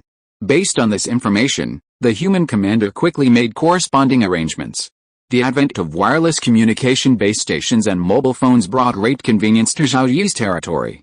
Shortly after their introduction, generals like Elliot, Braden, and Roger begged Zhao Yi to refine more mobile phones. A gold-grade base station costs 100,000 low-grade magic crystals, and a gold-grade mobile phone costs 10,000 low-grade magic crystals. The cost is high, but with a cash cow of the Void Exchange, there will be no shortage of magic crystals. After one gold-grade base station was put into operation, 2 more were refined as backups. A total of 300 gold-grade mobile phones were refined, half in operation and half in reserve. Unfortunately, the phones in the game world are so far behind the latest models on Blue Planet. I wonder if we'll ever be able to refine smartphones like those on Blue Planet. The first wave of the undead arrived outside Zhao City, and the battle began. Atop the city walls, archers fired arrows at the skeleton archers and the undead horde. These arrows were ordinary arrows infused with Tao Qi. Hitting the undead had the same damage as explosive arrows, quickly killing the skeleton archers and the undead horde. Explosive arrows, once the most valuable military supply in Zhao Yi's territory, were becoming increasingly scarce in the battles on the Zhaochang battlefield. Explosive arrows allow archers to fight across ranks, but the Zhaochang defenders didn't even have a Tier 0 class. The attacking undead were numerous, but the majority were Tier 0.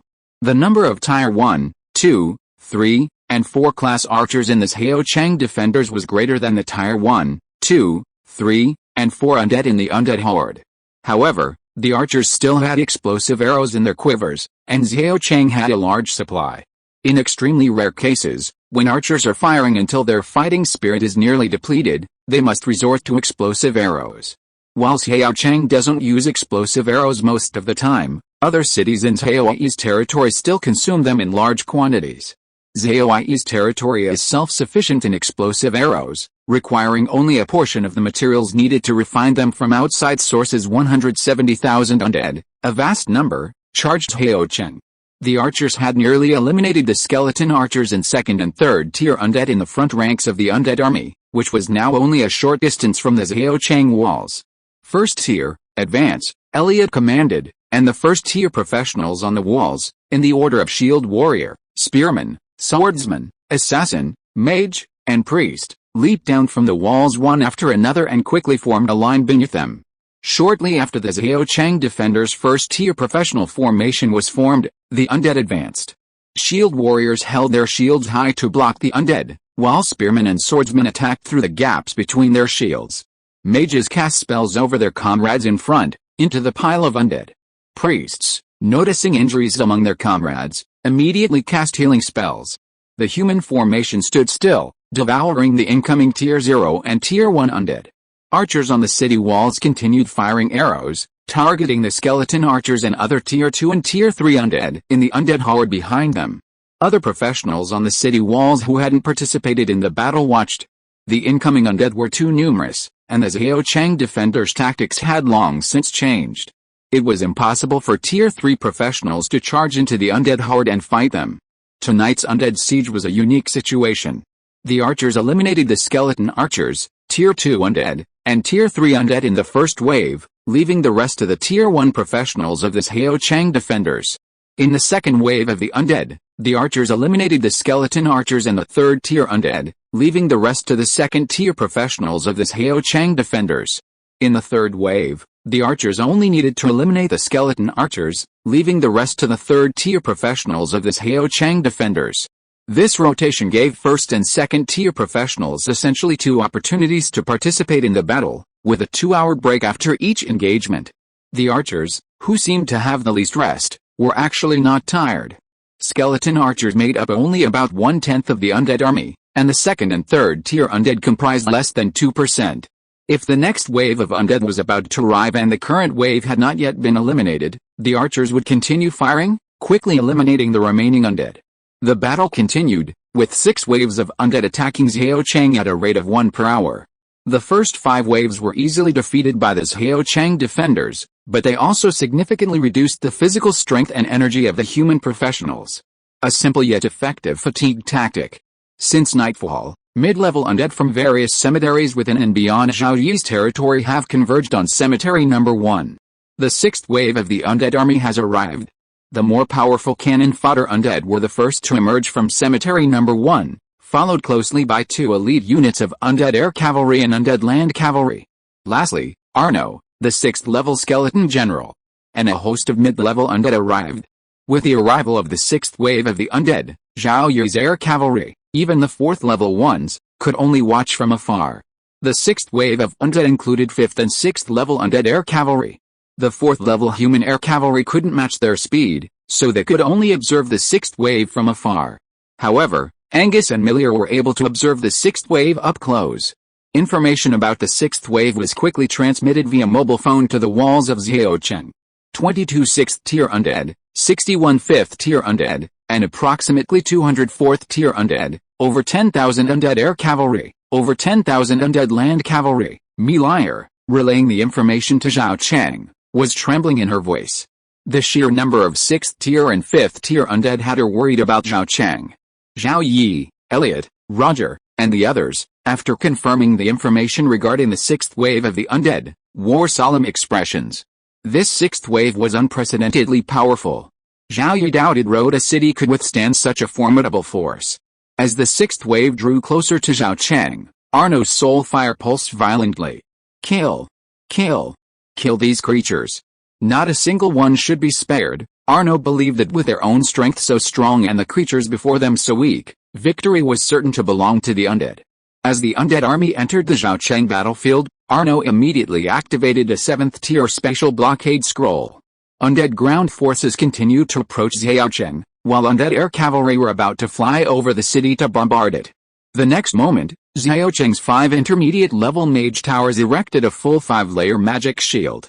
Hundreds, then thousands, of explosion zombies descended upon the shield.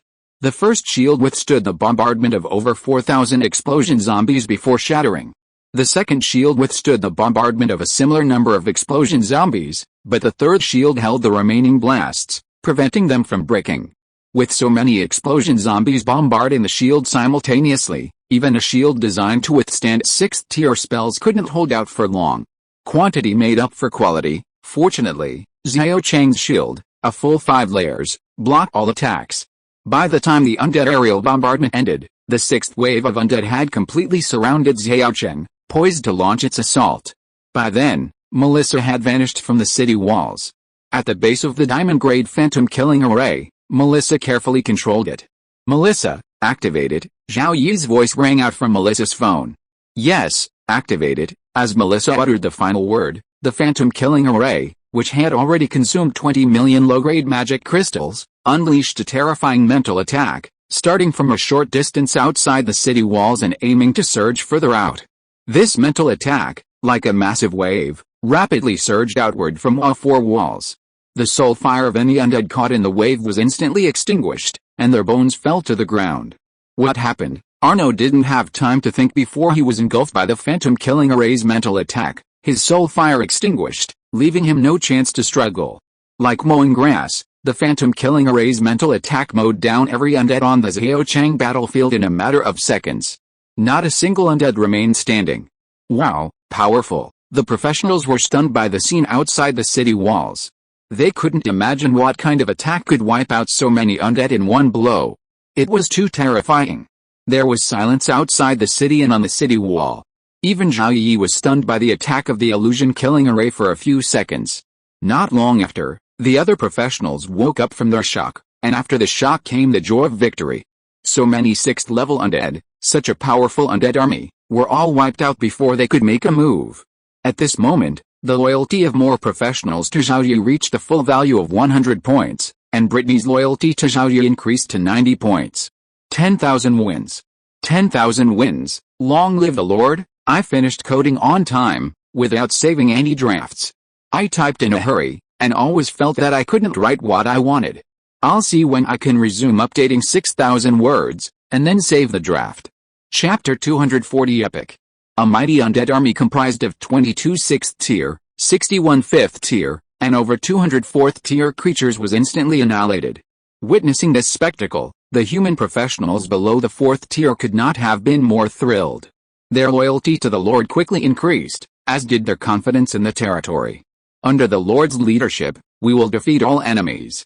Zhao Yi was immensely pleased with the battle. He had spent 20 million low-grade magic crystals to instantly annihilate such a formidable undead army.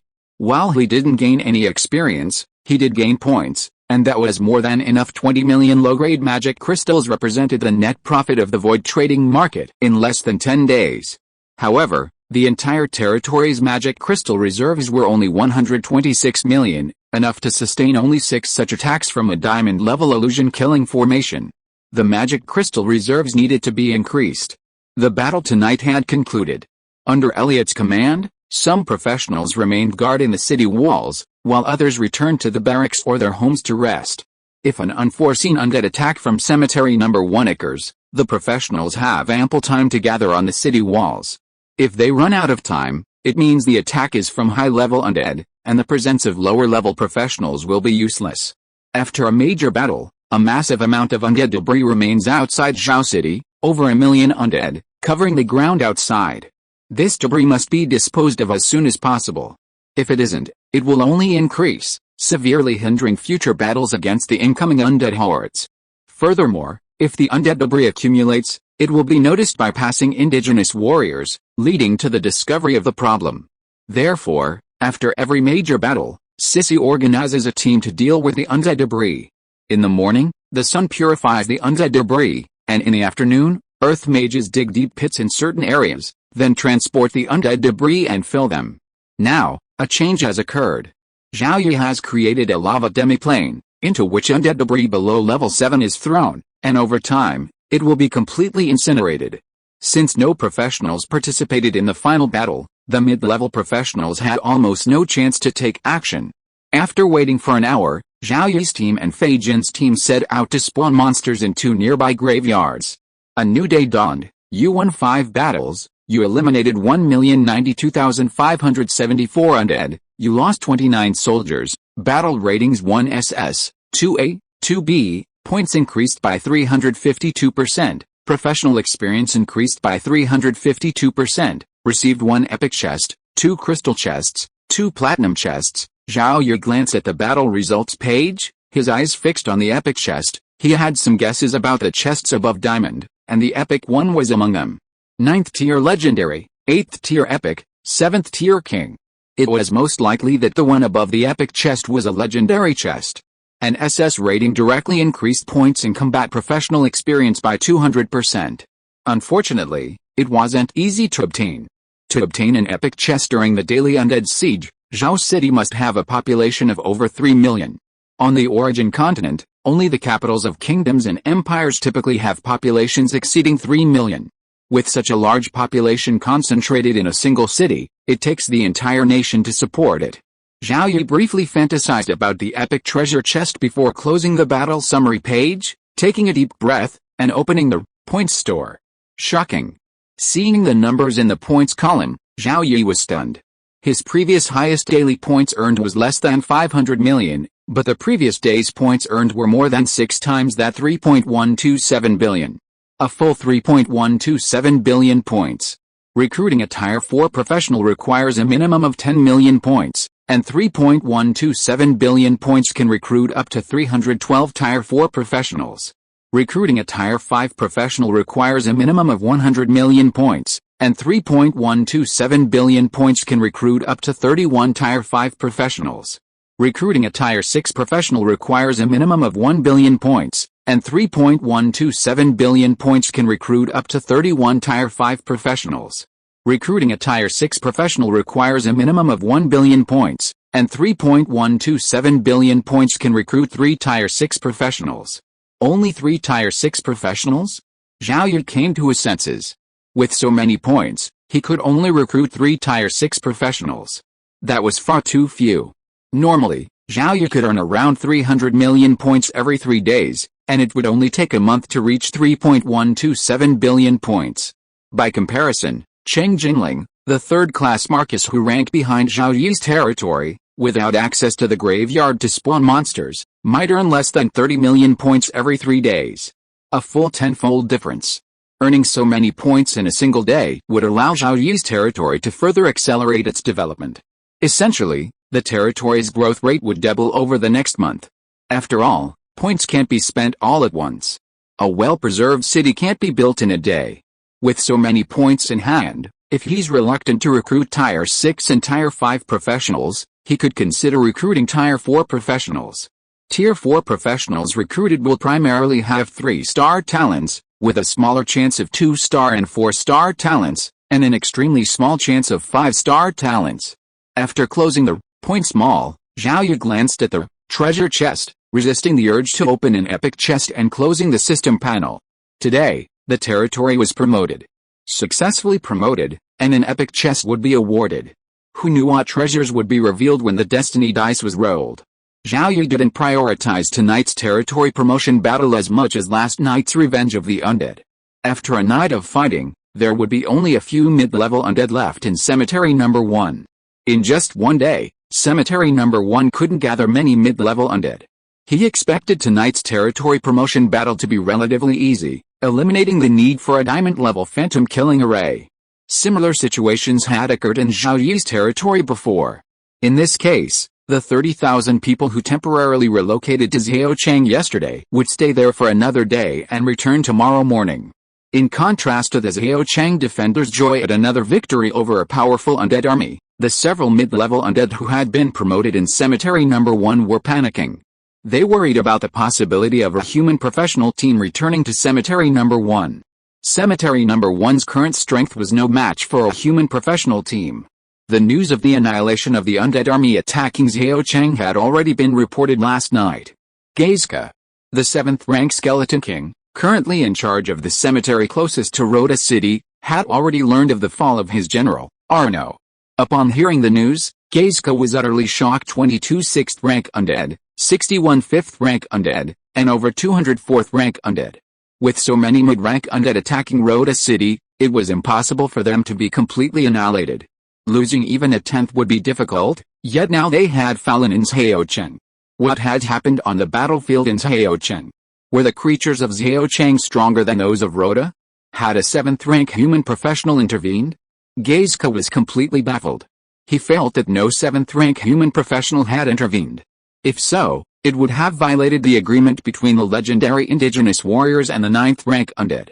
Although Geizka, a 7th-rank undead, resides in the cemetery closest to Rhoda City, he has never personally attacked Rhoda City. His primary role is to command the undead army as a commander. Regardless, the inhabitants of Zhaochang possess the power to annihilate such a formidable undead force, and Zhaochang's threat is at least as great as Rhoda City itself. A 9th-rank undead ordered the 8th-rank Skeleton King Cedric to conquer the entire Violet Kingdom. Cedric then ordered Geizka to conquer the entire Rhoda province. Now Rhoda City alone is blocking Geizka, and there's another Zhaochang. The mid-rank undead that fell on the Zhaochang battlefield were mobilized from across the Violet Kingdom. A few mid-rank undead could still be mobilized, but the number would certainly not be as great as the number lost this time. The best solution would be to send another 7th rank undead. Geizka, unable to spare, could only inform Cedric of the situation in Zhaochang. Compared to the infighting of the indigenous faction and the Blue Star player faction, the internal strife within the undead faction was almost negligible. After all, they were all undead, and the only thing they could pursue was realm. Geizka didn't care if another 7th level undead arrived in Rhoda province and took away their own interests. Rhoda province had no interests the undead cared about. Furthermore, the extermination of all living beings was the command issued by the god of destruction and death to all undead. The undead's faith was the god of destruction and death. Under the command of the god of destruction and death, the undead would exterminate all living beings at all costs, regardless of any possible division of interests. Cedric was furious upon receiving the news from Geizka. The loss of so many mid-level undead was unacceptable to Cedric. If it weren't for the rules, the enraged Cedric would have personally taken action to destroy Zhao City. After careful consideration, Cedric made a decision and dispatched his 7th level Skeleton King, Bonois, to Cemetery No. 1 to take charge of the destruction of Zhao City. Cedric also dispatched 10 6th level undead, 35th level undead, and 104th level undead from cemeteries throughout the Violet Kingdom to Cemetery No. 1. Sunlight barely harmed the higher level undead, so Bonois arrived at Cemetery No. 1 before nightfall. Upon arriving there, Bonois naturally sought to swiftly destroy Zhaochang. However, after learning about Zhaochang's situation from the few remaining 4th level undead in Cemetery No. 1, Bonois felt the city was a formidable threat. If he didn't take action himself, relying solely on the mid-level undead drawn from various cemeteries across the Violet Kingdom would be impossible to defeat in a short period of time. These mid-level undead were still en route to Cemetery No. 1, and even after they were assembled, they would only be half the number of mid-level undead already there. Arno had led so many mid-level undead to attack Zhaochang, but they had failed. Not a single mid-level undead had escaped, and the mid-level undead he possessed would be even less likely to destroy the city. Bonois realized his only option now was to wait. Wait until the creatures of Zhaochang themselves experience problems, severely weakening their strength, or until more mid-level undead are mobilized. Otherwise, there's no chance of Zhaochang's destruction. Sensing the difficulty of Zhaochang, Bonois truly wished to switch roles with Geizka, with him in charge of conquering Rhoda and Geizka in charge of Zhaochang. However, under Lord Cedric's orders, Bonois was confined to Cemetery No. 1. At night, Bonois sensed a shift in the rules, requiring him to dispatch 7 waves of undead to attack Zhaochang. Bonois casually dispatched 7 waves of sufficient undead, with only the final wave led by a 4th level undead. The absence of a large number of mid-level undead was a boon for the 4th level professionals in the Zhaochang defenders, allowing them to participate in the battle and rapidly increase their strength by eliminating the undead. However, the 4th level professionals preferred to see a few more mid-level undead among the undead army. Eliminating a 3rd level undead offered a greater boost than eliminating a 4th level undead. It was an easy battle for territory advancement. The 300th day since a Blue Star player arrived in the game world, the last day of October, arrived. You won 5 battles, you killed 1,256,384 undead, you lost 36 soldiers, battle rating 1 SS, 2A, 2B, points increased by 352%, professional experience increased by 352%, received 1 epic chest, 2 crystal chests, 2 platinum chests. Zhao Yi was very satisfied with receiving another epic chest. However, he was very dissatisfied with the points he earned yesterday. Only 245 million points, only 1/12 of the points he earned the day before, a huge difference. The number of undead killed yesterday was even greater than the day before, but the number of mid-level undead killed yesterday was too small. Only 2 level 5 undead were killed, more than 20 level 4 undead, and not a single level 6 undead were killed. The difference in the number of mid-level undead killed was huge. A level 60 undead has a base point value of 10 million, resulting in a point difference of more than tenfold between the 2 days.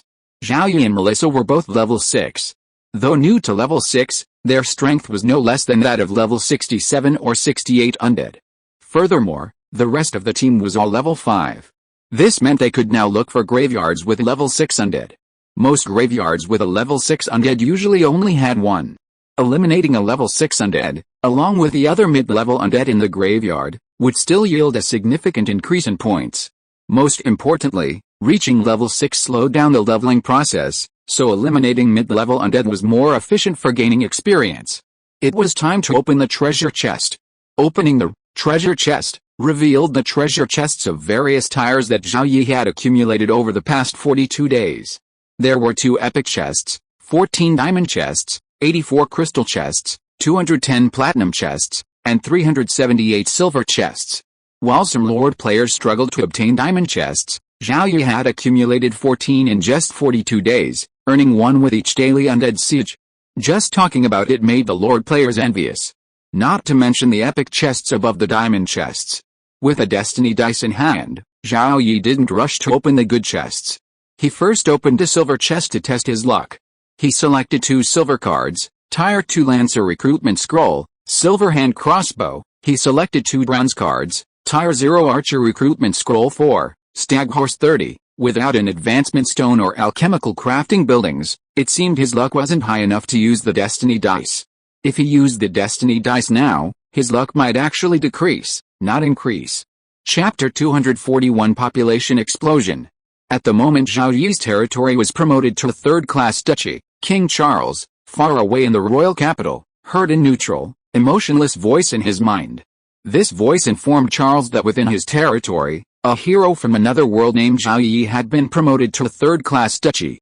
Charles was slightly surprised by the voice, but he was much less surprised by Zhao Yi's promotion to a third-class duchy and his promotion to a sixth-class professional. He was confident he could reach the 7th class within 3 years, so reaching the 6th class was not surprising. Zhao Yi was arguably the strongest hero from another world. It had only been 300 days since the hero arrived on the origin continent. To advance from 0 to 6th class in just 300 days, and to reach 7th class in less than 3 years, Charles felt a good chance of success. Feeling a little elated, Charles took a sip from the crystal bottle of water of life, consuming nearly a milliliter. The moment he drank the water, he felt as if the pain in his body had eased considerably. In the Xiaocheng Lord's mansion, Zhao Yi, dissatisfied with his current luck after opening a silver treasure chest, opened the territory page to see the changes after his territory was promoted to a third-class duchy. Third-class duchy, Lord, Zhao Yi, territory area. 50,000 square kilometers, main city, Xiaocheng, a third-class large city, covering 32 square kilometers, subordinates. 9 cities, 36 towns, population. 2,014,700, 5,132,500, military force. 213,600, 264,200, public sentiment. 92, public security. 90, buildings. Compared to a first-class marquisate, a third-class duchy's territory increased from 20,000 square kilometers to 50,000 square kilometers.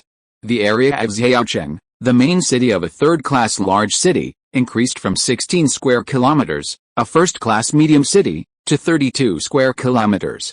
The standard population capacity of a third-class large city already reached 960,000, and it could easily increase to 1 million. When Xiaocheng's population reaches 1 million, the daily undead siege will exceed 330,000, and the number of diamond cards in the diamond chest will reach 3. It took Zhao Yi 153 days to upgrade his territory from a first-class marquisate to a third-class dukedom. Previously, he had only taken 147 days to advance from a third-class barondom to a first-class marquisate. The requirements for upgrading from a third-class dukedom to a second-class dukedom are similar: the main city population, the lord's title, and the number of undead slain. 6 level 5 undead must be slain from a third-class marquisate to a second-class marquisate, while 6 level 6 undead must be slain from a third-class dukedom to a second-class dukedom. Compared to slaying 6 level 6 undead, increasing Zhao Yi's main city population to 960,000 will take longer. Increasing the population by 10,000 per day will take 48 days, 20,000 per day will take 24 days, and 30,000 per day will take 16 days. The specific population increase plan will be discussed at the morning meeting. The biggest change in a territory's promotion from a first-class marquisate to a third-class duchy was likely its population. The total population skyrocketed from 1.1937 million to 5.1325 million, a more than fourfold increase. However, the territory's military strength only increased from 92,300 to 264,200, a nearly threefold increase. The largest population increase occurred within the demiplanes, with a fifth demiplane already boasting a population exceeding 2.9 million. Without undead sieges in these demiplanes, there was no need for a large military presence to defend cities and villages, significantly reducing the proportion of soldiers to the population. In Zhaocheng, there was one soldier for every 8 people, and in the other cities within the territory, there was one soldier for every 10. While the proportion of soldiers in the first and fifth demiplanes, with over 3 million inhabitants, was small, this did not necessarily mean that there were fewer people with professional talent. At least many of the miners possessed professional talent, and even individuals with 5-star talent were present within the 3 million population. These miners, gifted as professionals, serve as reserve members for the territory's army. The territory's population of 5 million is still far from enough for Zhao Yi. The population of demiplane number 5 is already increasing at a rate of 20,000 per day. With recruitment requiring ever-increasing points, Zhao Yi converts any available points into population as quickly as possible. While having breakfast with Melissa, Zhao Yi glanced at the forum. Today marks the 300th day since Blue Star players arrived in the game world. Events had occurred on the 100th and 200th days, and perhaps something would happen today as well, so Zhao Yi checked the forum. After browsing, he found many players searching for changes today, but no one had noticed any new changes. Perhaps a change had occurred but remained undetectable, or perhaps nothing had happened. Zhao Yi ignored this for now. After breakfast, Zhao Yi opened a silver treasure chest for the second time. It was garbage. Entering the meeting room at City Hall, Zhao Yi found his subordinates smiling, some even beaming with excitement. Zhao Yi found the behavior of Cece, Elliot, and the others quite normal, as the territory had been promoted to a third-class duchy. The first-level administrative unit under the jurisdiction of an indigenous nation is generally a province, and a duchy is almost on par with a province. Duke is the highest rank attainable within a kingdom. Above dukedom is king or prince. Prince is a title that only appeared within the empire. A 7th-rank professional can become a lower prince, and an 8th-rank professional can become a higher prince. A princely domain is equivalent to a kingdom, though its independence is limited.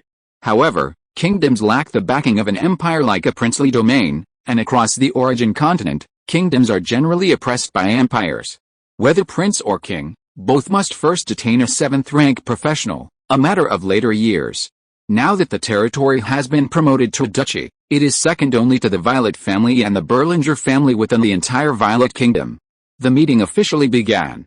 The territory has been promoted to a third-class duchy, adding 30,000 square kilometers of territory. What are your thoughts on this new territory? Zhao Yi asked. The men below pondered for a moment, and Elliot was the first to respond. My lord, given the territory's current development strategy and its strength, I believe the new territory can be located far from existing territories, such as along the coast. Zhao Yi's men all understood the territory's development strategy, cautious advancement, concealing their strength as much as possible, avoiding conflicts with other indigenous forces, and ensuring their territory does not border them. However, if the territory were to increase by another 30,000 square kilometers, it would reach 50,000 square kilometers. The entire Rhoda province is only 170,000 square kilometers, and this would almost occupy 1/3. Given the territory's strength, with 2 rank 6, 14 rank 5, and over 100 rank 4, it would be the second most powerful force in the Violet Kingdom after the Violet family and the Berlinger family. It could easily expand its territory in other provinces. Enclaves are perfectly possible, many noble territories had them before the undead plague. Given the territory's strength, mobilizing a portion of its troops there would easily secure an enclave. In the event of an emergency, support could be immediately provided via the teleportation array. If the enclave is blocked by space, a teleportation array can be hidden in the area surrounding the enclave in advance. This method is currently being used by many player factions, primarily to prioritize territory development near the enclave, so as to provide timely support for those concerned about retaliation from the undead faction. Extending the territory to the seashore was something Zhao Yi had long discussed with his subordinates. The ocean holds vast magical resources that are easier to mine and gather than deep within the land. With a conviction that the undead faction will be defeated or even annihilated, the ocean will become a target of contention for many factions. Extending the territory to the seashore sooner would allow for fleet construction and advanced preparations for the struggle for maritime interests. The addition of 30,000 square kilometers of territory would allow for the expansion of the territory to the seashore, but narrow and elongated territories are prone to problems. If the territory is strong enough, it would be better to carve out a piece of territory on the coast and establish a city. Elliot's suggestion was met with widespread agreement from Zhao Yi's subordinates, who shared some of his ideas. Those present were all intelligent individuals, especially those who had joined the territory earlier and had spent time with Zhao Yi. They already understood his character and could easily come up with plans that aligned with his ideas. Elliot's plan is fine. Let me tell you something. You should all know Miss Brittany. Her last name is Violet. I've reached an agreement with the king. No later than 3 years from now, when Miss Brittany reaches the 7th rank, she will inherit the throne and become queen of the Violet Kingdom. The attendees' loyalty to Zhao Yi was practically 100 points. To further the territory's development, Zhao Yi shared this plan. Upon hearing the Lord's words, Cease, Elliot, and the rest of his men were astonished. They were surprised that Miss Brittany, one of the 14 fifth-ranked individuals in the territory, came from the Violet family. They were astonished that the Lord had actually reached an agreement with the Violet King. They were astonished that the Lord wanted Miss Brittany to become queen of the Violet Kingdom. Once Miss Brittany ascended to the throne, everything in the Violet Kingdom would be under the Lord's control. The thought of controlling an entire kingdom, millions of square kilometers of land, and tens of millions of people was thrilling. After the surprise wore off, Cece was the first to speak. Please, Lord, marry Miss Brittany. Before anyone else could chime in, Melissa, the silver dragon, popped her head over Zhao Yi's shoulder, her dragon eyes glaring at Cece. Melissa's glare sent a shiver through Cece's heart. He'd been so focused on asking the Lord to marry Miss Brittany so he could legitimately inherit the throne. How could he have forgotten Miss Silver Dragon? A single blow from Miss Silver Dragon would crush him to pieces. Cece truly regretted his words. Don't worry, if he wants to marry me, he'll marry you first, Zhao Yi consoled Melissa. The meeting resumed, and no one dared to raise the question of the Lord marrying Miss Brittany again. Monogamy wasn't practiced on the Origin continent. The strong could marry multiple wives, create entire families, and even have multiple husbands. Today's meeting focused on two key issues, the development of the territory and the development of Zhao City. The territory has been promoted to a third-class duchy, granting it the right to establish 3 mid-sized cities. Today, 4th-level assassins will be dispatched to the 3 provinces adjacent to Rhoda to scout the terrain. The most important is Trut province, situated on the ocean. The territory's first subsidiary mid-sized city will be built on the coast. Later, cities can even be built on ocean islands. After confirming the territory's development, the next step is the development of Xiaocheng. Xiaocheng has been promoted to a third-class large city, accommodating 1 million people. To achieve the territory's promotion to a second-class duchy, Xiaocheng's current population of 480,000 must be increased to 960,000 as quickly as possible. The larger the population of a city, the more likely it is to encounter problems trying to double its population in a short period of time. Even the 5th demiplane, with a population approaching 3 million, only increases its population by about 20,000 per day. Adding 10,000 people a day would take 48 days. Adding 20,000 a day would take 24 days. Adding 30,000 a day would take 16 days. Of the 3 options, 2/3 of the meeting room chose to increase the population by 10,000 per day, and Zhao Yi also preferred this option. Zhao Yi took 6 months to advance from level 50 to 60. From 60 to 70, it's estimated to take 2 years. Only those who reach the 7th level profession are eligible to become kings or princes. Compared to the 2 years required to advance to the 7th level, it took less than 50 days to increase Xiaocheng's population to 960,000, which was more stable and not too slow. Moreover, in 50 days, it would be difficult to build even 1, let alone 3 mid-level cities. Compared to building Yicheng closer to Xiaocheng, building a city farther from the mainland would take much longer. The upgrade from a third-class duchy to a first-class duchy was estimated to take no more than 6 months, but building all 9 mid-level cities of a first-class duchy might take more than 2 years. Thinking of the mid-level cities he planned to build and the 9 already completed small cities, Zhao Yi felt that tomorrow's points and combat experience bonuses would drop significantly. 9 platinum treasure chests became 9 gold treasure chests, and 36 silver treasure chests became 36 bronze treasure chests. If the affiliated villages still existed, would the black iron treasure chest become the worst wooden treasure chest? However, if a level 1 mid-level city reached a population of 300,000, Zhao Yi could obtain a crystal treasure chest, though building a mid-level city would be far more difficult than building a small city. It would be great if the ratings of the affiliated cities and villages didn't decrease as the territory advanced. This was just Zhao Yi's fantasy. If it were to come true, the Blue Star player faction would rapidly grow in strength, to the point where the indigenous and undead factions would fear them all. Perhaps in less than 5 years, the Blue Star player faction would be able to completely overwhelm both the indigenous and undead factions. Then, the major player factions of the Blue Star player faction would engage in a war on the origin continent. After finalizing the 2 major priorities for territory development and Zhao City's development, today's meeting concluded, with Cece, Elliot, and the others leaving the meeting room one after another. Zhao Yi wasn't in a hurry to leave, but instead opened his 3rd silver treasure chest in the meeting room. Last time, he had used the destiny dice in the meeting room, and had uncovered so many goodies. However, Zhao Yi's luck wasn't on his side this time, and today's 3rd silver treasure chest was still trash. He would have to wait a little longer. I should be able to resume the 6,000 word update tomorrow. Chapter 242, Eternal Moment. He opened one before lunch, one after lunch, one after returning from the graveyard monster hunt, one after resting, and one after dinner. It wasn't until the 1st silver chest after nightfall, the 9th chest he'd opened that day, that Zhao Yi finally found something truly satisfying. He immediately rolled the destiny dice. 10 seconds later, the red X2 face-up appeared. This meant Zhao Yi's current luck value had doubled, remaining constant for an hour. He immediately opened the chest. The epic chest contained 81 cards, from which 9 could be selected. Zhao Yi's 2 epic chests each contained 2 epic cards and 4 diamond cards. Time was limited, so Zhao Yi quickly selected the treasures from the chests. He opened the epic and diamond chests one by one, then the crystal chest 10 times in a row, and the platinum and silver chests 110 times in a row. By the time he'd opened the silver chest 10 times in a row, the destiny dice's effect had expired, but Zhao Yi, his face numb with excitement, still opened all the remaining silver chests.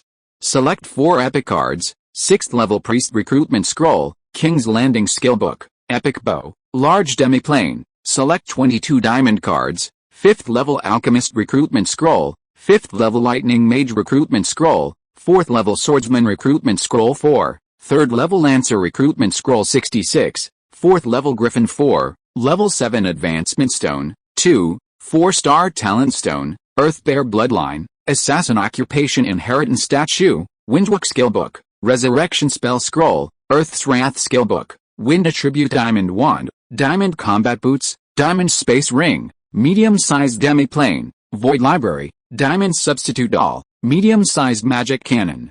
Moment of eternity, medium-sized adamantite mine. There are also many good things in the crystal cards, such as 4th level space mage recruitment scroll, and fate dice. After opening 100 platinum chests, Zhao Yi was lucky enough to find 100 level 5 advancement stones. 100 level 5 advancement stones can be crafted into 10 level 6 advancement stones or 1 level 7 advancement stone. Although Zhao Yi didn't find the 5-star talent stone he so desperately wanted from the epic chest, the fact that he had found so many goodies from hundreds of chests of varying tiers had completely dispelled any unpleasantness. Regal Landing is an epic legion skill, only the ruler of a nation can learn and use it. At the initial stage, it increases all stats of allied personnel by 10% and doubles their morale. This powerful skill will occupy one of Zhao Yi's legion skill slots in the future. The learning requirements of Regal Landing also limit Zhao Yi's subordinates from learning it, as a nation can only have one ruler. The epic bow has powerful stats. As a dragon rider and archer, Zhao Yi naturally uses this bow himself. Large demi-planes range in size from 100,000 square kilometers to 10 million square kilometers. Zhao Yi's territory, demi-plane number 5, covers a mere 26,000 square kilometers. Even the smallest large demi-plane is 4 times larger. Zhao Yi's requirements for this large demi-plane are modest. Whether in a low or medium magic environment, he hopes it can accommodate a large population. Demiplane number 5 can accommodate over 6 million people, so this large demiplane should at least accommodate over 10 million. Population is the foundation of a territory, and while he can still recruit personnel using points, Zhao Yi hopes to maximize its population growth. A 5th level alchemist recruitment scroll is available. Zhao Yi already has 3 4th level alchemists under his command. With the addition of 5th level alchemists, the more productive advanced alchemy workshops can operate at full efficiency. With 5th level alchemists on board, the alchemy workshops can even produce crystal-grade alchemical items, equipment. The diamond-grade Earth Bear bloodline should belong to the Bear King bloodline. Using this bloodline, a sorcerer can reach the highest level of the 7th level profession. Above the Bear King bloodline, there is the legendary Bear Emperor bloodline. The assassin class heritage statue functions similarly to the assassin class transfer scroll. The assassin class transfer scroll allows a player or a native with assassin talent to instantly become a level 0 assassin. While the assassin class transfer scroll is a one-time item, the assassin class transfer statue can allow 10,000 people to become assassins. Both the class transfer scroll and the class transfer statue are of limited use to Zhao Yi, not as much value as one might imagine. Zhao Yi's territory is primarily populated by natives, who must first learn to read and write, then undergo a talent assessment. Those with a specific talent can then enroll in the corresponding class academy. Even those who have already become assassins through the assassin class transfer scroll still need to continue studying the fundamentals of the class. However, this item is particularly useful for lords who primarily recruit players. With the point requirements for recruitment constantly rising, lords who primarily recruit players can effectively reduce point consumption by first recruiting players from the less demanding lifestyle classes and then using the combat class transfer scroll. The problem is that the job transfer scrolls that lord players receive from treasure chests are simply insufficient. The value of the assassin class inheritance statue to Zhao Yi should increase over time, as Zhao Yi's territory will have more players and more subordinates. Rewarding only high-performing players with the opportunity to transfer to combat classes will effectively improve player efficiency. Windwalk, a diamond-level legion skill, increases marching speed by 20% at the primary level. Resurrection spell scrolls are as valuable as ordinary epic items. A 7th tier priest will be weakened for at least a week after casting resurrection, and the next use must wait at least a month. A 7th tier priest who can perform resurrection holds the same status as a legendary figure among the major indigenous factions. The cost of hiring a 7th tier priest to resurrect a person is enormous. A resurrection spell scroll is a chance to save the day. Zhao Yi also possesses a resurrection skill book worth more than a level 8 advancement stone, and just in time, he found a 6th tier priest recruitment scroll from an epic treasure chest. A 6th tier cleric, most likely possessing 4-star cleric talents, has the potential to advance to the 7th tier. Once promoted to the 7th tier, Zhao Yi will have another 7th tier cleric capable of resurrection under his command. The Diamond Space Ring, with a full 10,000 cubic meters of internal space and capable of carrying living creatures, is highly valuable. The Void Library, seemingly part of the Void series, along with the Void Trading Market, houses common knowledge from the entire origin continent below the 7th tier, devoid of knowledge held secret by the major indigenous factions. This knowledge is also the foundation of a faction. While it may not have much immediate impact on Zhao Yi's territory's strength, its value will gradually increase over time. Mages should, at the very least, enjoy spending time in the Void Library. The Moment of Eternity is a single-use item capable of destroying 7th tier professionals and 7th tier undead. It's a much more powerful version of the super alchemical bomb.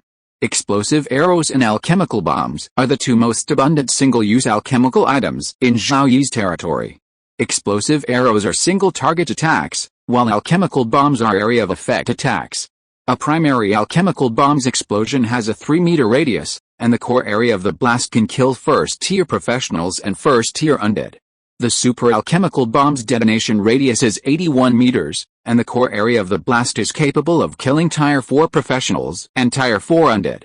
Frenzied alchemists sought to develop even more powerful alchemical bombs, and the Eternal Moment was the ultimate product. A single Eternal Moment's blast radius exceeds 15 square kilometers, roughly the area of a level 1 mid-level city. The core area of the Eternal Moment's blast is capable of killing Tier 7 professionals and Tier 7 undead. The eternal moment's immense power demands a high refinement cost. The cost of refining a single eternal moment could produce an epic item, but the eternal moment is a one-time item. Such an uneconomical alchemical item, like the mana gun, is extremely rare. Zhao Yi wouldn't have purchased the eternal moment, but finding it in a treasure chest was a pleasant surprise. This item is best used by a space mage. They can suddenly teleport, detonate the eternal moment, and instantly teleport away, killing any enemies unable to dodge. This increases Zhao Yi's trump card against Tier 7 enemies. In reality, Zhao Yi was more interested in obtaining a trump card against a Tier 8 enemy. He had more than one trump card against a Tier 7 enemy, but unfortunately, none of his 4 epic cards revealed a means to deal with a Tier 8 enemy. He also received a Tier 4 Space Mage recruitment scroll, increasing his monster-killing team size by 1, and a 4th destiny die, to continue collecting treasure chests. Overall, Zhao Yi was a little disappointed but also quite satisfied with his treasure chest opening. He didn't get the desired 5-star talent stone or means to deal with Tier 8 enemies, but he did get a void library, a Tier 6 priest, and a resurrection spell scroll. After opening hundreds of treasure chests and releasing the contents tomorrow, the territory's strength and heritage would be significantly increased. You won 50 battles, you killed 773,517 undead, you lost 82 soldiers, battle rating 1S, 2A, 2B, 9C, 36C, points increased by 257.58%, professional experience increased by 257.58%, obtained 1 diamond chest, 2 crystal chests, 2 platinum chests, 9 gold chests, 36 bronze chests. The point and combat professional experience bonuses plummeted from a peak of 352% to 257.58%, truly distressing Zhao Yi. Yesterday, in a cemetery, he killed 1 Tier 6 undead, 4 Tier 5 undead, and a dozen Tier 4 undead. Yet only earned 210 million points in one day, a dismal drop.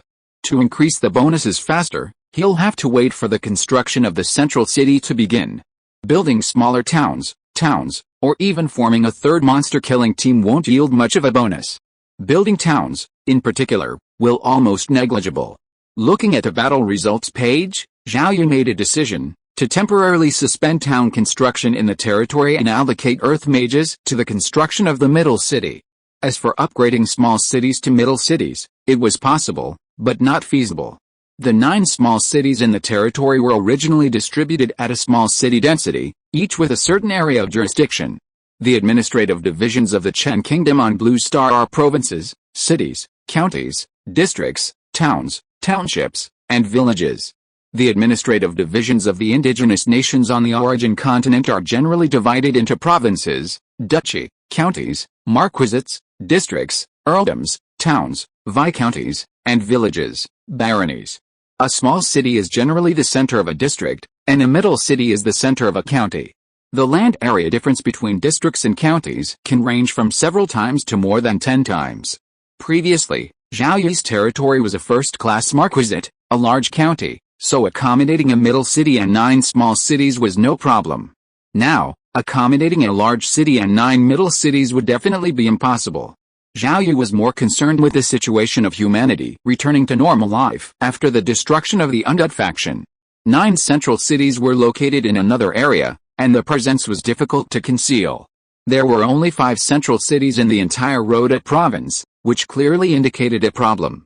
Neither the Eagle Empire nor the Glory Empire had any intention of annexing the Violet Kingdom for the time being, but they certainly had spies within the Violet Kingdom, reporting any changes there back to the empires. Changes in Zhao Yi's territory would inevitably attract the attention of the 2 empires, and even the slightest notice could cause trouble for Zhao Yi's territory. Building central cities in various provinces of the Violet Kingdom would be much less likely to attract attention. Furthermore, these central cities could be upgraded to large cities later, serving as new hubs for the Violet Kingdom's provinces. After the brief meeting, Zhao Yi headed to the teleportation array to recruit personnel. 6th level Priest Conti, 5th level Lightning Mage George, 5th level Alchemist Gu Wendell, 4th level Space Mage Claudine, and 22 other 4th level professionals emerged from the teleportation array with their families. Name, Conti, gender, female, age, 92, occupation, level 60 priest, talent, 4-star priest 2-star domination, skill, Loyalty. 80. A guaranteed 7th tier resurrection priest. Name, George. Gender, male. Age. 85. Occupation, level 50 lightning mage. Talent. 3-star lightning mage 1-star domination. Skill, loyalty. 80. Average. Name, Gwendol. Gender, male. Age. 106. Occupation, level 50 fire mage 5th tier alchemist. Talent. 4-star fire mage 5-star alchemist 1-star domination. Skill, loyalty. 80. Surprise. Seeing Gwendol's stats, Zhao Yi felt like he'd won the jackpot. Gwendol not only possessed a 4-star fire mage talent, but also a 5-star alchemist talent. This is you, the future alchemist master, Gwendol. If Zhao Yi obtains a 5-star talent stone in the future and has extra, he will give one to Gwendol. The stronger the strength and the higher the level, the greater the alchemist's achievements in alchemy. Name, Claudine. Gender, female. Age. 53. Occupation, level 40 space mage. Talent, 3-star space mage. Skills, loyalty. 80. Average. With Claudine's addition, Zhao Yi now has 3 space mages under his command: Ignaz, a 4-star talent; Fagin, a 3-star talent; and Claudine, a 3-star talent. Zhao Yi has a 4-star talent stone in hand and is hesitant about whether to give it to Fagin or Braden. After pondering for a few minutes and understanding the pros and cons, Zhao Yi decides to give it to Fagin. 4-star talent stones can be found in diamond treasure chests. Zhao Yi receives the diamond treasure chest every 3 days, and he can continue to obtain 4-star talent stones in the future. Fagin's space mage talent has been upgraded to 4 stars, accelerating his leveling. Later, he can organize all 4-star, 5-tier, or even 6-tier professionals to farm monsters in the graveyard, striving for the 7th tier. At this stage, high-end combat power is more crucial for the territory. Braden's strength will not be a problem for commanding the undead army, so upgrading Braden's Lancer talent can be postponed. After recruiting personnel, Zhao Yi prepared to place demiplanes, primarily 3, the large demiplane opened from epic cards, the medium demiplane opened from diamond cards, and the void library. Zhao Yi first placed the void library and sent personnel to explore it. Once it was safe, Zhao Yi and Melissa entered. The void library and the void exchange are both large, circular structures with a diameter of 1 kilometer. While the void exchange has a plaza and buildings, the void library is a single building, divided into multiple areas according to its functions. The most important aspect of a library is naturally its collection of books. The void library houses hundreds of millions of books, covering every aspect of the life realm, where the origin continent resides. A small number even contains text on the death realm. Seeing the mages in the exploration team eagerly gravitate towards the void library's books, Zhao Yi could sense its appeal to mages. Next, a library could be built within Zhao City, with a portal to the void library placed within it. Professionals would then enter the void library through this nominal library. The void library would also have many functions, such as categorizing those entering the void library into specific levels, determining how long they could stay there, and what types of books they could read. Normally, professionals on the origin continent adhere to the principle of equal exchange and would not give away knowledge for nothing. Zhao Yi's vigorous training of his professionals also adheres to this principle, and they have shown their loyalty. The void library must have a hierarchy of personnel, a task Zhao Yi intends to delegate to the void library's director. As for the first director of the void library, Zhao Yi still needs to consider the matter. After leaving the void library, Zhao Yi summoned a crystal ball containing a large demiplane. Touching the crystal ball and learning some information about this large demiplane, Zhao Yi's lips curled up slightly. The Violet Kingdom's territory is only 1.3 million square kilometers, while this large demiplane covers a whopping 1.87 million square kilometers, larger than the Violet Kingdom itself. With such a vast area, many terrain structures can be found within the demiplane. Of the 1.87 million square kilometers, approximately 1/9 is water, a small amount of saltwater, and the majority fresh water. Over 500,000 square kilometers of land is suitable for agricultural production. Demiplane number 5 has a total area of 26,000 square kilometers, but only 15,000 square kilometers is suitable for agricultural production. This large demiplane could accommodate over 6 million people and provide a large amount of food for the outside world. The large demiplane Zhao Yi possessed could accommodate hundreds of millions of people. Using points to recruit personnel to populate this large demiplane would be a monumental undertaking. Accommodating hundreds of millions of people within the demiplane was Zhao Yi's primary concern, followed by matters related to magic within the demiplane. The demiplane is so vast that it contains environments of high, medium, and low magic. Over 2/3 of the area is medium magic, and less than 1/10 is high magic. The demiplane is home to numerous magical beasts and plants, with the highest level beasts reaching level 5. Level 5 beasts pose a significant threat to the humans living within the demiplane. Zhao Yi needs to organize a team to expedite the destruction of the demiplane's magical beasts, either by taming them or by killing them. Due to the importance of this large demiplane to the territory, Zhao Yi gave it the name number 4, the Void Library is demiplane number 6, and subsequent demiplanes of lesser importance will be ranked lower down. Demiplane 1 is a small, low-magic demiplane with a population exceeding 200,000. Demiplane 2 is home to the Void Exchange. Demiplane 3 is home to the Tree of Life. Demiplane 4 is a large demiplane capable of housing hundreds of millions. Demiplane 5 is a medium-sized demiplane already home to nearly 3 million people, and Demiplane 6 is home to the Void Library. Demiplane 4, with its vast area, could potentially foster a kingdom. Such large demiplanes are often controlled by top-tier indigenous powers, serving as their foundation. For example, an empire with a large demiplane might have fewer than 100 million people living in its outer cities during the undead plague, but within the demiplane, there are still hundreds of millions of citizens. Once the undead are driven out, population can be rapidly relocated from the demiplane, repopulating the empire's territory. The hundreds of millions of people within the demiplane continuously cultivate professionals, which is one of the reasons the empire was able to survive the undead plague. Don't underestimate the depth of an empire. Faced with the undead plague, the empire couldn't force its entire population to retreat to the demiplane. After all, the demiplane was dependent on the main plane, which was its foundation. If the main plane were completely conquered, other empires would likely quickly seize its territory, making it difficult to reclaim it. Zhao Yi formed a development plan for the crucial fourth demiplane.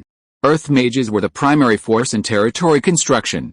The construction of Zhao City, the fifth demiplane, and the upcoming middle city would all require a large number of earth mages. The development of the fourth demiplane would also require a large number of earth mages. None of the 4 construction projects could be abandoned or postponed. Zhao Yi had a considerable amount of points and could continue to recruit earth mages. However, recruiting the same number of earth mages of the same rank would require an increasing number of points. Furthermore, the fourth demiplane would need to accommodate over 100 million people, so no amount of earth mages would be sufficient. Rather than recruiting a large number of earth mages to build the fourth demiplane, Zhao Yi preferred to let the recruits build their own new homes.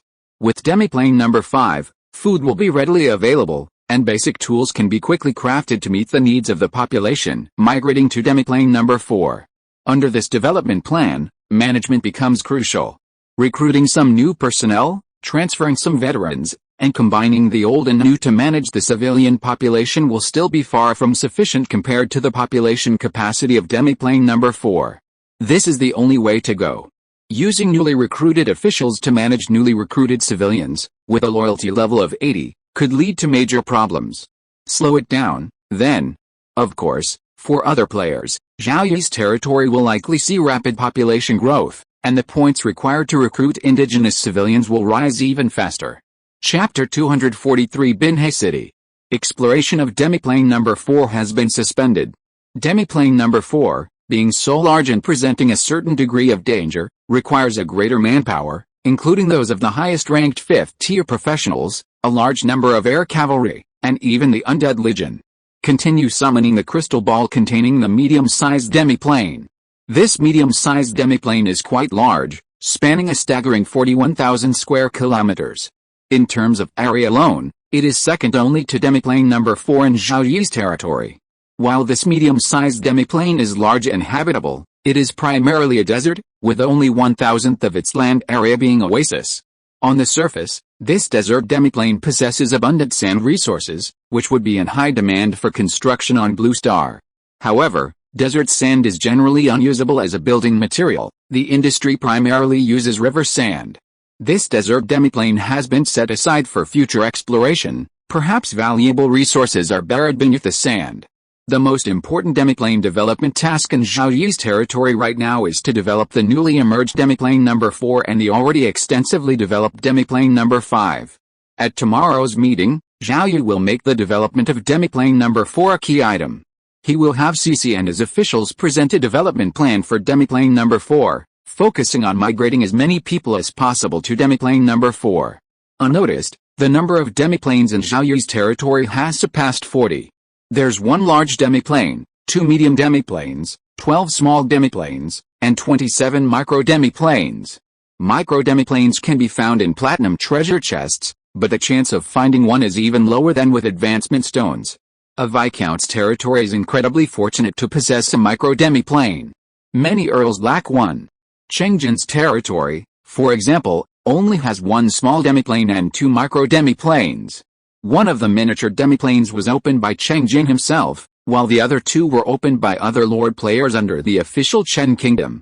While other lord players lack a single medium-sized demiplane, Zhao Yi possesses 2 medium-sized demiplanes, as well as a massive demiplane that would tempt even top indigenous factions, covering over 1 million square kilometers and housing hundreds of millions of people. Not only do he have demiplanes, but he also possesses the crucial advancement stones, the quality of which surpasses even the Chen Kingdom, which possesses so many territories. Even the luckiest players can't compare to those of the bug players.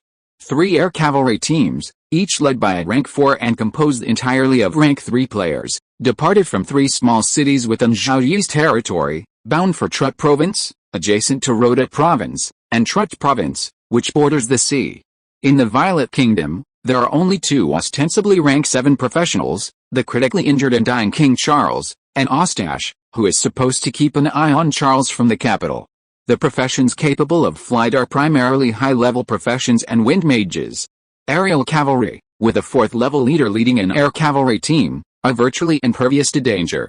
Zhao Yi also provided the 3 air cavalry teams with several strategies for dealing with 5th and even 6th-level enemies, to prevent any unforeseen circumstances.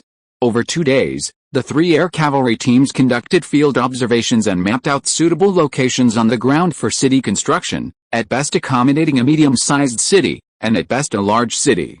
Upon returning to Zhao City and handing in their maps, Zhao Yi first reviewed the marked locations, crossing out those belonging to other player territories and those surrounded by player territories. This left some space. In a subsequent meeting, Zhao Yi, Cece, Elut, and others discussed the location for the first medium-sized city. Zhao Yi directly accessed the territory tab of the system dashboard, using the 30,000 square kilometers of land gained from his promotion to 3rd-level duchy. He designated all unowned land in the selected area as new territory, totaling nearly 8,000 square kilometers. The location for the first middle city near the sea was determined, and preparations were handed over to the military. Ignaz, riding a 4th-tier griffin, was the first to set out, carrying 2 medium-sized teleportation array bases and 1 large-sized teleportation array base to the chosen location. Generally, small teleportation arrays are used within provinces, medium teleportation arrays within countries, large teleportation arrays can span international borders, and super-large teleportation arrays can span the entire origin continent. A medium-sized teleportation array is sufficient for a middle city, but since this middle city near the sea is likely to become a large city in the future, a large teleportation array was also installed. Even at its peak, the Violet family could only use the teleportation array for its elite troops, but with Zhao Yi's financial resources, ordinary troops could easily use the array. Furthermore, the city wasn't built directly along the coastline. Even a first-tier middle city, once completed, would need to be located some distance away. In the forum, Zhao Yi learned about the situation of player lords whose territories were located near the coast. Many player territories near the sea were attacked by undead armies emerging from the sea, and there were also cemeteries on the seabed. Undead don't need to breathe, and water can't extinguish their soul fire. Seawater has little effect on the undead, but a significant impact on human professionals. Even arrows and spells fired from land against underwater undead will reduce damage. If a territory's main city is too close to the sea, the undead army will surge out, making it difficult for the city to hold back. Player territories located very close to the sea haven't managed to survive for more than a month. During the torrential rain and flooding unleashed by the undead, players assumed that territories located on the outskirts of the origin continent were the worst off. In reality, The worst luck came from territories whose main cities were closest to the coastline. Although Zhao Yi's territory was strong, he had to locate a seaside city further away from the coastline. This seaside city has been named Binhe, the Archon is Damaran, a 4-star administrative officer, and the garrison is Roger, a dual 4-star domination shield warrior who has reached level 5. In addition, a mid-level mage tower will be built in Binhe City, granting the second level of authority to Damien, a 5th-tier water mage. Damien joined Zhao Yi's team 3 months ago and possesses only a 3-star talent. Without access to a 4-star talent stone, Damien's advancement to the 6th tier would be nearly impossible.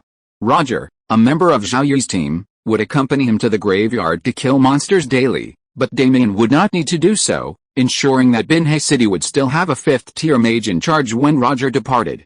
Ignaz arrived in Binhe City to establish a position and, by himself, set up the base of the medium-sized teleportation array, connecting it to the special node of Zhao Cheng's medium-sized teleportation array. Once the connection was complete, Ignaz drove a griffin into the teleportation array. A 4th-tier griffin served as a test teleporter. Despite its considerable intelligence, the 4th-tier griffin trembled, fearing the teleportation would fail.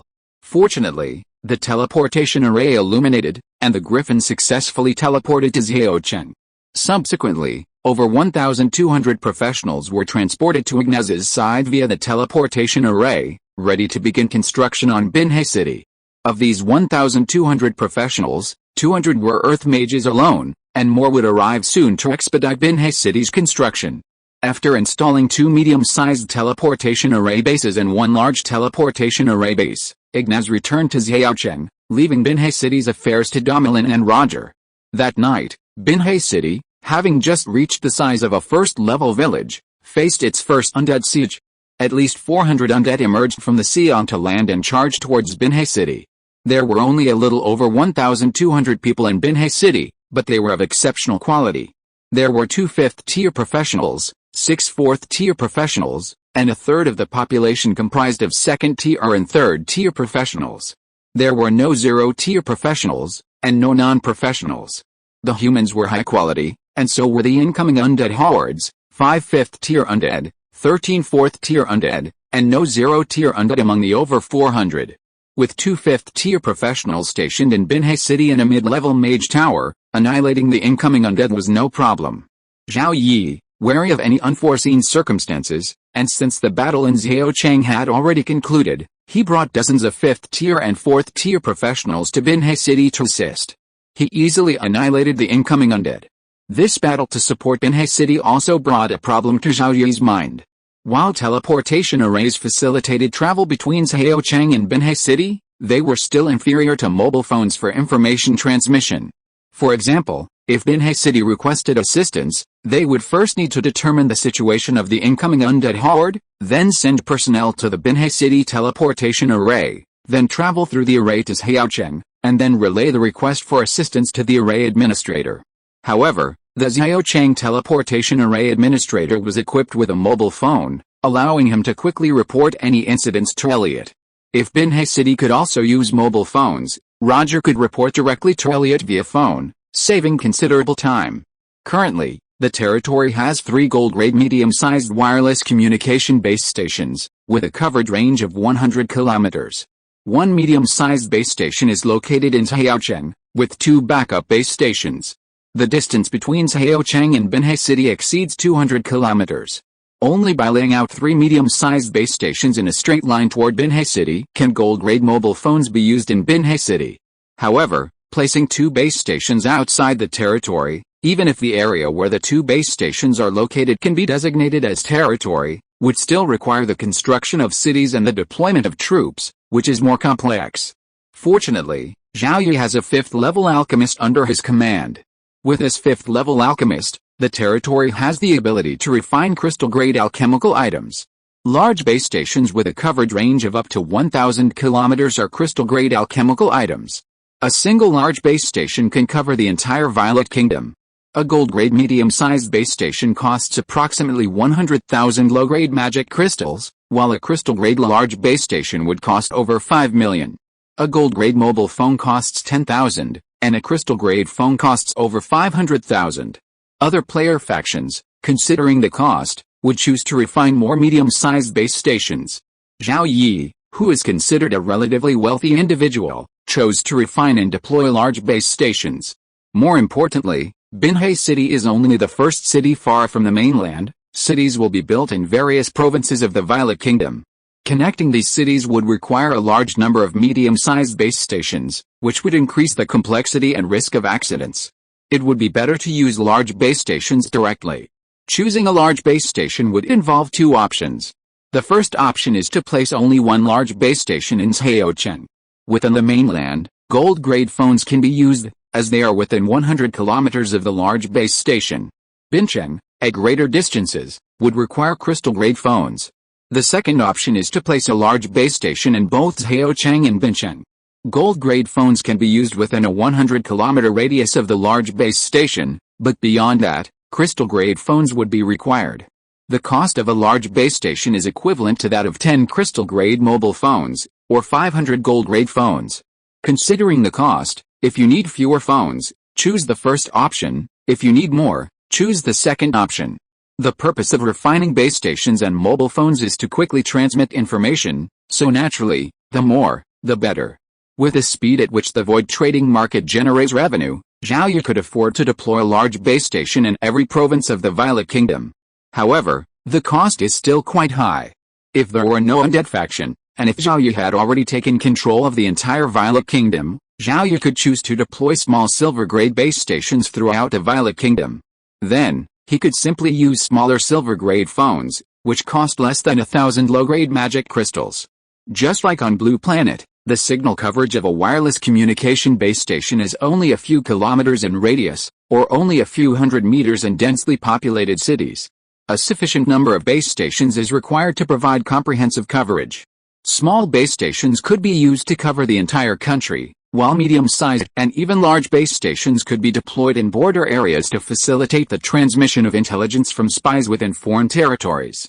The cost of silver-grade small base stations and silver-grade mobile phones is still quite high, and many fourth-tier professionals are reluctant to purchase or cannot afford them. Zhao Yi assigned the task of refining crystal-grade base stations and mobile phones to Gu Wendell.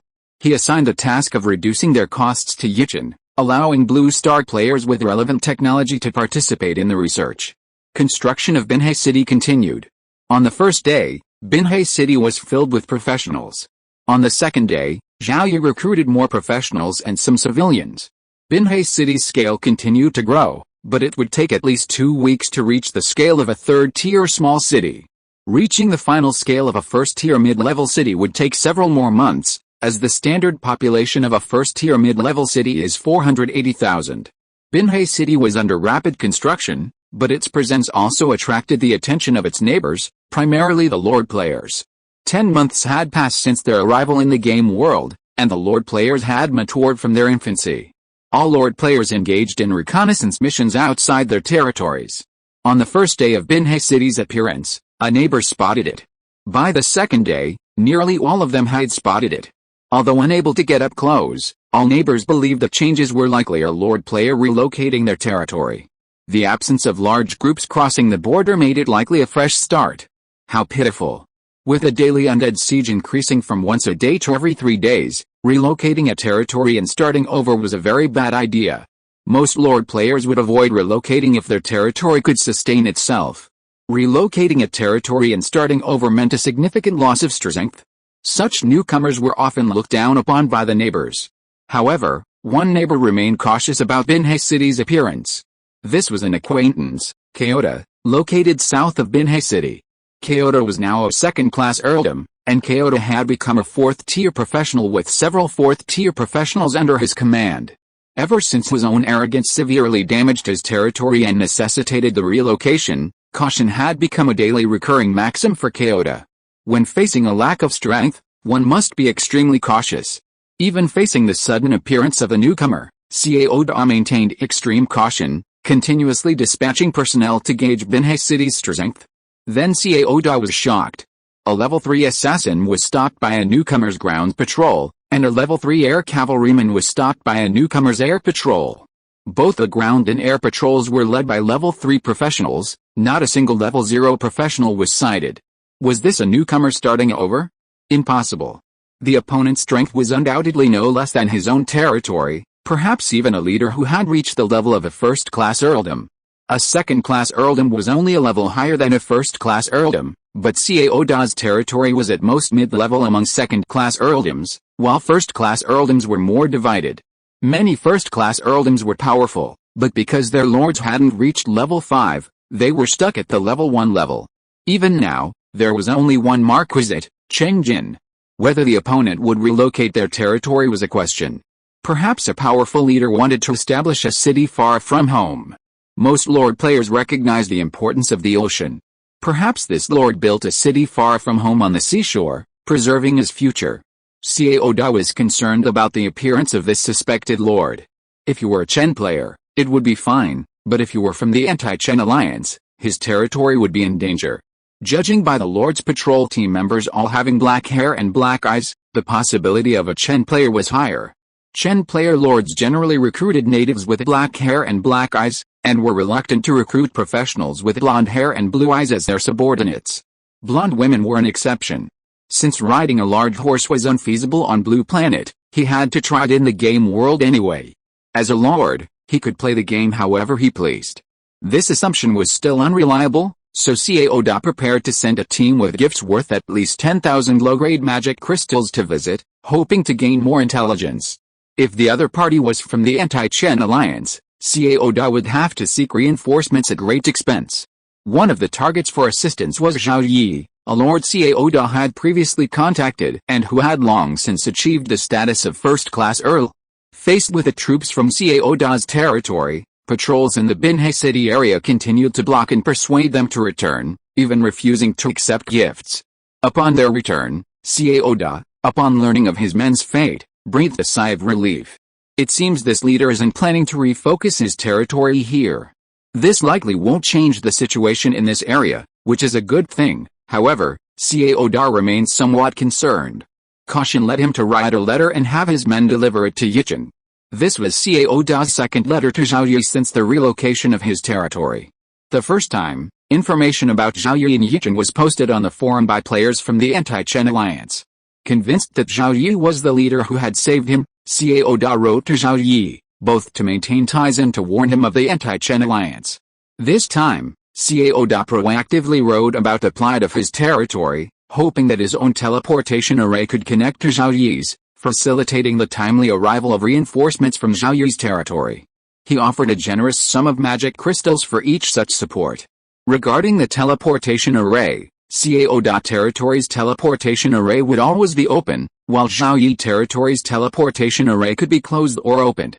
In the event of an emergency, an operation could be performed on the teleportation array to send a signal requesting the array be opened. Cao Da knew the location of Yichen. The messenger first used a teleportation array to transit through the indigenous city, then arrived at Rhoda City. From there, he boarded a flying mount and flew to Yichen. Morris City, the closest city to Yichen, had a teleportation array, but it was closed to the public. When not out hunting monsters, Zhao Yi's avatar spent most of his time in Yichen. He soon came across a letter from Cao Da. After reading the letter, Zhao Yi chuckled, wondering whether Cao Da's luck was good or bad. Cao Da was undoubtedly a lucky player. With just one migration, his territory could be promoted to second-class earldom. If that incident hadn't happened, Cao Da's territory would likely have been promoted to first-class earldom without the need for migration. Cao Da's luck was even worse. His first territory encountered the ever-expanding Zhao Yi territory, and his current territory now bordered Binhe City. Binhe City was bound to expand in the future, and its neighbors would either voluntarily migrate their territories or be severely damaged or even annihilated by the undead horde. Cao Da would be no exception. After several interactions, Zhao Yi felt Cao Da was a decent person. Given a choice, Zhao Yi didn't want to force Cao Da's territory to relocate further. He even entertained the idea of taming Cao Da. For the time being, Binhe City would not clash with Cao Da's territory, and Binhe City's jurisdiction would not expand further. When Zhao Yi ascended to the 7th rank, the entire Violet Kingdom would be under his control, and even then, there would still be no conflict with Cao Da's territory. A conflict would only occur after Zhao Yi's territory was promoted from a first-class duchy to a kingdom, a considerable time frame, 2 years from now, so there was no need to consider it just yet. Cao Da's letter mentioned connecting the Yicheng teleportation array to the Kyoto Lord City's teleportation array. This was a reasonable option, as it wouldn't require the Yicheng teleportation array to be constantly accessible to the Kyoto Lord City's teleportation array, posing no danger. Keeping the Kyoto Lord City's teleportation array open would be more prone to problems, and it would also be a sign of trust in Zhao Yi. This alone would increase Zhao Yi's favorability towards Cao Da. When Cao Da received Zhao Yi's reply and read the content of the letter, he completely relaxed. With the support of boss Zhao Yi, his territory would definitely be fine.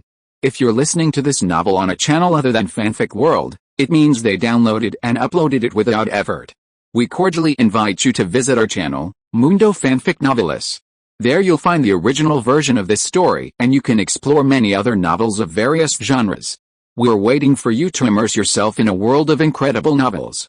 Chapter 244C, Land and Air.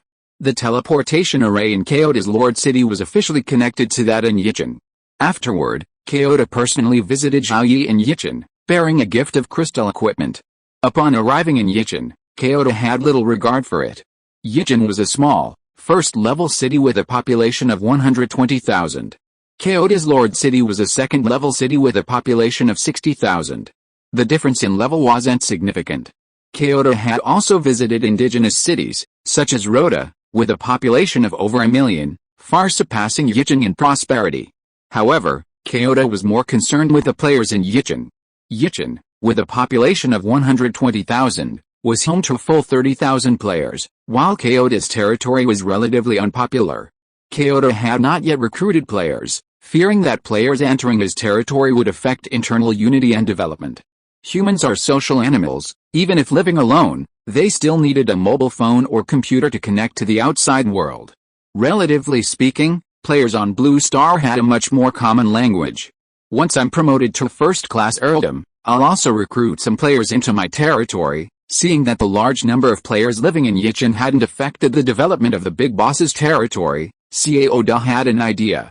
Furthermore, player subordinates were very useful in certain ways, such as quickly transmitting information. Upon Cao Da's arrival in Yicheng, Zhao Yi's clone met him. The two had a friendly conversation and formed a verbal alliance. If one territory was in danger, the other would provide support, with payment based on the number of reinforcements. Cao Da even offered to bring his subordinates to join Zhao Yi's territory if his own territory could no longer hold out. Zhao Yi accepted with a smile. Zhao Yi also offered Cao Da an opportunity to earn Blue Star wealth by arranging for some wealthy individuals and their families living in Yicheng to level up in Cao Da's territory. While Cao Da's territory currently had no outside players, it was still accumulating some Blue Star wealth, primarily through selling items on the Void Exchange, directly to the Chen Kingdom government or other Chen player factions. Player factions paid half the fee in magic crystals, and then signed contracts with the remaining half in Chen currency.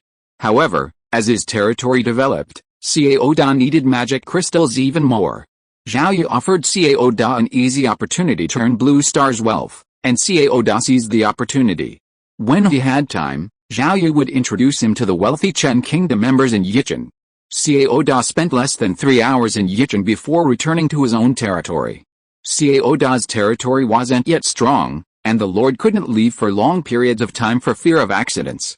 Binhe City was rapidly under construction, and at the same time, Zhao Yi's territory officially began to form its navy. With the formation of the navy, Zhao Yi's territory now had a complete complement of land, sea, and air forces. Elliot commanded the army, while Puppy, a level 5, dual 3-star archer, commanded the air force. Roger, stationed in Binhe City, temporarily served as the navy commander. The army naturally held the largest number of troops, while the air force consisted of air cavalry. Currently, the air cavalry consisted entirely of archers, their primary mission being reconnaissance and air support. However, as their numbers grew, Zhao Yi had begun considering changing the air cavalry to include a paratrooper unit similar to that of Blue Star. Close combat air cavalry could charge directly to the ground to seize key targets, or air cavalry could carry ground forces to the ground, allowing the ground forces to capture key targets. The most important thing now was to build a navy. Building a navy required ships. Zhao Yi possessed 3 Crystal-class Hurricane warships, 14 Platinum-class Tempest warships, and 86 Gold-class Tornado warships. Below the Gold-class, Silver-class Gale warships and Bronze-class Windchaser warships numbered in the hundreds. Before the outbreak of the undead scourge, every indigenous nation bordering the sea, including the Violet Kingdom, had established a navy. After the scourge, the oceans became increasingly dangerous, forcing navies to cease operations. Countries began to disband or downsize their navies. Among Zhao Yi's subordinates were former naval professionals. He intended to mobilize them to form his own territory's navy. Once the navy was initially established and had achieved a certain level of combat effectiveness, he would recruit more professionals to expand its size. Soon, the navy was complete, consisting of just over 1,000 men, with Roger, a temporary commander with no naval experience. As a shield warrior, Roger is more suited to commanding the army. The future command of the navy might still depend on Zhao Yi's recruitment. The initial navy will utilize Bronze-class Windchaser and Silver-class Gale warships as training vessels, and training will not stray far from the coast. A Bronze-class Windchaser requires a crew of 20 to 30, a Silver-class Gale warship approximately 100, a Gold-class Tornado at least 300, a Platinum-class Storm warship over 1,000, and a Crystal-class Cyclone warship 3,000 to 4,000. All warships are powered by magic crystals, with the Gold-class warships capable of submerging. All warships carry 2 weapons, a giant crossbow and a harpoon cannon. Higher-tier warships carry higher-tier giant crossbows and harpoon cannons. Higher-tier giant crossbows and harpoon cannons offer longer range and power comparable to crossbow bolts and harpoons. The navies of wealthy indigenous nations often mount magic cannons on their Gold-class warships. Crystal-class warships, armed with dozens of medium and small magic cannons, could easily shatter a major coastal city, necessitating the deployment of 7th-level professionals to intercept them. Whether it's a Crystal-class warship or small or medium magic cannons, they all require Krypton gold. Small nations simply can't afford them, and neither can Zhao Yi at this point. Zhao Yi's financial resources rank first among the major forces on Blue Star's player base, rivaling even some top-tier indigenous forces, but far behind those of the top-tier indigenous powers. Zhao Yi has unearthed blueprints for magic cannons ranging from small to extra-large from treasure chests. With the addition of 5th-level alchemist Gu Wendell to his fold, Zhao Yi's territory has acquired the ability to refine small magic cannons. The problem is, even with the blueprints, it's impossible to refine them instantly. Gu Wendell's first mission is to develop a large Crystal-class wireless communication base station. Things had to be done one step at a time. Zhao Yi still had too few talented personnel under his command. Since the Navy had only just been formed, the initial focus was on training, with Bronze-class Windchasers and Silver-class Gale warships used as training vessels. These vessels were smaller and relatively easy to operate. Once they could flexibly operate Silver-class Gale warships, they would then begin using Gold-class Tornado warships. Most importantly, the Navy needed to expand its manpower. With only a little over 1,000 sailors, even if all of them were on board, they could only manage 3 Gold-class Tornado warships or 1 Platinum-class Storm warship. The Navy couldn't be entirely crewed. Future units like air cavalry and marines would be needed. As a naval base, Binhe City's professional personnel ratio would rival Zhao City's. Besides the Navy, Binhe City would also need to establish a shipyard to experiment with the construction of both standard ships and alchemical warships. Standard ships were relatively simple to build, but alchemical warships proved more challenging. Construction blueprints for each level of warship were available, but what was lacking were alchemists and the raw materials. These two problems can be solved. Since recruiting mid-level alchemists requires too many points, Zhao Yi can simply recruit more low-level ones. He doesn't intend to build a gold-level hurricane warship all at once. Regarding raw materials, the alchemical warship requires a large amount of magic wood and magic metal. Relying solely on treasure chests isn't enough. Purchasing large quantities from the market would also attract the attention of the indigenous forces. Demiplane number 5, with its medium magic environment, could provide some low to medium grade magic wood and magic metal. With the emergence of Demiplane number 4, some areas within it have high magic environments, offering medium to high grade magic wood and magic metal. Given enough time for felling and mining, the material problem for building the alchemical warship can be largely resolved. Besides these two issues, there's another unresolved issue, a rule change that occurred 300 days after Blue Star players arrived in the game world. On the 100th day, The points required for lords to recruit players and indigenous people were equal. The following day, the points required for recruitment began to increase based on the number of available recruits. On the 200th day, the advancement stones opened from the treasure chest can be split into lower-level advancement stones, which can then be fused into higher-level advancement stones. On the 300th day, the alchemical construction, ship, opened from the treasure chest cannot be reduced in size after placement. It can be moved at normal size, and a space treasure can accommodate normal-sized alchemical construction. A rule change on the 300th day means that once a shipyard is erected on the seashore, it can no longer be reduced in size and retracted, and alchemical ships can similarly only dock at the pier. Zhao Yi is worried about the undead army destroying the shipyard and alchemical ships. Low-intelligence cannon fodder undead would hardly care about the deserted shipyard and alchemical ships. However, mid-level and even high-level undead, whose intelligence is comparable to that of humans, could potentially damage the shipyard and alchemical ships. A less than ideal solution is to place the shipyard and alchemical ships away from the undead army's route to attack Binhe City. Snap! Zhao Yi slapped his forehead, feeling foolish. If the goal is simply to train personnel, the shipyards can be placed in demiplanes 4 and 5. Both demiplanes have large expanses of water suitable for sea trials of constructed ships and can also serve as naval training grounds. In the demiplanes, the focus should be on training shipbuilders and naval crews. Once the seas are safe, multiple shipyards can be quickly established in Binhe City to rapidly build ships. With more warships released and a sufficient number of trained naval crews, a large fleet can be quickly assembled. However, the waters of the demiplanes are incomparable to the seas surrounding the origin continent. In terms of environmental conditions, the latter is often far harsher. Therefore, the Navy also needs to undergo some ocean training to become a competent Navy. The fact that shipyards and naval training can be placed in the demiplanes doesn't mean that Binhe City has no purpose. Binhe City is Zhao Yi's territory's first coastal base. Even with the undead still rampaging across the world, personnel can still be dispatched to explore the oceans, perhaps even finding islands to establish bases. The changes to the game rules on the 300th day had a significant impact on the Blue Star player faction. Remember when the undead unleashed torrential rain and floods? The Lord players and their subjects managed to escape by hiding in the alchemy buildings. After the floods ended, waves of undead hordes arrived, and the Lord players again used the alchemy buildings as a defensive system to hold off the undead hordes. Now that alchemy buildings can no longer be scaled down or up, for most Lord players, once deployed, they are difficult to reposition.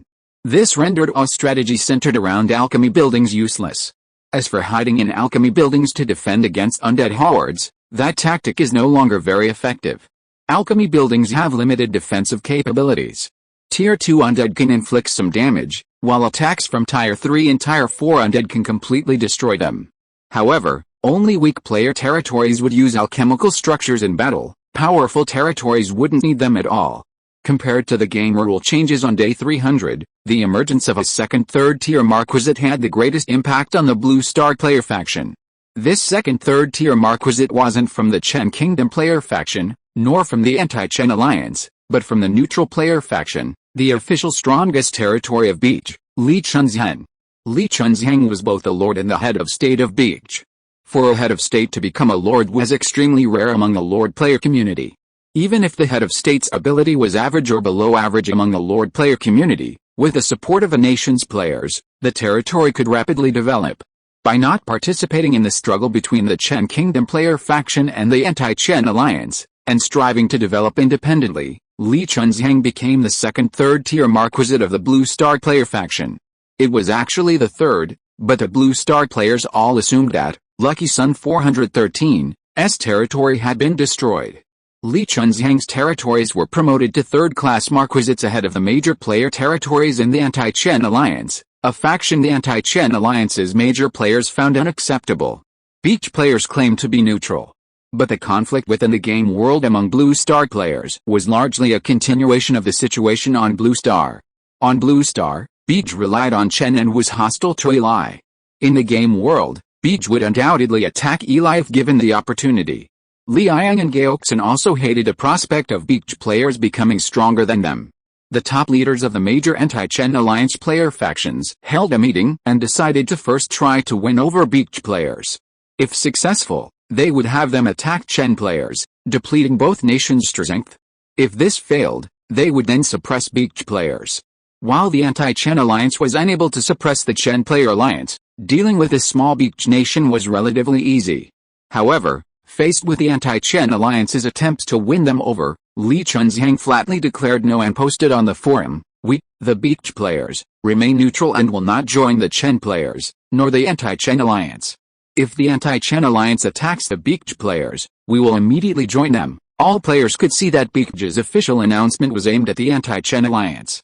After some hesitation, the anti-Chen alliance's leaders decided to temporarily abandon their targeting of the Beach players. If Beach players joined the Chen players, it would bolster their strength, making it impossible for the anti-Chen alliance to suppress them. Furthermore, it seemed that Beach truly wanted to focus on developing itself, and there were many such player factions within the Blue Star player camp. Rather than suppressing the Beach players, the anti-Chen alliance's priority was to elevate their territory to the rank of third-class Marquess. It had been nearly 4 months since Cheng Jinling's promotion to Marquess, and during that time, his strength had been rapidly growing. The anti-Chen alliance's player territories, which have been in the first-class earldom for a long time, have seen slower growth in strength compared to Chengjin territory. A single Chengjin territory might be stronger than the combined strength of the anti-Chen alliance's 2 or even 3 strongest territories. Shifting from quantity to quality is a common goal for all player factions. However, the strongest player territories are unable to advance. Without continued population growth, their strength cannot continue to rise rapidly. The fundamental reason for this inability is that their lords have not yet reached the 5th rank. The leaders of the major player factions resent the traitor within the Blue Star player faction. This traitor prevents monster farming teams from continuing to farm monsters in the graveyard, preventing their lords from rapidly increasing in rank. If this traitor had been able to continue farming monsters, the number of marquisites within the Blue Star player faction would likely exceed 10 by now. Chen officials remained relatively calm regarding Li Chunxiang's promotion to the third-class marquisate. They knew that Beach players had only 2 options: remain neutral or join the Chen player faction, or more politely, form an alliance between the Chen and Beach player factions. Whether Beach players were present or not, the Chen player faction was able to hold off the anti-Chen alliance. Therefore, Chen officials could watch calmly, hoping the anti-Chen alliance would push the Beach players over. Unfortunately, the anti-Chen alliance had officially announced that they would not target Beach players and hoped that they would remain neutral. However, just a few days later, the situation took a turn. During a routine undead siege, dozens of Beach player territories were attacked by a significantly stronger undead force than ever before, causing significant damage to some territories. Beach officials immediately posted on the forums condemning the anti-Chen alliance for their despicable actions and hypocrisy, stating that Beach players were ready for battle. In response to the Beach official condemnation, the anti-Chen alliance responded swiftly, directly contacting Beach leaders to claim they were not responsible. At the same time, they also posted on the forums claiming that the anti-Chen alliance had not attacked Beach player territories and that it was likely Chen officials who were behind the attack. Li Chunxiang simply did not believe these claims. At least, Li Chunxiang trusted Chen officials far more than the anti-Chen alliance.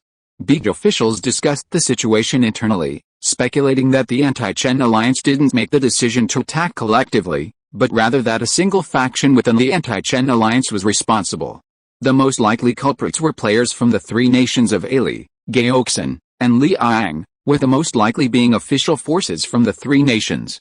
Beach had no intention of forming an alliance with Chen unless it was a collective decision. An alliance with Chen would mean confronting the entire anti-Chen alliance, forcing Beach players to abandon their pursuit of peace of mind.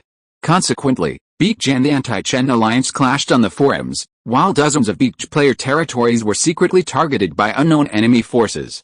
Unwilling to ally with Chen and confront the anti-Chen alliance, Beach had to endure the losses. These losses were manageable, but a confrontation with the anti-Chen alliance would only inflict greater losses. Beach, Chen, and even some anti-Chen alliance player factions were searching for the exact entity responsible for attacking Beach player territories.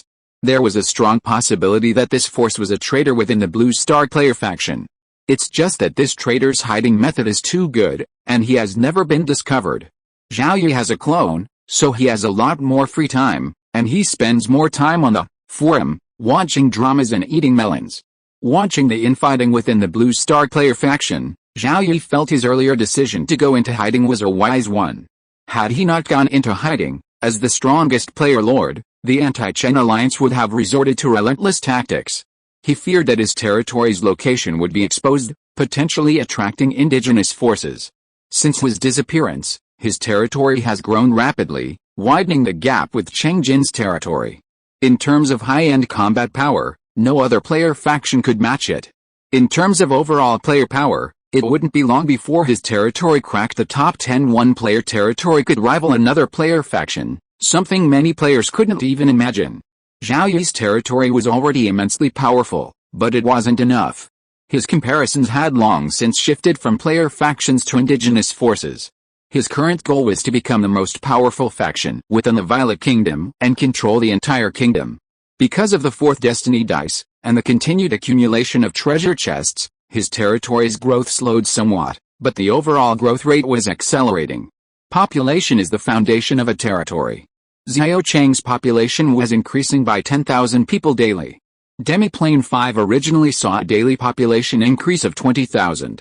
With the emergence of Demiplane 4, the development plans for both demiplanes were altered, with civilians being encouraged to build their own homes as much as possible through self-reliance.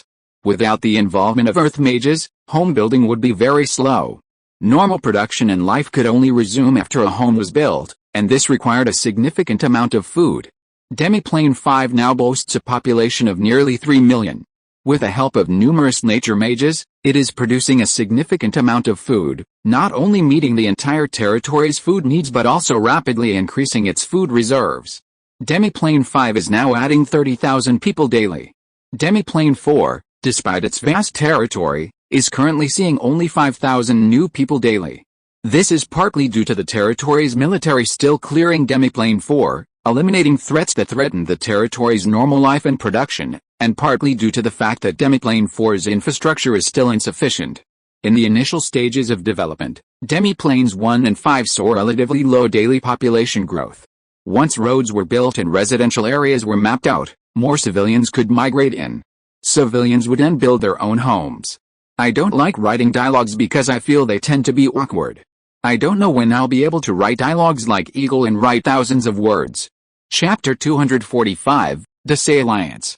In the southernmost province of Desai, adjacent to the Violet Kingdom, in the far eastern kingdom, a massive player cavalry unit is rapidly assembling in the third-class earldom of Swarzak, the closest player to the Violet Kingdom. This massive player cavalry unit is drawn from 8 earldoms and 21 viscounties. Its commander is second-class Earl Thomas, with vice-commanders third-class Earl Swarzak and 3 others, Siseba, Giannis, and Lois. All 5 commanders, the commander and deputy commander, are 4th-tier professionals. This massive cavalry unit, totaling 5,000 cavalry, is targeting player territories in Rhoda, the northernmost province of the Violet Kingdom. Conflicts between player lords often involve leveraging the undead armies of daily sieges to inflict heavy damage or even annihilate the opposing party. This strategy of borrowing a knife to kill is common among player lords, primarily because the competing lords originate from the same indigenous nation, or even have adjacent territories. No matter how much the indigenous nation's higher-ups disregard these otherworldly heroic nobles, they won't allow them to openly attack each other. However, their covert exploitation is largely ignored. Even some small indigenous nobles who have lost their lands will attack the otherworldly heroic territories that were once their own. Besides the clashes between lords from the same indigenous nation, there are also clashes between lords from different indigenous nations. Since they're not from the same nation, they can just fight with real weapons, without resorting to the tactic of borrowing a knife to kill someone, especially now that the undead siege rules have changed to once every 3 days. There are 2 main reasons for lords within the same indigenous nation to fight. One is the struggle between the Chen Nation player faction and the anti-Chen alliance, and the other is the expansion of lords' territory. Even if the enemy's territory is destroyed by the undead army, the lords won't gain much additional benefits. The lords of different indigenous nations fight for this very reason. Even if the lord escapes with some items after conquering a player's territory, the entire territory will still have a wealth of valuables left, which is exactly what they need. With the undead siege schedule shifting from once a day to once every 3 days, average daily gains plummeted, significantly slowing territory development. This was unacceptable to many Lord players. They also aspired to develop their territories into first-class earldoms or even marquises, but they lacked magic crystals and various resources. Without major powers like the Chen or Ali states to provide resources for territory development, many Lord players and smaller player factions sought to plunder resources from foreign lands. Lord players whose territories bordered indigenous nations enjoyed a certain advantage in this regard, being able to cross the border and enter other indigenous lands more quickly. When plundering supplies in other indigenous lands, the round trip should ideally not exceed 3 days. They typically set out the morning after an undead siege ended, returning before nightfall for the next one. In the face of the undead plague, the legendary masters of the indigenous faction made a pact prohibiting war between nations. However, otherworldly heroes are an exception. They don't attack indigenous cities. And no matter how fiercely they clash between otherworldly heroes from different indigenous nations, most indigenous factions will remain indifferent. In the face of resource shortages, many Lord players resort to transnational raiding of other player territories. This behavior is prone to accidents, such as intelligence errors, resulting in heavy losses for the raiding team due to attacking a more powerful player's territory. Therefore, today's raids often involve multiple player territories working together. For example, the Lords of the Chen player faction could unite their forces to attack the territory of the anti-Chen alliance in another country.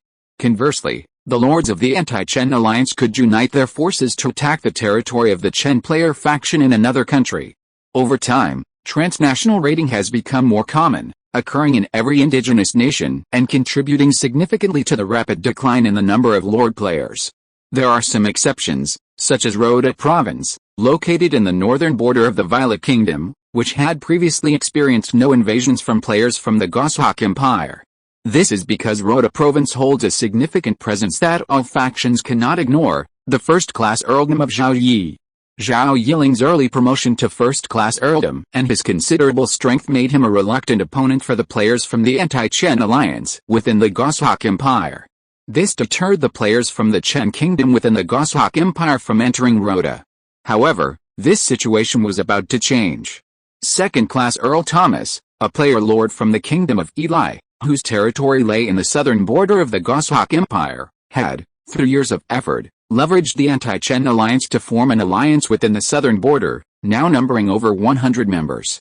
After several alliance meetings, Thomas spearheaded a massive invasion of the Violet Kingdom's Rhoda province, aiming to destroy the Chen Kingdom player territories, even those of neutral players, and seize their resources.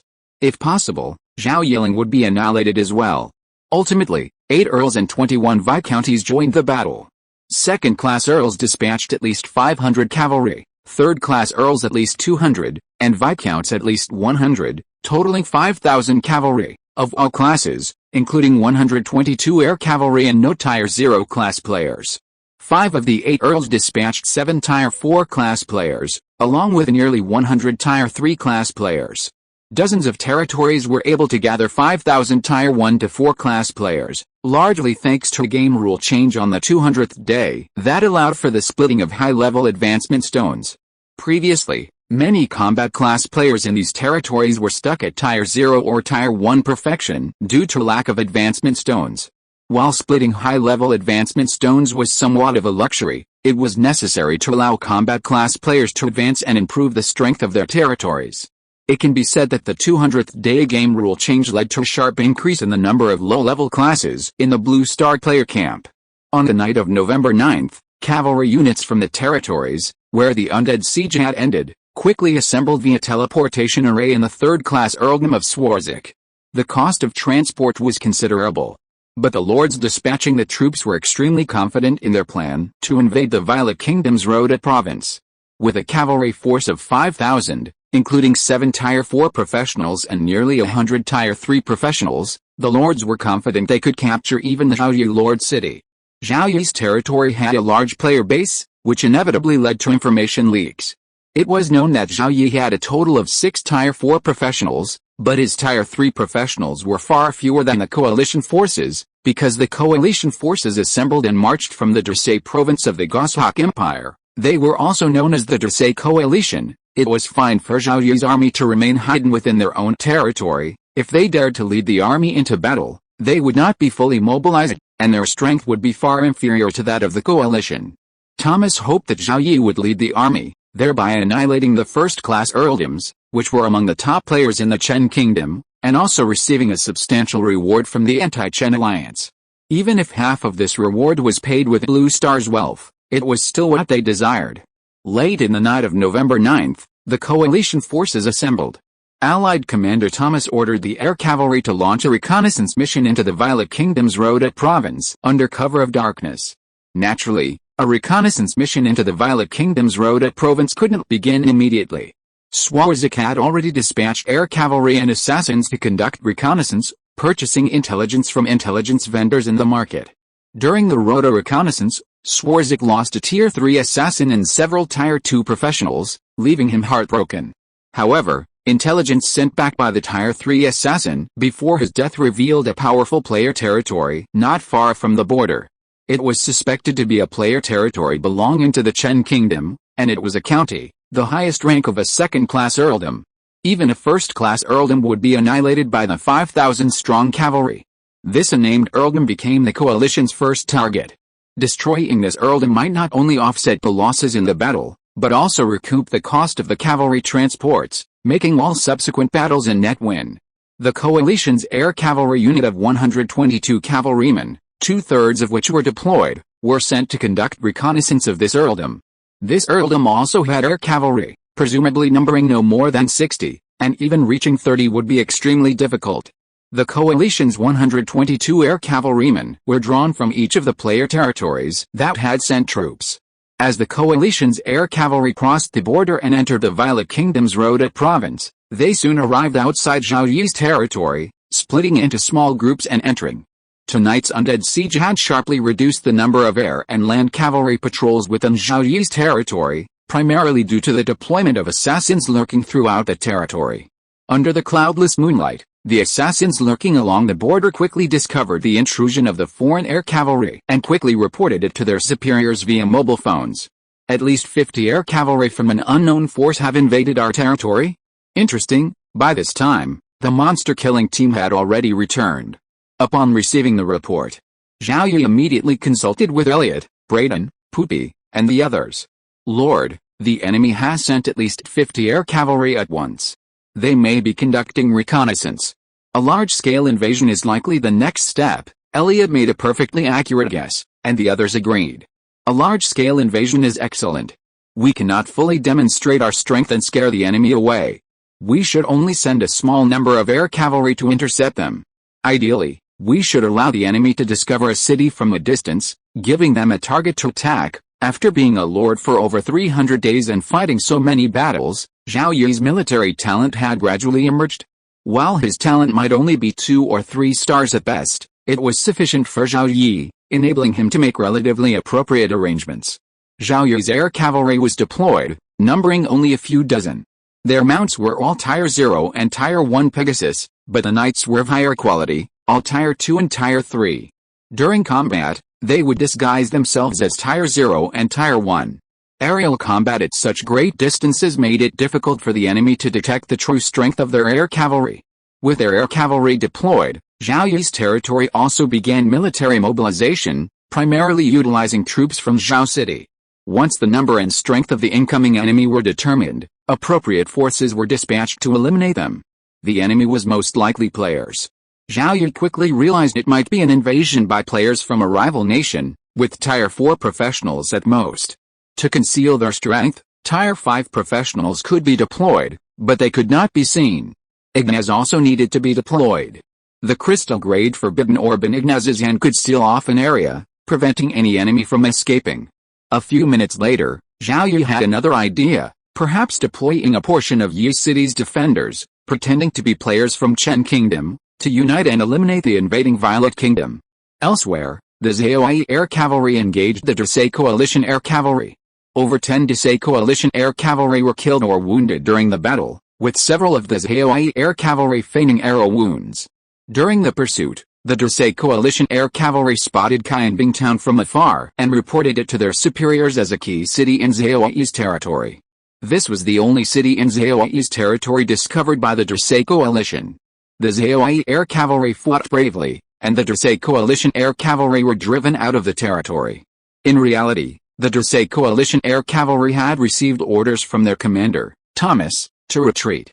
Air Cavalry were invaluable troops in their respective player territories, and having already lost 6 and suffered over 10 wounded, they could not afford further losses. The Dracé Coalition Air Cavalry gathered, and Thomas, Swartz, Saseba, and other Tier 4 professionals convened to discuss the upcoming battle. The air cavalry discovered an enemy city.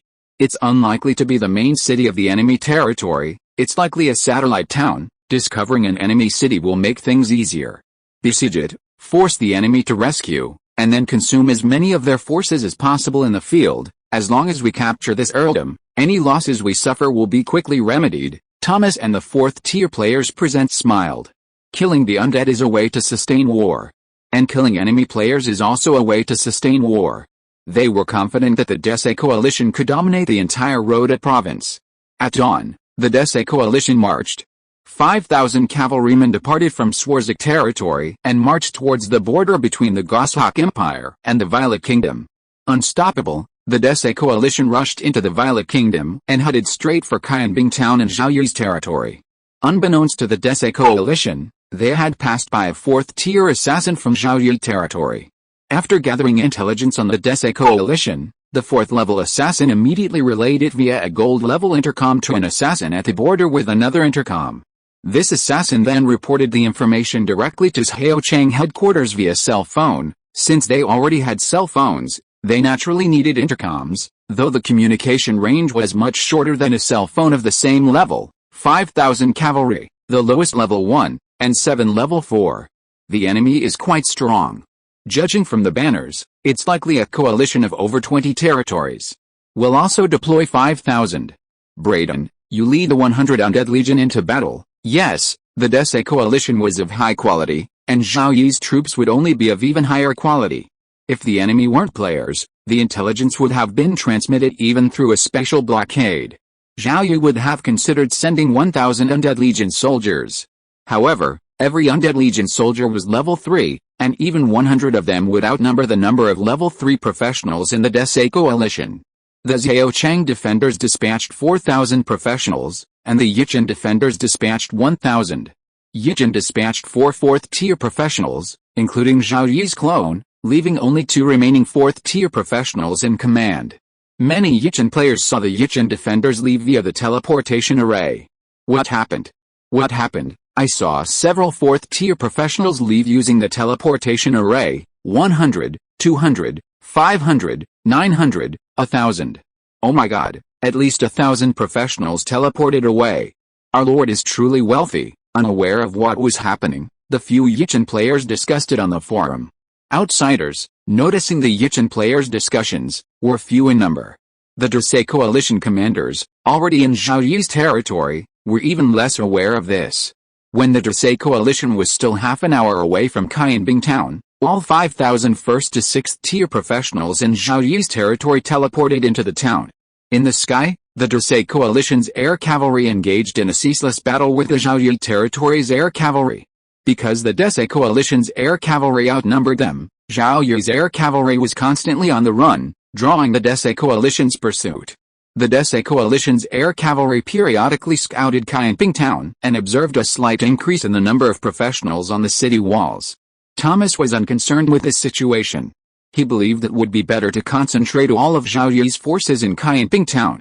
Kyanbing's walls were made of mud and had low defenses, easily shattered and unable to withstand his own 5,000-man army. Half an hour later, the Dracé Coalition arrived outside Kyanbing Town. Ignaz used a crystal-grade forbidden orb to seal off the area. Zhao Yi hesitated to eliminate the enemy ahead, waiting to see what they would do. Upon arriving outside Kyanbing Town, the Dracé Coalition's first action was to surround the town, with 3,000 men on the front and 700 on each of the other 3 sides. Thomas then dispatched a messenger with a white flag to approach Kyanbing Town. Count Thomas commands your unconditional surrender, and you can save your life. Whoosh! An arrow struck the messenger's small foot, sending him fleeing in terror. The soldiers on the city wall nearly laughed out loud, but Zhao Yi's army maintained strict discipline, so they dared not laugh out loud at this moment. At most, they kept a smile on their faces. If the enemy wouldn't surrender, they had no choice but to attack. Cast spells, attack the city. Charge. On the front lines of the Dracé coalition, 3,000 cavalrymen, under Thomas's command, charged Qianbing town. 7 fourth-tier professionals were among them. However, a small group of a dozen remained. They pulled some frames from their storage and quickly assembled a small platform. Finally, they set up a small magic cannon on the platform, consuming magic crystals to charge it, and aimed the cannon at the Qianbing town gate. Watching the Dracé coalition's collective charge, Zhao Yi shook his head. This was unlike the human army he had imagined. Indeed, the Dracé coalition was a player army, composed entirely of combat class players, unfamiliar with the tactics of indigenous armies. Since that's the case, let's begin the fight. Zhao Yi glanced at Elliot, who understood and commanded his own professionals to prepare for battle. When the Dracé coalition entered within 400 meters, the hidden professionals quickly scaled the city walls, with archers positioned at the forefront. When the Dracé coalition entered within 250 meters, archers, generally equipped with bransbows, began to unleash their arrows upon the Dracé coalition. Zhao Yi's territory was founded on archery tactics, and to this day, archers remain the most numerous profession in the territory's army. Of the 5,000 professionals who arrived in Qianbing town, over 1,500 were archers, 800 of whom were stationed on the north wall, facing the 3,000 cavalrymen of the Dracé coalition. The moment the 800 archers launched their arrows at the Dracé coalition, the air cavalry hidden within Qianbing town burst forth from the city walls, charging towards the Dracé coalition's air cavalry in the sky. Zhao Yi's air cavalry, previously being pursued by the Dracé coalition's air cavalry, also began to retaliate. Seeing nearly 1,000 arrows shot towards them, and seeing more air cavalry rushing out from Qianbing town, several commanders of the Dracé coalition were stunned. Thomas did not hesitate. He shouted, "Turn! Turn quickly!" The charging cavalry couldn't stop and retreat, only veer to the sides. Thomas had barely finished his words when nearly 1,000 arrows pelted the Dracé coalition. At the forefront were the heavily armored heavy cavalry, most of them first-tier heavy cavalry clad in black iron armor. But facing nearly 1,000 arrows, each with the power of a mid-level explosive arrow, the Dracé coalition's heavy cavalry fell like straw to a scythe. The heavy cavalry couldn't withstand the arrows, let alone the leather-armored archers and robed mages and priests behind them. The mages frantically cast defensive spells. However, the sheer volume of arrows pelted the air, and many were killed before they could even cast their own. Even with the effort they managed to cast, a first-tier mage's defensive spell could only block one arrow. Facing 2 or 3 arrows, a first-tier mage would be utterly mortal. Aim at the wall. Fire. Fire. Less than a second later, a small mana cannon unleashed a beam of energy towards the northern wall of Qianbing town. Before the beam could reach the wall, several earthen walls suddenly appeared in front of it. The beam pierced the first wall, exploded against the second, and the blast was completely blocked by the third. Thomas was momentarily stunned when the energy beam from the mana cannon was blocked. The next moment, a sense of danger seized him. An arrow shot straight at him. Thomas immediately dismounted and fled to the side, but the arrow turned and pursued Thomas. Seeing the arrows approaching, Thomas had already drawn a large golden shield and a 4th-tier defensive spell scroll from his storage. The moment the arrows struck the shield, the defensive spell was already applied, and the exploding arrows did not cause Thomas any damage. 4th-tier archer. Before Thomas could react, 2 more arrows flew towards him. Thomas, a 4th-tier swordsman, had his golden shield blown away by an arrow, and a third arrow was blocked by a defensive spell. Now that there was no point in being reluctant, he pulled 2 more scrolls from his storage, cast another 4th-tier defensive spell, and then used a scroll of random teleportation. Nothing happened. What's going on? Why am I still here? Why didn't the random teleportation scroll work? Thomas wondered. Chapter 246 Lord Zhao. In the sky, the Dracé coalition's air cavalry was pursued by Zhao Yi's air cavalry. On the ground, nearly half of the 3,000 Dracé coalition troops on the front lines had been killed or wounded by waves of arrows. 2nd, 3rd, and 4th-tier archers atop the Qianbing town walls also fired arrows at the Dracé coalition's 2nd, 3rd, and 4th-tier professionals. Those with more advanced skills, like Thomas, had already blocked 3 arrows from the 4th-tier archers. But the Dracé coalition's other 4th-tier professionals lacked Thomas's skills, and 1 4th-tier had already been killed. With all the 4th-tier professionals killed, The Dracé Coalition players were horrified.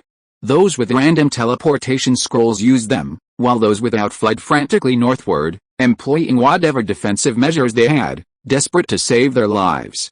Commanders and lords realized this was a trap set for the Dracé Coalition.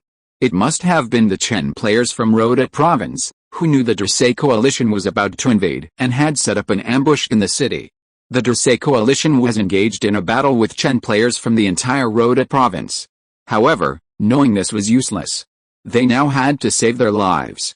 Random teleport scrolls were unavailable, so they could only desperately run in the direction they had come from. Thomas even harbored a glimmer of hope, ordering a total of 2,100 cavalrymen from the other three directions of Qianbing town to launch an immediate attack there. Perhaps the enemy archers were concentrated on the northern wall of Qianbing town, leaving the other three walls empty. By engaging the enemy archers in close combat, their melee professionals could eliminate them without much casualties. However, the Dracé Coalition players from the other three directions had already learned of the heavy losses suffered on the front lines. With fewer than 600 cavalrymen charging towards Qianbing town, seeing their comrades fleeing, the charge abandoned their efforts and fled as well. Having suffered a crushing defeat on the front lines, what was the point of attacking the enemy city with such a small force? They were simply courting death. Escape was paramount. They couldn't afford to throw their lives away here. Looking at the situation on the battlefield, Zhao Yi felt it was easier than fighting the undead. In most cases, the undead simply charged forward in succession. Human armies, faced with heavy casualties, would collapse and flee. Zhao Yi deployed too many archers, and the Dracé Alliance players on the front lines fell in their tracks, unable to even escape the range of the bronze bows. Thomas, despite his relentless pursuit, was quickly dispatched by the 4th-tier archers. In the air, after Zhao Yi's airborne cavalry had chased down the Dracé Alliance's airborne cavalry, they split into 3 teams to pursue the 3 fleeing Dracé Alliance forces. Due to the special blockade, the Dracé Alliance could not escape the area. The 100 Undead Legion members Zhao Yi had dispatched to Qianbing town to participate in the battle had already descended the city walls and entered the battlefield, conducting a preliminary cleanup of the front lines, primarily eliminating those Dracé Alliance players feigning death or those who were wounded but not yet dead. At least when it comes to cleaning up the battlefield, the Undead Legion is very effective. Whether on Blue Star or the Origin continent, clearing the battlefield in human-to-human wars is a highly dangerous task. Enemies feigning death or those injured but not yet dead pose a significant threat to the troops cleaning up the battlefield. Therefore, on Blue Star, those cleaning up the battlefield need to fire at the enemy from a distance. The Undead Legion, clearing the battlefield, places their shield warriors in the front to ward off incoming attacks, while the spearmen and swordsmen behind the shield warriors provide finishing blows to those who have fallen. On the battlefield, some players from the Dracé Alliance actually feign death. Some launch surprise attacks, hoping to trade lives for their own, while others surrender in the hope of saving their lives.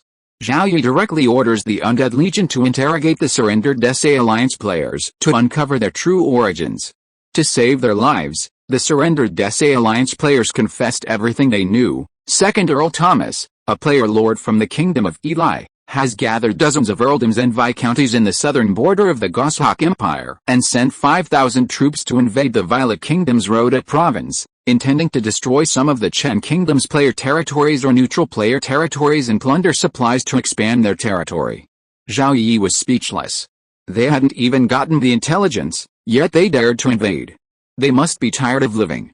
But from the perspective of the Dracé Coalition, even with a powerful, lucky Sun 413, territory gone, the location of the other marquises and renowned first-class earls was known. Zhao Yi was likely the only first-class earl in Rhoda province. The Dracé Coalition's 5,000 cavalry, composed entirely of players with rank 1 to rank 4 combat classes, could hold their own against even a first-class earl. With such strength, the Dracé Coalition dared to invade the Violet Kingdom.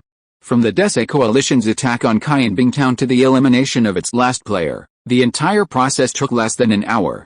The Dracé Coalition was completely annihilated, while Zhao Yi suffered only a few dozen wounded and no casualties. It was a crushing defeat. Zhao Yi had experienced this kind of crushing defeat countless times, but previously, his opponents had always been the undead. Now, they were facing the Dracé Coalition. In such a crushing defeat, Zhao Yi's army gained little combat experience, points, or combat class experience, and even consumed some military supplies. There were some gains: equipment from the Dese coalition, supplies from storage equipment, and mounts, both dead, wounded, and intact.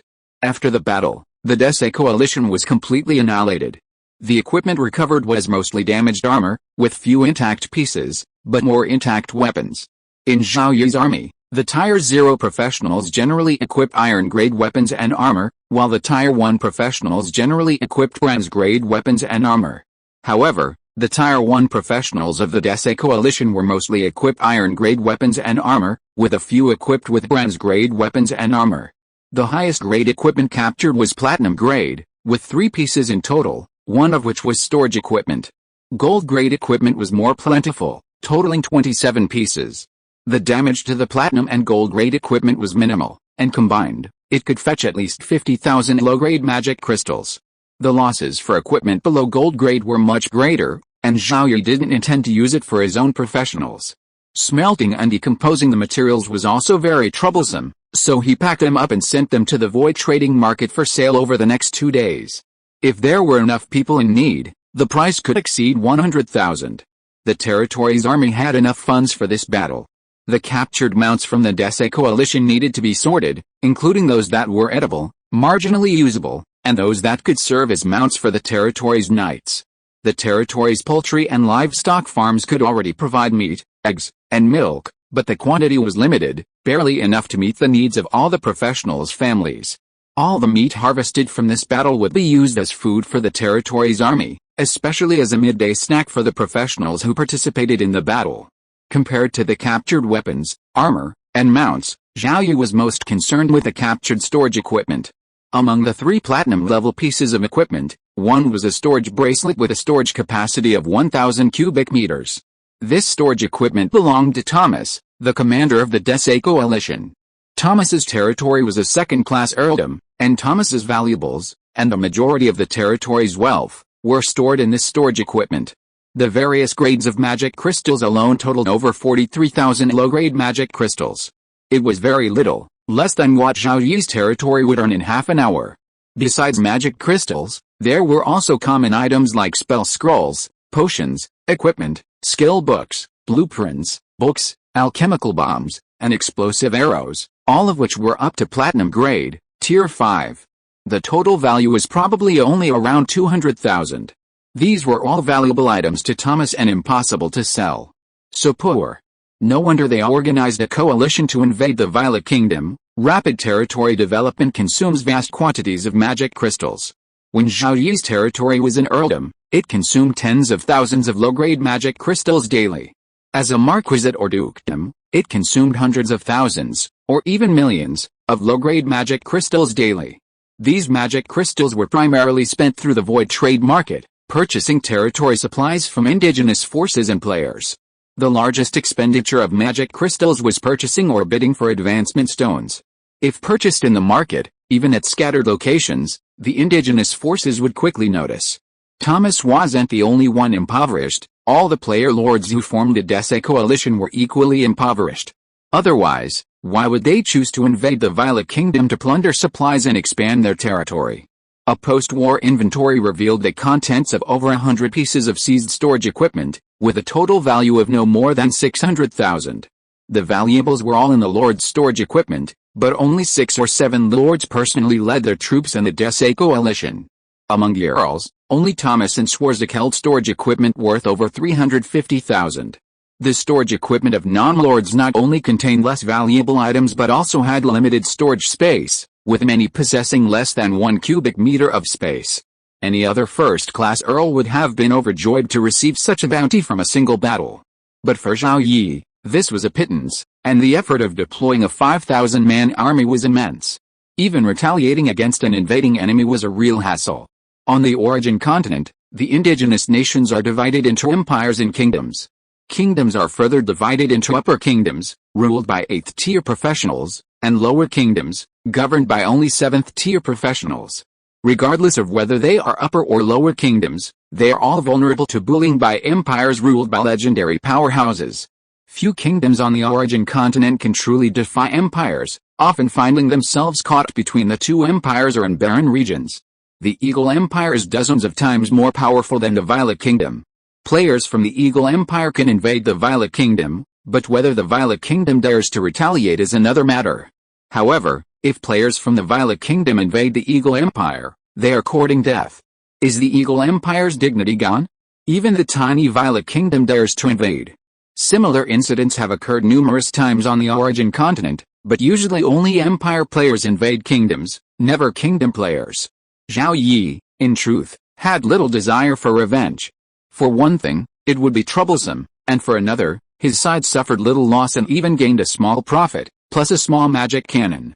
The battle ended, the battlefield cleared, and the professionals once again returned to Xiaocheng and Yichen via the teleportation array. In Yichen, players closer to the teleportation array saw it light up, and the professionals who had left 2 hours earlier returned to Yichen. Judging from the professionals' appearance, no fighting had taken place, as if they had just gone for a walk.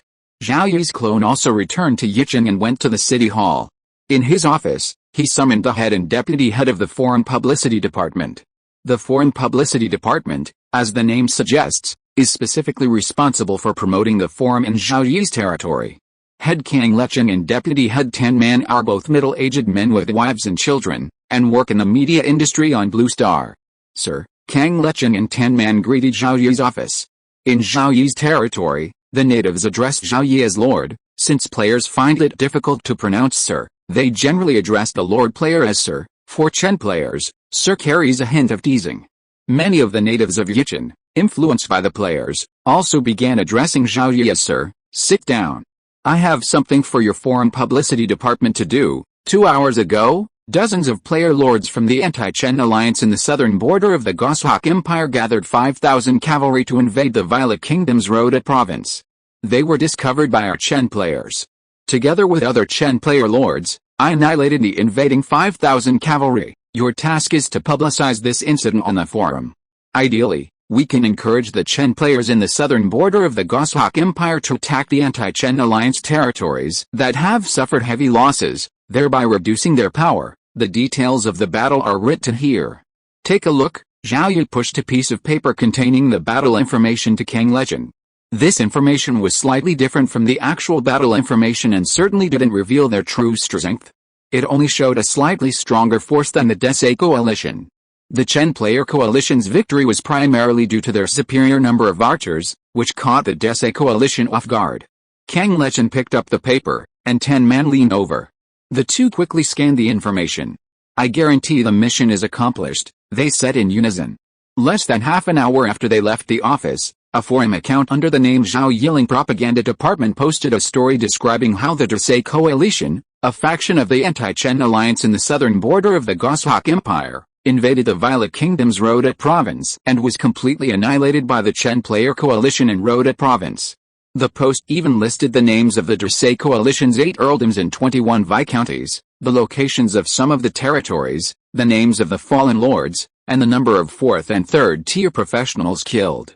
As a Chen player territory that was relatively early to be promoted to first-class earldom, Zhao Yiling had gained some fame on the forums, and many players followed the Zhao Yiling Propaganda Department. By comparison, the alliance formed by Thomas also held considerable influence on the forums, but Thomas was dead, and posts by ordinary players and minor lords in the alliance received little attention, and most people were unaware of the details. After seeing the post from the Zhao Yiling Publicity Department, it quickly attracted more players. The most important factor attracting players was the strength of both sides. The Desai coalition consisted of over 5,000 cavalrymen, comprised of professionals from ranks 1 to 4, including 7 rank 4s and nearly 100 rank 3s. It was a formidable force. So far, the Desai coalition ranked among the top 10 in terms of strength among all invading armies. Of course, this was also due to the fact that most of the first-tier earldoms were focused on development. If all the first-tier earldoms had sent their armies to invade and plunder supplies, the Desai coalition would have ranked below 50th in terms of strength. Despite this formidable force, the Desai coalition was defeated by the Chen player coalition from Rhoda province, with minimal losses of just over 100 men. While the Chen player coalition's archers caught the Desai coalition off guard, both foreign and Chen players believed the losses were exaggerated, implying a loss of just over 100 men. Foreign players speculated the losses were over 1,000, perhaps even over 2,000, while Chen players believed the losses were perhaps 500. Regardless, the Chen player coalition triumphed. Chen players flooded the forums with congratulatory posts, and even the Chen official posted a message congratulating the Chen players of Rodot province on their victory against the invasion. The happiest player was naturally Zhao Yi. The post claimed that the Chen player coalition of Rodot province had completely annihilated the Desai coalition, but only Zhao Yi had posted, indicating that this time, the leader or commander of the Chen player coalition in Rodot province was their lord, Zhao Yi. Under the leadership of Lord Zhao, the Chen player coalition in Rodot province completely annihilated the attacking Desai coalition. The greater the achievements of Zhao Yi's territory, the more proud they, as his subjects, felt. They longed for Zhao Yi's territory to become the most powerful of the Blue Star player factions, allowing them to freely post on the forums and draw the envy of other lower-ranking players. The better the territory developed, the more opportunities players like them would have to gain. The earlier they joined, the more trust they would gain from Lord Zhao. Compared to the joyful Chen players, the players in the anti-Chen alliance were somewhat unhappy. But the real unhappiness, and even fear, lay with the 8 earls and 21 viscounties that formed the Desai coalition. The several territories whose lords had perished in battle had essentially no heirs. Without intervention from other players, these territories would soon crumble. Even if they held out for a while longer, they would be powerless against the undead army. After suffering heavy losses in the invasion of the Violet Kingdom, the inhabitants of the territories chose to flee their territories, taking their meager wealth and seeking ways to quickly reach the indigenous cities. The remaining officials and officers in the territories distributed the territorial wealth and traveled directly to the indigenous cities via teleportation arrays. Thomas County still had 2 4th-tier professionals and more than 10 3rd-tier professionals. Their strength was their source of confidence. Now that their lords were dead, they had no desire to fight in the indigenous cities. Their next move was to proactively contact other player factions in their country, hoping to join one offering higher conditions, provided that the player faction was sufficiently strong.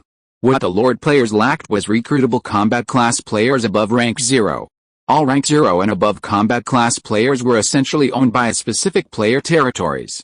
Instead, recruiting native class players allowed players to directly reach rank 4 or even rank 5, provided they possessed points or recruitment scrolls.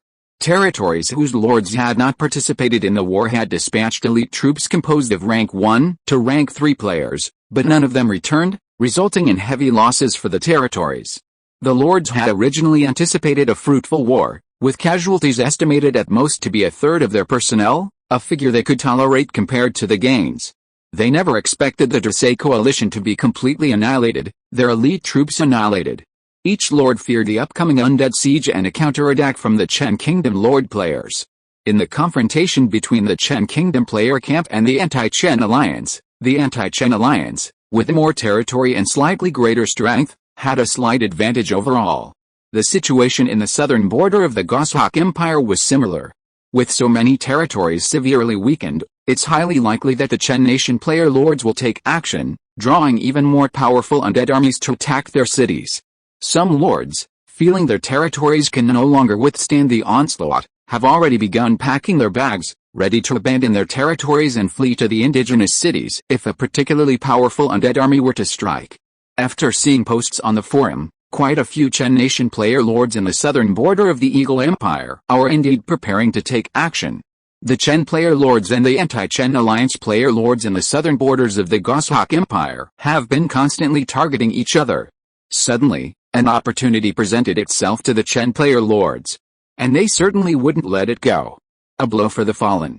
Only when the anti-Chen alliance player lords were completely annihilated could the Chen player lords in the southern borders of the Goshawk Empire focus on developing their territories, rather than on carefully guarding against the tactics of the anti-Chen alliance player lords. The anti-Chen alliance player territories in the southern borders of the Goshawk Empire included not only 8 earldoms and 21 viscounties, but even first-class earldoms. However, the fate of the Desai coalition taught these player lords a lesson: never, as the Desai coalition had done, invade the Violet Kingdom's Rodot province without sufficient strength. The Desai coalition's 5,000 cavalry was formidable, but the Chen players in Rodot province were even more powerful, capable of annihilating them completely. Unfortunately, No detailed information about the battle between the Dracé Coalition and the Chen Player Coalition has been released. Only a single post from the Zhao Yi publicity department and a few scattered reports remain. The Dracé Coalition players involved in the battle simply didn't have much time to share their information. Moreover, most players simply didn't care about such information.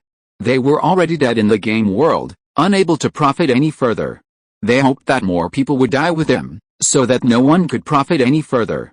Only if they could obtain more information about this battle, know the exact number of casualties suffered by the Chen Player Coalition in Rodat Province, and determine their strength, could the Lord players in the anti-Chen alliance be better prepared.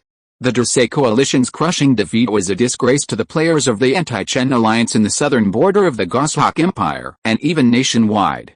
Many Lord players and higher-ranking player factions harbored thoughts of revenge. However, achieving such a goal in a short period of time was difficult. A new alliance needed to be established, a list of territories to form the new alliance, and a timeline for deploying troops needed to be determined. Most importantly, the strength of the Chen Player Coalition in Rodat Province needed to be determined. The new coalition had to defeat the Chen Player Coalition at a relatively low cost.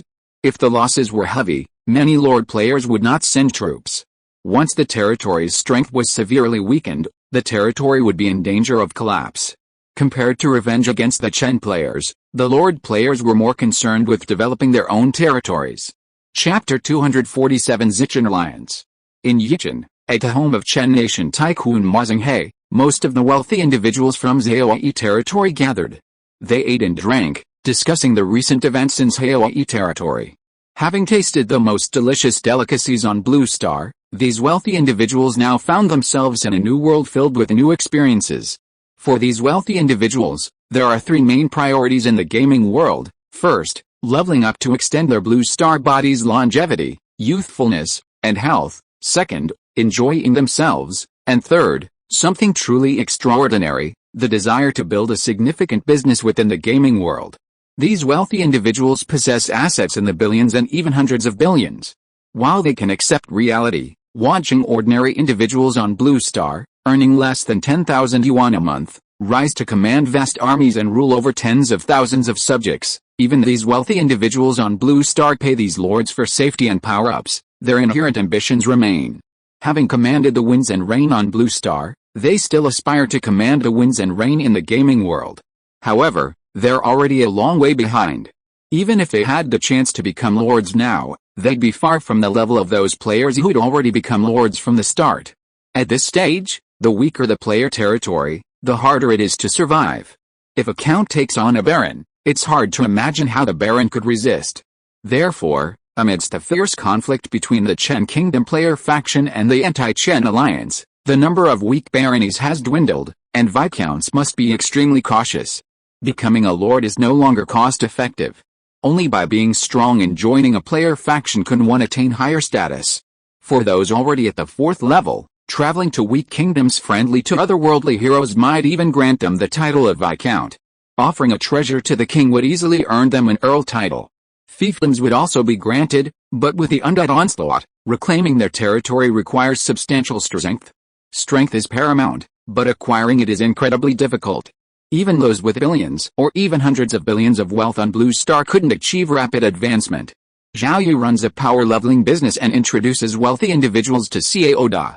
Many wealthy individuals flock to Cao Da's territory to level up. To advance one level from Tier 0, one must pay at least 100,000 Chen Yuan, while to advance one level from Tier 1, one must pay at least 500,000 Chen Yuan.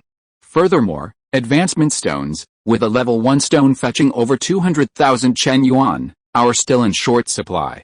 This translates to a year's lifespan costing only a few 100,000 Chen Yuan, making it quite affordable for the wealthy. However, to advance to Tier 2 or 3, the cost of one level is much higher, costing millions or even tens of millions. The wealth of the wealthy is their net worth, which includes both fixed assets and cash, with fixed assets comprising a significant portion. The wealth they can contribute consists primarily of cash, real estate, and even company shares. They cannot recklessly consume the wealth on Blue Star. Upon returning to Blue Star, their entire company might be bankrupt. Without wealth, what use would there be for all those lifespans? Furthermore, while running a power leveling business, Lord players must not significantly impact the strength of their own territories. Lord players simply profit from the wealth of the blue star from the wealthy. More important than that is the strength of their territory. The stronger the territory, the more they can gain, including more blue star wealth. Currently, the highest tier of wealthy players who level up through power leveling is only level 3. The wealthy in Zhao Yi's territory are some level 1, others level 2. In terms of strength, they lag far behind other combat class players. The wealthy aspire to build a major business in the gaming world, seeking maximum returns with minimal investment. There are ways to do this, and that's what the wealthy in Zhao Yi's territory are trying to do. The recent victory of the Chen Kingdom player coalition in Rhoda province over the invading Goshawk Empire and Desai coalition seemed like a golden opportunity. Ma Xinghe, Yukun, and other wealthy individuals have been living in Yichen for several months. Through various means, they've gathered information about Rhoda province and even the Violet Kingdom, completely unaware of the existence of a Chen Kingdom player coalition in Rhoda province. Has this Chen player coalition existed long ago, or was it just improvised to counter the Desai coalition? I assume the inhabitants of each of the Chen player coalition's territories are primarily indigenous. If a territory has a large player population, the other territories should make some noise on the forum. Whether this coalition is long-standing or improvised, Lord Zhao should hold a dominant position. It's not easy to elevate a territory to first-class earldom. It's even better if it's improvised. We can provide funds to help Lord Zhao maintain this coalition, or even form a Violet Kingdom Chen player coalition under Lord Zhao's control. The wealthy expressed their intentions, aiming to invest in Zhao Yi as soon as possible at this stage, as the investment would be relatively small and the returns would be greater. They had no intention of sidelining Zhao Yi and becoming the controlling force. After so long in the gaming world, they all understood that individual strength was paramount. Without it, one simply had no right to control a faction. They hoped that their investment would strengthen Zhao Yi's territory, and that Zhao Yi would then grant them more, allowing them to reach level 50 and above at a relatively low cost. After all, level 50 represents a return to youth, and for these wealthy individuals, youth is a distant concept. In fact, wealthy individuals like Ma Xinghe and Yukun felt fortunate to have settled in Yichen. Initially numbering over 100 million player territories, the number has now plummeted to 1.5 million, a 99% decrease in the number of player territories. Many territories invested in by wealthy individuals have long since collapsed, and some haven't even had a chance to escape. Since Li Chunzhang was the second to be promoted to a third-class marquisate, there have been 4 marquisates to date. However, at this stage, first-class earldoms remain in the second tier of player territories, with only a handful of first-tier territories remaining. Reaching first-class earldoms from player territories is not easy. It's usually achieved by territories that are being developed by major powers, or by lords with exceptionally high luck. In their view, Zhao Yi fell into the latter category. A truly fortunate individual. His exceptional luck had enabled him to be promoted to first-class earldom so early, making him significantly more powerful than any first-class earldom in the later Jin dynasty. As wealthy individuals, they struggled to choose which player factions to join, as these factions were already well off. Therefore, they generally opted for individual player territories. Zhao Yi territory was clearly among the most successful of these, demonstrating their good fortune. Upon learning Zhao Yi territory's selection criteria, these wealthy individuals rejoiced once again at their own initiatives on Blue Star. Perhaps the saying goes, good deeds pay off. Sharing the same criteria, the wealthy residents of Yi City found compatibility and shared common aspirations, hoping to invest in Zhao Yi territory and strengthen it. As they chatted over food and drinks, they finally came up with a plan to form a player coalition between the Violet Kingdom and the Chen Kingdom. The next step was to approach Zhao Yi with their plan, which would require his approval for implementation. If Zhao Yi refused, there was nothing they could do. After settling in Yichen for several months, they had frequent contact with Zhao Yi and felt that he was a good guy and a very worthy investment candidate. After learning that Zhao Yi was single, they even introduced their daughters and granddaughters to him. Worthy investors are rare, and if there aren't any suitable candidates, it's better not to invest at all. If the investment target goes wrong, they, the investors, will also be affected. To use an analogy, Zhao Yi is like a warlord during the Three Kingdoms period, and the wealthy are the equivalent of the great families. Just as the wealthy had formulated their plans and were about to persuade Zhao Yi, The player lords of Chen Kingdom and Rhoda Province also had their own ideas and began to take action. A Chen Kingdom player coalition? Where did this Chen Kingdom player coalition come from? How could I not know about it? Rhoda Province has an area of 170,000 square kilometers, but Zhao Yi's territory only occupies 20,000 square kilometers. The additional 30,000 square kilometers of land gained by being promoted to a third-class duchy has not yet been used up, and the newly added territory is all outside Rhoda Province. Rhoda Province still boasts vast tracts of territory. A third-class barony is only 5 square kilometers, while a second-class earldom is only 1,000 square kilometers. However, Rhoda Province still boasts hundreds of player territories. These hundreds are divided among the Chen player faction, the anti-Chen alliance, and the neutral camp. Chen player territories alone number over 100, nearly as many as the anti-Chen alliance. Zhao Yi has made a significant contribution to this, frequently dispatching assassins to target anti-Chen alliance player territories in the surrounding areas. Even the Chen officialdom, constantly merging weaker territories, still has a territory in Rhoda Province, reaching the rank of third-class earldom. Territories under the Chen officialdom are spread across the origin continent. When merging weaker territories, at least one territory remains in all regions. Their most important mission is intelligence gathering. Among the Blue Star player factions, the Chen officialdom possesses the most powerful intelligence network, extending even further into the indigenous cities. The Chen player coalition in Rhoda Province emerged and defeated the formidable Dusai coalition, prompting many Chen player lords to consider joining the coalition. It's nice to take shelter under a big tree. The fierce competition between the Chen player faction and the anti-Chen alliance leaves no one sure when their territory will be destroyed. If the Chen player lords in Rhoda Province could unite, they could not only withstand the anti-Chen alliance's offensive, but also launch a counterattack.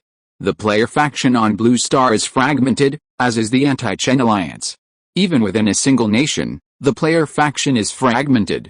On Blue Star, many nations maintain sufficient control, but in this game world where power reigns supreme, official control is steadily declining.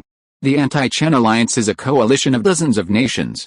Trust between lords from different nations is rare, and even lords from the same nation cannot be fully trusted. Given sufficient benefits, even fathers and sons can turn against each other, and even brothers can feud. If the Chen player lords in Rhoda Province could unite, at least there, they might be able to defeat the anti-Chen alliance. In the past, uniting the Chen player lords was a task for the Chen state officials. However, the remaining Chen state territory under the official jurisdiction of Rhoda Province is only a third-class earldom. To lead an alliance, one naturally needs the strongest power and the most input, a task unattainable by the official third-class earldoms of Chen. Now that Zhao Yi has stepped forward, Zhao Yi, a first-class earldom, is virtually certain to be the strongest of the Chen player territories in Rhoda Province. More importantly, Zhao Yi had just led the Rhoda Province Chen player coalition to complete annihilation of the Dusai coalition, suggesting the existence of a Rhoda Province Chen player alliance, and its strength is considerable, prompting more Chen player lords to seek membership. These Chen player lords are either privately messaging the Zhao Yi County Publicity Department in the forum or sending their subordinates to Zhao Yi County, seeking to contact him and apply to join the Chen player alliance. Kang Lechen reported the Rhoda Chen player lords' applications to join the alliance to Zhao Yi, while the wealthy in Yi City also requested meetings with him. Zhao Yi suspected the reason for their requests was related to the alliance. The alliance didn't exist. From the beginning, Zhao Yi dispatched troops from his own territory, completely annihilating the Dusai coalition. Previously, Zhao Yi had little regard for the so-called alliance, envisioning growing his territory to a point where it was stronger than even a single-player faction, and eventually competing with the top-tier and most powerful indigenous forces. However, after formulating his plan to control the entire Violet Kingdom, Zhao Yi's thinking gradually changed. Once Zhao Yi reached rank 7, he would kill Ostache, make Brittany the queen of the Violet Kingdom, and secretly control the entire Violet Kingdom. Under Zhao Yi's control, the Violet Kingdom would not allow foreign player territories, or indeed, all player territories. Eliminating all player territories would be a difficult task, especially after controlling the Violet Kingdom. It would be too slow. Even if player territories grew slowly, they would still grow significantly in 2 years, and the cost of purging them would then increase. If a Chen player alliance were formed now, foreign player territories would be immediately eliminated. By the time Zhao Yi takes control of the Violet Kingdom, perhaps there will no longer be any foreign player territories in the entire Violet Kingdom. Zhao Yi did not intend to use this opportunity to weaken the power of the Chen player lords within the Violet Kingdom. The best option was to subjugate them so that the power in his hands could continue to increase. However, the indigenous army under Zhao Yi's control was more important and was the dominant force, while the player army could only be auxiliary. After deciding to form an alliance, Zhao Yi had to meet with the financiers. An alliance cannot be without financiers, and most of the other Chen player lords also needed the wealth of Blue Star. In Zhao Yi's office, Ma Xinghe and Yu Kun, representing all the wealthy people in Yichen, discussed the formation of an alliance with Zhao Yi. My lord, has the coalition or alliance been formed long ago, or is it a temporary one? Ma Xinghe asked first. It's just a makeshift coalition, sir. Why not form a formal alliance to unite the Chen Kingdom players within Rhoda Province? On the one hand, this would allow us to counter the next invasion from the Goshawk Empire players, and on the other hand, to fight the anti-Chen alliance within Rhoda Province. Well, an alliance is fine, but the weaker player territories are holding us back, Zhao Yi said, feigning hesitation. Upon hearing Zhao Yi's agreement, the two veterans, Ma Xinghe and Yu Kun, remained expressionless, but inwardly, they were beaming. Sir, then our alliance shouldn't include player territories that hold us back. To join, you need to be at least a viscount. After a moment's hesitation, Zhao Yi agreed. Ma Xinghe and Yu Kun also considered names like Zhao Alliance or Yi Alliance. Since Zhao Yi's main city was officially called Yi City, Zhao Yi declined and came up with a name of his own, the Violet Kingdom Chen Kingdom Player Alliance, or the Purple Chen Alliance for short. The alliance's name had been decided, but forming it was no small undertaking. It required determining the alliance's structure, establishing its bylaws, and deciding on its membership. Zhao Yi assigned some player officials from the city hall to handle the initial preparations, and the wealthy of Yichen also sent personnel to join the effort. Once the alliance was officially established, these wealthy individuals would be responsible for its finances. Finances were crucial for any faction. Without them, the entire faction would crumble. Through financial resources, one could even control the entire faction. However, for Zhao Yi, the Purple Chen Alliance's finances were unimportant. The Purple Chen Alliance would be a relatively loose alliance, much like the Anti-Chen Alliance. However, the Purple Chen Alliance was much smaller than the Anti-Chen Alliance, and therefore more closely knit. Player lords who joined the Purple Chen Alliance paid a fee based on their rank, which primarily financed the Purple Chen Alliance's army.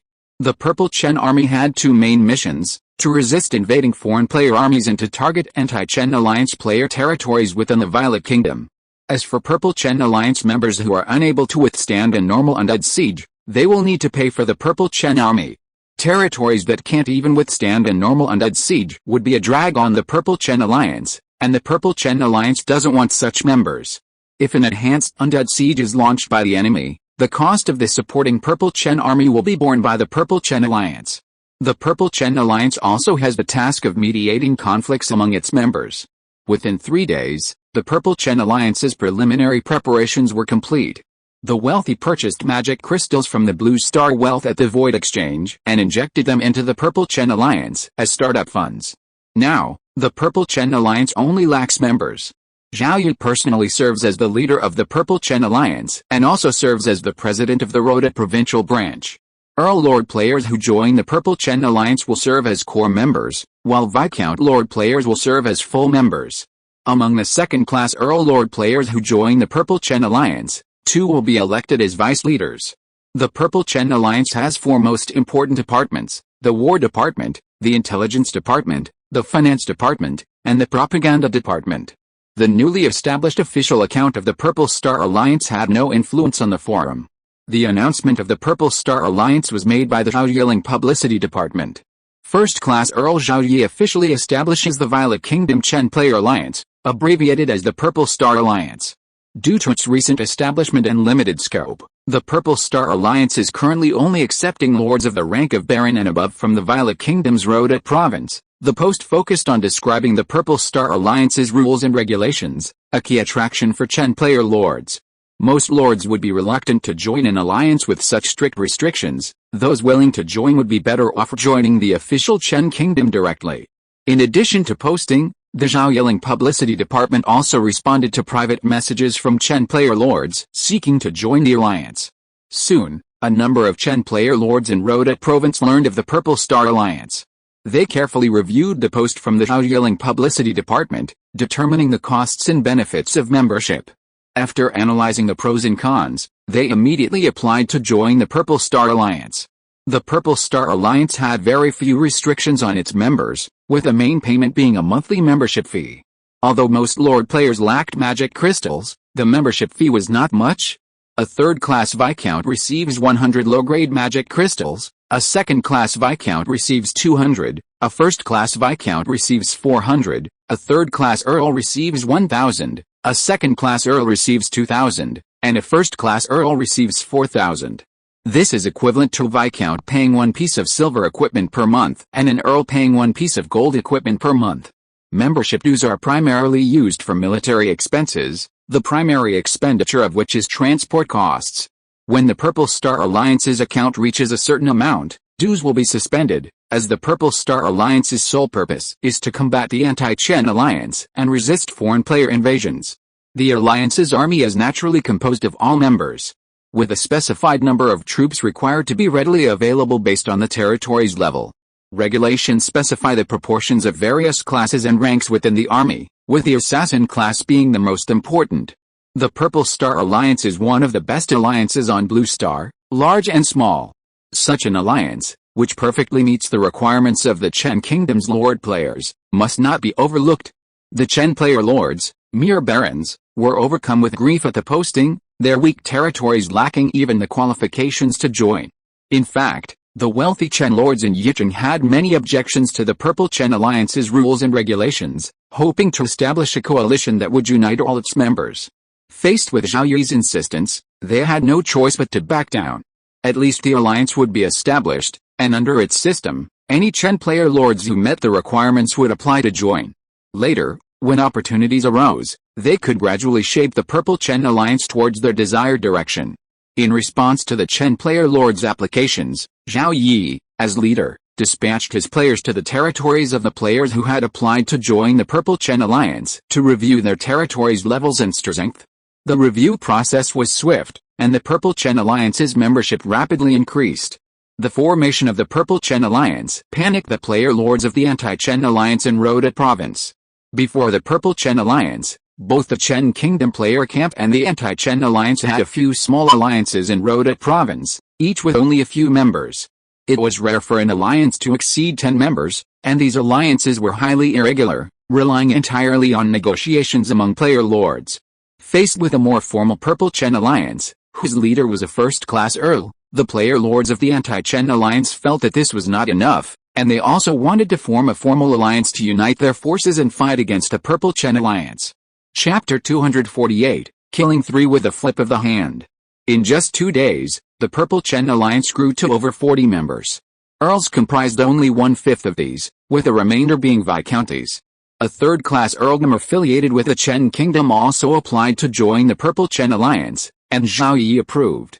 To facilitate internal communication within the Purple Chen Alliance, Zhao Yi began using the address book.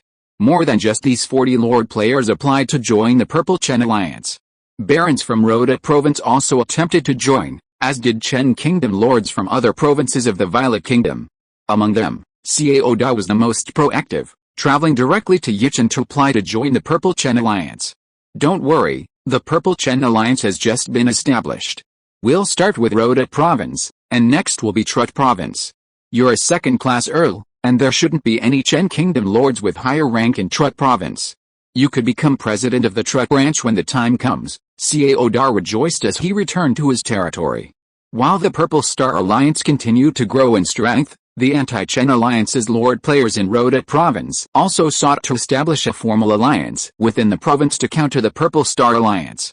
However, 2 days passed, and the alliance remained merely verbal. Lord players clashed with one another, with second-class Earls vying for the title of Lord, and third-class Earls seeking to gain maximum benefits from the alliance with minimal effort. Disagreement prevented the formation of an alliance. Many Lord players could see that the anti-Chen Alliance's Lord players in Rhoda province lacked a leader like Zhao Yi. Zhao Yi, with his strength, was qualified to form an alliance where he held primary power, but the anti-Chen alliance struggled to achieve this, struggling to establish one quickly. Even if an alliance were formed, it lacked unity and could not mobilize its full strength against the Purple Star Alliance. While Rota Province lacked a first-class earldom like the anti-Chen alliance, there was one in Hudo Province, named Lorraine. If Lorraine stepped in, perhaps a Violet Kingdom-wide alliance could be formed to counter the Purple Star Alliance. Or perhaps Lorraine had already begun forming an alliance. Zhao Yi ignored that for now. The Purple Star Alliance already had so many members, it was time to take action. Zhao Yi assigned the Purple Star Alliance members their first task: investigate the locations of the main cities of all player territories surrounding their own territories and the routes of the undead siege, with a particular focus on the anti-Chen Alliance's player territories. This was an intelligence-gathering task, easily accomplished by the Purple Star Alliance members. A small number had already thoroughly investigated the player territories surrounding their own. They sent this information directly to the Purple Star Alliance's intelligence department, who compiled and delivered it to Zhao Yi. Other members, with less information available, quickly dispatched assassins to gather intelligence, aiming to report it after the next routine undead siege. Although the Purple Star Alliance's rules and regulations clearly stated that the Alliance army was in place, Zhao Yi had no intention of mobilizing it to attack the anti-Chen Alliance's player territories. He planned to take on the task of attacking the anti-Chen Alliance's player territories in his own territory, while the members of the Purple Star Alliance would be tasked with gathering intelligence. For Zhao Yi, gathering intelligence was more challenging than attacking the anti-Chen Alliance's player territories. Gathering intelligence on so many player territories would require a large number of assassins. While third and fourth tier assassins were relatively easy, first and second tier assassins were more prone to accidents, and the greater the distance from the territory, the greater the likelihood of mishaps. Giving intelligence gathering to the members of the Purple Star Alliance actually made the task easier. Player lords had already explored the area surrounding their territories and had some information on surrounding player territories, making further intelligence gathering easy. Unlike Zhao Yi's territory, the other player territories were nominally a first-class earldom, but in reality, a third-class dukedom. At least third-tier and lower professionals would find it difficult to infiltrate Zhao Yi's territory. Only fourth-tier assassins could possibly infiltrate. For the members of the Purple Star Alliance, attacking the anti-Chen Alliance's player territories proved more difficult than gathering intelligence. To attack a player's territory, a large number of assassins are typically dispatched, positioned at the other end of the undead siege route. Once inside, they release their hidden auras, drawing more undead to attack the player's main city. If fewer assassins are deployed, the undead army's strength will be minimal, preventing further damage to the player's territory, let alone allowing the undead to breach the city. Sending too many assassins, regardless of whether or not there are sufficient assassins under command, increases the risk of detection. Even nobles from the same indigenous nation are authorized to target these assassins if they enter uninvited. Zhao Yi's attack on the anti-Chen Alliance's player territories required no such rigor. The undead are attracted by the aura of life. Living creatures possess this aura, and some alchemical items can fake a powerful aura to attract even more undead. However, these alchemical items fetch a very high price in the market. Given the strength of the faked life force, it could attract the life force of 10,000 Tier 0 undead, or 1,000 Tier 1 undead, or 100 Tier 2 undead, or 10 Tier 3 undead, or 1 Tier 4 undead, or a combination thereof. A single alchemical item would cost tens of thousands of low-grade magic crystals, enough to purchase a single piece of platinum equipment. Using just one such alchemical item to increase the strength of the siege undead army would likely inflict minimal damage to a third-tier earldom. To inflict a significant blow to a third-tier earldom, an alchemical item costing at least 100,000 low-grade magic crystals would be required. To destroy a third-tier earldom, the price of the alchemical item would double. By this calculation, to destroy a second-tier earldom, at least 400,000 would be required. To destroy a first-tier earldom, at least 800,000. To bring down Zhao Yi, who had apparently been promoted to a first-tier earldom long ago and possessed considerable resources, would cost at least 1.5 million. One important point to note is that there's an unchangeable rule. Each wave of undead can only contain one-third the number of living beings in the city. Many anti-Chen Alliance player factions wanted to attack Zhao Yiling, but they were reluctant to spend so many magic crystals, given the uncertainty of their success. or even the inability to inflict significant damage. Instead, they preferred to invest heavily in severely damaging or even destroying changeling. Even major factions wouldn't be willing to purchase these expensive alchemical items, let alone the cash-strapped smaller and mid-sized player factions and individual player lords. But Zhao Yi was an exception. He had the money to directly order reusable alchemical items from the indigenous factions on the void market, which were over 10 times more expensive than disposable ones. There were 3 of them in total, one capable of destroying a third-class earldom, and the other 2, each capable of destroying a first-class viscountdom or severely damaging a third-class earldom. Using all 3 together could destroy a second-class earldom and inflict damage on a first-class earldom. The 3 alchemical items alone cost Zhao Yi over 7 million, and he nearly considered using his points to purchase similar alchemical items from the points mall. Now, there's the idea of asking the Purple Star Alliance members to share the cost of the alchemical items. However, Zhao Yi feels that it's already difficult for these members to pay dues, so sharing the cost of the alchemical items would be nearly impossible. Even if the Purple Star Alliance expanded to encompass the entire Violet Kingdom, each member would have to contribute at least 10,000 low-grade magic crystals. If the dues were paid solely by the members of Rhoda Province, it would take more than 10 years to pay Zhao Yi all the dues. With the idea of recruiting these lord players for his own use, Zhao Yi decided to let them go for now. In preparation for their future conquest, Zhao Yi also needed to demonstrate his strength. Indigenous nations, if a noble's territory is breached by the undead horde, an investigation will most likely not be conducted. However, if a noble's territory is clearly sabotaged, an investigation will most likely be conducted. With the intelligence in hand, Zhao Yi didn't send anyone to reconfirm it. On the day of the regular undead siege, he simply dispatched 3 Tier 4 assassins, each armed with an alchemical item. Since it was a player territory, and only a count's territory, even if the intelligence was flawed, the Tier 4 assassins could still escape. Zhao Yi prepared a number of tactics for the 3 assassins, including a random teleportation scroll. After selecting 3 targets, Zhao Yi first contacted the 3 Purple Star Alliance members closest to them. Zhao Wei, Xiao Kai, Yao Changping, open the teleportation array. I'm sending an assassin there to carry out the mission. Roger that, boss. I'll open the teleportation array right away. Understood. Zhao Wei, Xiao Kai, and Yao Changping all had chat notifications set up in their contacts screen. Upon receiving a chat message, the system panel popped up, and the 3 immediately replied to Zhao Yi's message. The teleportation arrays of the 3 territories opened one after another. They were already connected to the Yicheng teleportation array. As the arrays illuminated, a black-clad, black-armored assassin emerged from each. Seeing the nobles waiting, the 3 assassins gently saluted Zhao Wei, Xiao Kai, and Yao Changping. After a brief exchange, they were escorted to their target area by their own cavalry. Seeing the assassins of Zhao Yiling leave, Zhao Wei, Xiao Kai, and Yao Changping were puzzled. Were the assassins who had arrived in their territories 3rd or 4th tier? Assassins are well suited to conceal their presence, and only professionals of higher levels can easily discern their rank.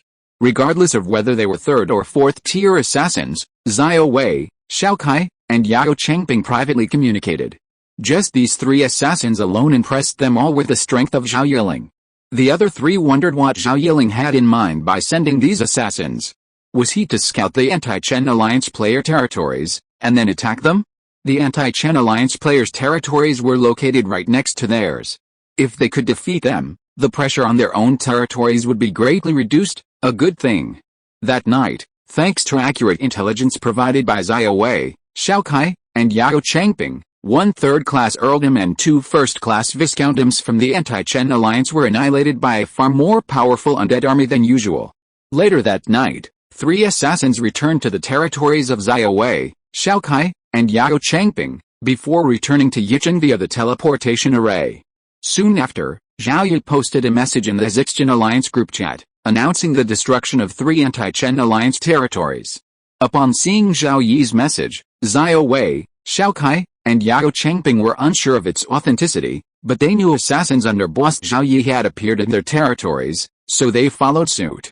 Master Zhao Yi is mighty, Master Zhao Yi is mighty, Master Zhao Yi is mighty. Zhao Wei, Xiao Kai, and Yao Changping were unsure whether the 3 anti-Chen Alliance player territories had been destroyed. When the other members saw someone posting a message flooding their screens, they copied and pasted the same message. In their eyes, the masters were always aloof, so they didn't dare ask. Instead, they looked up information to see which Purple Chen Alliance members were near the 3 destroyed Anti-Chen Alliance player territories and sent air cavalry or assassins to investigate. Before anyone could inquire, Zhao Yi, Xiao Kai, and Yao Changping had already dispatched personnel to investigate. Within 2 hours, they were describing the tragic state of the 3 destroyed Anti-Chen Alliance player territories in the group chat. Only then did the other Purple Chen Alliance members truly believe that 3 Anti-Chen Alliance player territories had been destroyed, including a 3rd-class earldom and 2 first-class viscountdoms. From then on, the words of Zhao Yi, Xiao Kai, and Yao Changping continued to amaze the Purple Chen Alliance members. They assumed that boss Zhao Yi had mobilized some of his members' assassins, forming 3 teams to attack 3 Anti-Chen Alliance player territories. Unexpectedly, boss Zhao Yi hadn't mobilized the other members' assassins, but instead dispatched only 3 of his own, 1 assassin per target, and simply annihilated all 3 player territories. A truly lavish move. Boss Zhao Yi had even resorted to using expensive alchemical artifacts that could disguise the aura of life to destroy the player territories. This was something even the larger powers wouldn't purchase. Boss Zhao Yi's power was unfathomable. The Purple Chen Alliance members engaged in a heated discussion in the group chat. Although boss Zhao Yi wasn't participating, he could observe from the shadows, and many members offered flattering words to him. Some in the group chat speculated about when all Anti-Chen Alliance player territories in Rhoda province would be annihilated. Zhao Yi found time to send a message in the group chat. The details of the destruction of the 3 Anti-Chen Alliance player territories are forbidden to be shared. Received. 3 Anti-Chen Alliance player territories were destroyed, but some of their lords and players managed to escape. In the group chat of the Anti-Chen Alliance player lords in Rhoda province, the 3 lords shared the fate of their territories, immediately causing fear among the other lord players. It was the Purple Chen Alliance that had acted, and in one fell swoop, they had destroyed 3 of their territories, one of which was a 3rd-class earldom. If all their forces were concentrated, they wouldn't be able to stop even a 2nd-class earldom. The Anti-Chen Alliance in Rhoda province didn't even have 1st-class earldoms. What should be done? How should they resist the aggressive attack of the Purple Chen Alliance? Since the address book already has it, let's add group chat as well. It's a function of the address book. Chapter 249 Unpredictable. The Anti-Chen Alliance's lord players discussed ceaselessly in group chat, quickly reaching a consensus before dawn to form a new alliance and grant mutual access to teleportation arrays. If faced with an overwhelming undead siege, they would immediately call on other alliance members for assistance, with the costs borne by the lord in need. The full name of the alliance was the Violet Kingdom Mutual Aid Alliance, or VH Alliance for short. The VH Alliance lacked a leader, governed by a single parliament. All lords served as members of the parliament, who elected a speaker with limited power. All alliance matters were decided by vote of the parliamentarians. This organization, no less fragmented than the Anti-Chen Alliance, was quickly established because of the Purple Chen Alliance. The VH Alliance's first act was to recruit more members to counter the Purple Chen Alliance. The members of the VH Alliance understood that even if they united more closely, they would not be able to withstand the Purple Chen Alliance and would need reinforcements from outside Rhoda province. Soon, a post announcing the official establishment of the VH Alliance appeared on the forum. A member of the Purple Star Alliance immediately shared the post in the group chat, and Zhao Yi soon learned of the VH Alliance. Zhao Yi felt no threat from the hastily formed VH Alliance. He believed his territory was fully capable of single-handedly sweeping through all the player territories within the Violet Kingdom. Furthermore, 3 Anti-Chen Alliance territories in Rhoda province had already been destroyed, and more would be annihilated every 3 days. After careful consideration, Zhao Yi decided not to act alone. Besides providing intelligence, the other members of the Purple Star Alliance also had to take action. Zhao Yi would be responsible for destroying Anti-Chen Alliance territories of the 1st Viscount rank and above, while the other members of the Purple Star Alliance would assemble assassination units to destroy Anti-Chen Alliance territories below the 1st Viscount rank. Zhao Yi shared the situation in the group chat, and the Purple Star Alliance lords expressed their willingness to contribute. Boss Zhao Yi can destroy 3 territories of the 1st Viscount rank and above at once. If we combine the assassins from so many territories, we must at least destroy 3 territories below the first Viscount rank. Currently, the Purple Chen Alliance has 3 second Viscounts, Zhigang, Suliangtao, and Liu Zhengyu. Each of them leads an assassin unit. Assassin units can't be assembled and deployed immediately. Assassins from multiple territories require a period of training and integration before they can be deployed. Therefore, for the time being, Zhao Yi will continue to lead the charge, while the remaining assassins will be concentrated in the territories of Zhigang, Suliangtao, and Liu Zhengyu for training, with the alliance covering their transportation costs. The Purple Chen Alliance's destruction of 3 anti-Chen Alliance player territories quickly spread throughout the Violet Kingdom's player lords. More Chen Kingdom player lords sought to join the Purple Chen Alliance, and many anti-Chen Alliance player lords panicked, fearing the Purple Chen Alliance would expand into other provinces of the Violet Kingdom. The player lords of the anti-Chen Alliance across various provinces quickly took action, aiming to form an alliance to counter the unforeseen arrival of the Purple Chen Alliance. Ideally, they could use the alliance's power to destroy some of the Chen Kingdom's player territories before the Purple Chen Alliance arrived. Just then, first-class Count Lorian, whose territory was located in Hudo Province, announced the formation of the VK Alliance, Violet Kingdom Watch Alliance, welcoming all lords within the Violet Kingdom to join. Lorian was no individual player lord. His surname was Joris. The Joris Consortium in the Kingdom of Eli was a group that, while not among the top 10, was not far off. Among the Blue Star player factions, the Joris Consortium was slightly weaker, but still ranked within the top 500. Lorian's territory was ranked first among all the Joris Consortium's territories, and with resources provided by the entire faction, Lorian had no shortage of resources for development. Therefore, Lorian's focus until now had been on developing its territory, with only a small portion of its energy devoted to the struggle between the anti-Chen Alliance and the Chen Kingdom player faction. Now, with a massive threat posed by the Purple Chen Alliance, Lorian was forced to step forward and form the VK Alliance to counter it. Lorian's status as a first-class Earl alone prompted numerous anti-Chen Alliance player lords within the Violet Kingdom to apply to join the VK Alliance. Compared to the Purple Chen Alliance, the VK Alliance readily accepted all, significantly surpassing the Purple Chen Alliance in membership within just half a day. However, within Rhoda Province, the VK Alliance still couldn't match the Purple Chen Alliance. The emergence of the VK Alliance also saw members of the recently formed VH Alliance withdraw and apply to join the VK Alliance. Zhao Yi took the VK Alliance's emergence seriously. The Purple Chen Alliance's sphere of influence was limited to Rhoda Province. If Lorian could muster the power of the VK Alliance, the Chen player territories outside of Rhoda would be in danger. Zhao Yi also planned to annex the Chen players within the Violet Kingdom in the future, but he couldn't let them be overwhelmed by the VK Alliance. With the emergence of the VK Alliance, the Purple Chen Alliance was also poised to expand into all of Violet Province. Before the Purple Star Alliance officially announced its admission of Chen player lords from the entire Violet Kingdom region, a guest eager to join the alliance had already arrived in Yicheng. If it were just a guest from a smaller territory, Zhao Yi would have chosen not to meet him, but this guest's territory was only slightly less famous than his own in the Violet Kingdom, and Zhao Yi needed to meet him. The guest from Yicheng was composed entirely of female professionals. Their leader was Pan Zuir, a 4th-rank swordsman only 2 years older than Zhao Yi, with striking looks and long legs. Pan Zuir had come to Yicheng on behalf of second-class Earl Gu Ying, seeking a meeting with Zhao Yi. Pan Zuir had 2 missions, one to get Gu Ying to join the Purple Star Alliance, and the other to find a way to sign a contract with Zhao Yi, ensuring that if Gu Ying was in danger, Zhao Yi or the Purple Star Alliance would send troops to support him.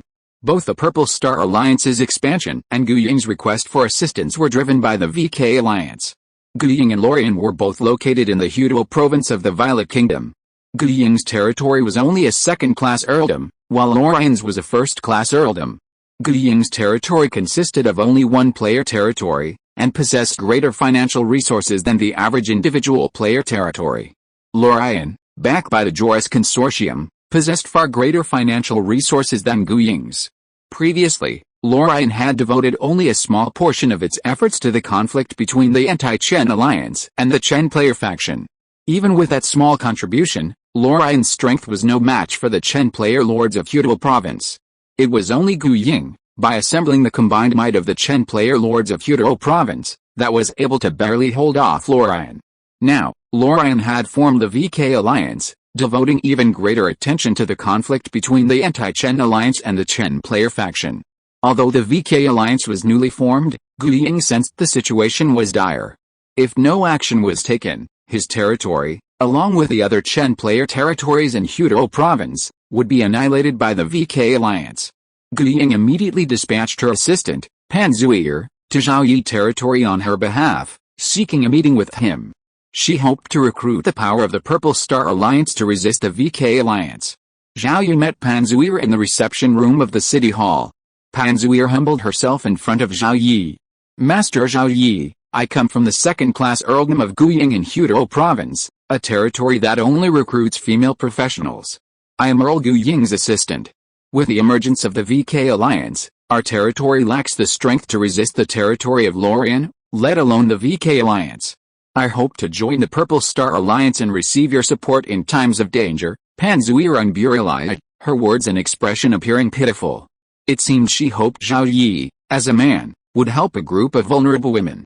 Guying territory's exclusive recruitment of female professionals was both a disadvantage and an advantage. Across the Origin continent, many female lords chose to recruit only female professionals, but few managed to survive to this day.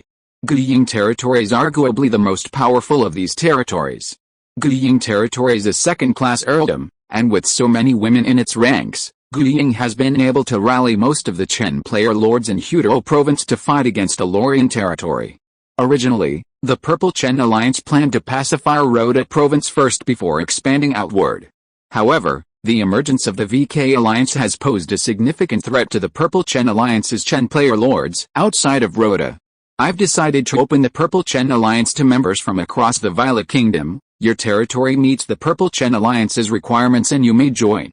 As a member of the Purple Chen Alliance, if your territory is in danger, the Purple Chen Alliance will send troops to rescue you. Upon hearing Zhao Yi's words, Pan Zuier, who had been trying hard to appear pitiful in front of him, almost jumped up in excitement. She hadn't expected this mission to be so easy to accomplish. With a mission accomplished, her stress was greatly relieved, and Pan Zuier was in the mood to chat with a handsome man before her, getting to know Zhao Yi and Zhao Yi territory better. Zhao Yi didn't have anything important to do right now, and he already had his staff to handle the announcement of the Purple Star Alliance's expansion. Now that he had a pretty girl to chat with, he decided to keep chatting. Zhao Yi was also very interested in Guying territory, a territory that only recruited female professionals. He even considered visiting Guying territory to see what it was like, with so many women everywhere. As they chatted and got to know Zhao Yi better, Pan Zuier suddenly had an interesting idea. Zhao Yi was single, and so was her boss. Could they possibly be a couple? With this thought in mind, Pan Zuier left Zhao Yi territory and returned to Guying territory. In the Lord's office at Guying's City Hall, Pan Zuier knocked on the door and opened it. Boss, I'm back. Pan Zuier casually walked over to the chair across from Guying and sat down, watching her busy with territory affairs. On Blue Star, Pan Zuier was Guying's assistant. With only a year's age difference, they were practically close sisters. That's why Pan Zuier felt so at ease around Guying. Facing Pan Zuier's return, Guying continued to work on her territory. 3 minutes later, she finished her work, placed a pair of burdens on the table, and looked up at Pan Zuier. The mission was accomplished well. Thanks to Zhao Yi and the Purple Star Alliance, the crisis in our territory has been resolved. What are your thoughts on your trip to Zhao Yi's territory? Pan Zuier had already reported everything to Guying via the address book, so there was no need to repeat the report. Now, Guying was eager to learn about the situation in Zhao Yi's territory. Well, boss, Zhao Yi's territory is worthy of being a first-class earldom. Its strength is at least 3 times that of ours. Perhaps it's not much worse than Lorien's. After all, boss, Zhao Yi's territory was promoted to first-class earldom before Lorien's. After explaining the situation in Zhao Yi's territory to Guying, Pan Zuier winked at her again. Boss, let me tell you something. Boss Zhao Yi is incredibly handsome and single, managing such a large territory. He's quite capable, and I think he's a good match for you. Boss, if you don't find a partner soon, you'll be getting old. Besides, our territory only recruits female professionals, making continued growth much more difficult than other territories. If you two can succeed, his territory will be yours. Guying glared at Pan Zuier, But Panzuir's words went in one ear and out the other. She had no thoughts about Zhao Yi, and her mind turned to the situation within the Violet Kingdom. First, Lorien formed the VK Alliance, and then the Purple Chen Alliance began recruiting members from across the Violet Kingdom. The membership of both alliances grew rapidly. The VK Alliance, with its growing membership, remained inactive. If they wanted to rally assassins from various territories to attack the Chen Kingdom player territory, they couldn't do it without training together for a few days. Zhao Yi understood this, and so did Lorien. While the VK Alliance remained silent, the Violet Alliance continued its actions. Just 3 days after the destruction of 3 anti-Chen Alliance territories in Rhoda Province, 2 first-class viscounties and 1 third-class earldom in the province were attacked by an even more powerful undead army. Faced with such a formidable undead force, the lords of the 3 territories immediately appealed to the VK Alliance for assistance. Lorien immediately mobilized his own territories and the armies of other VK Alliance members to support the 3 attack members. With this support, the 3 territories were saved, but the losses were significant, including heavy losses for the supporting Alliance troops. Nearly 1/5 of the previously collected membership dues had been used to pay for the Alliance's military expenses.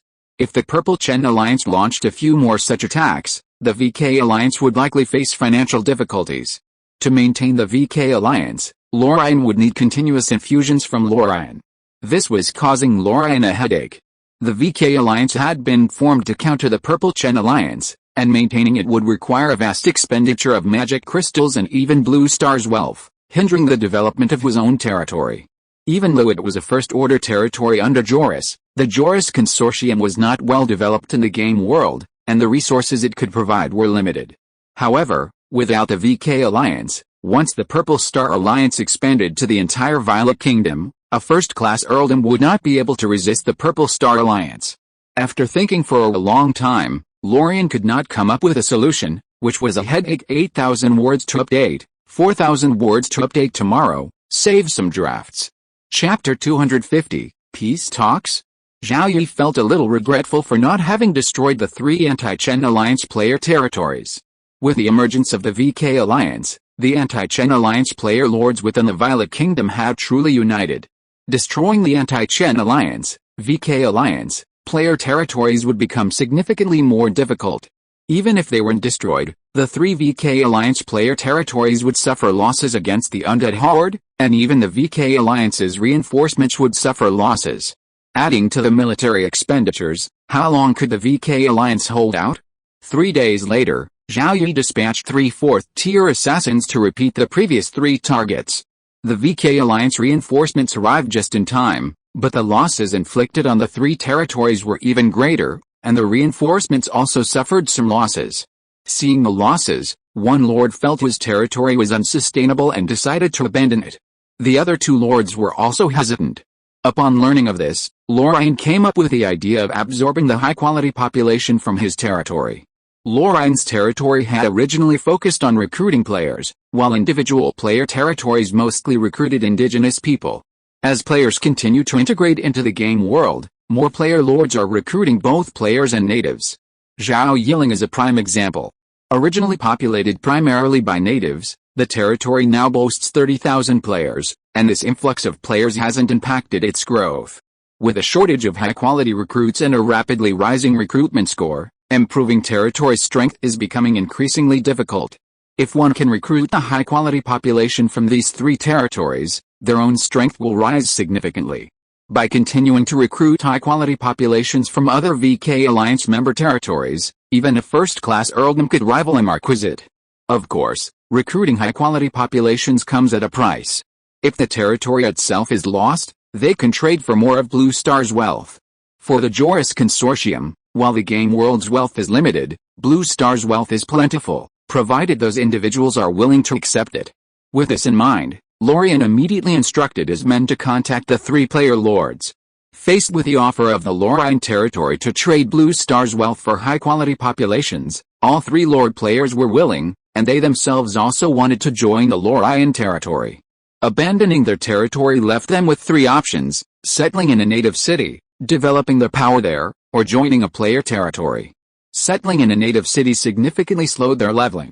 Having already or soon to acquire a significant amount of Blue Star's wealth, They now sought to level up, gaining youth, health, and a longer lifespan.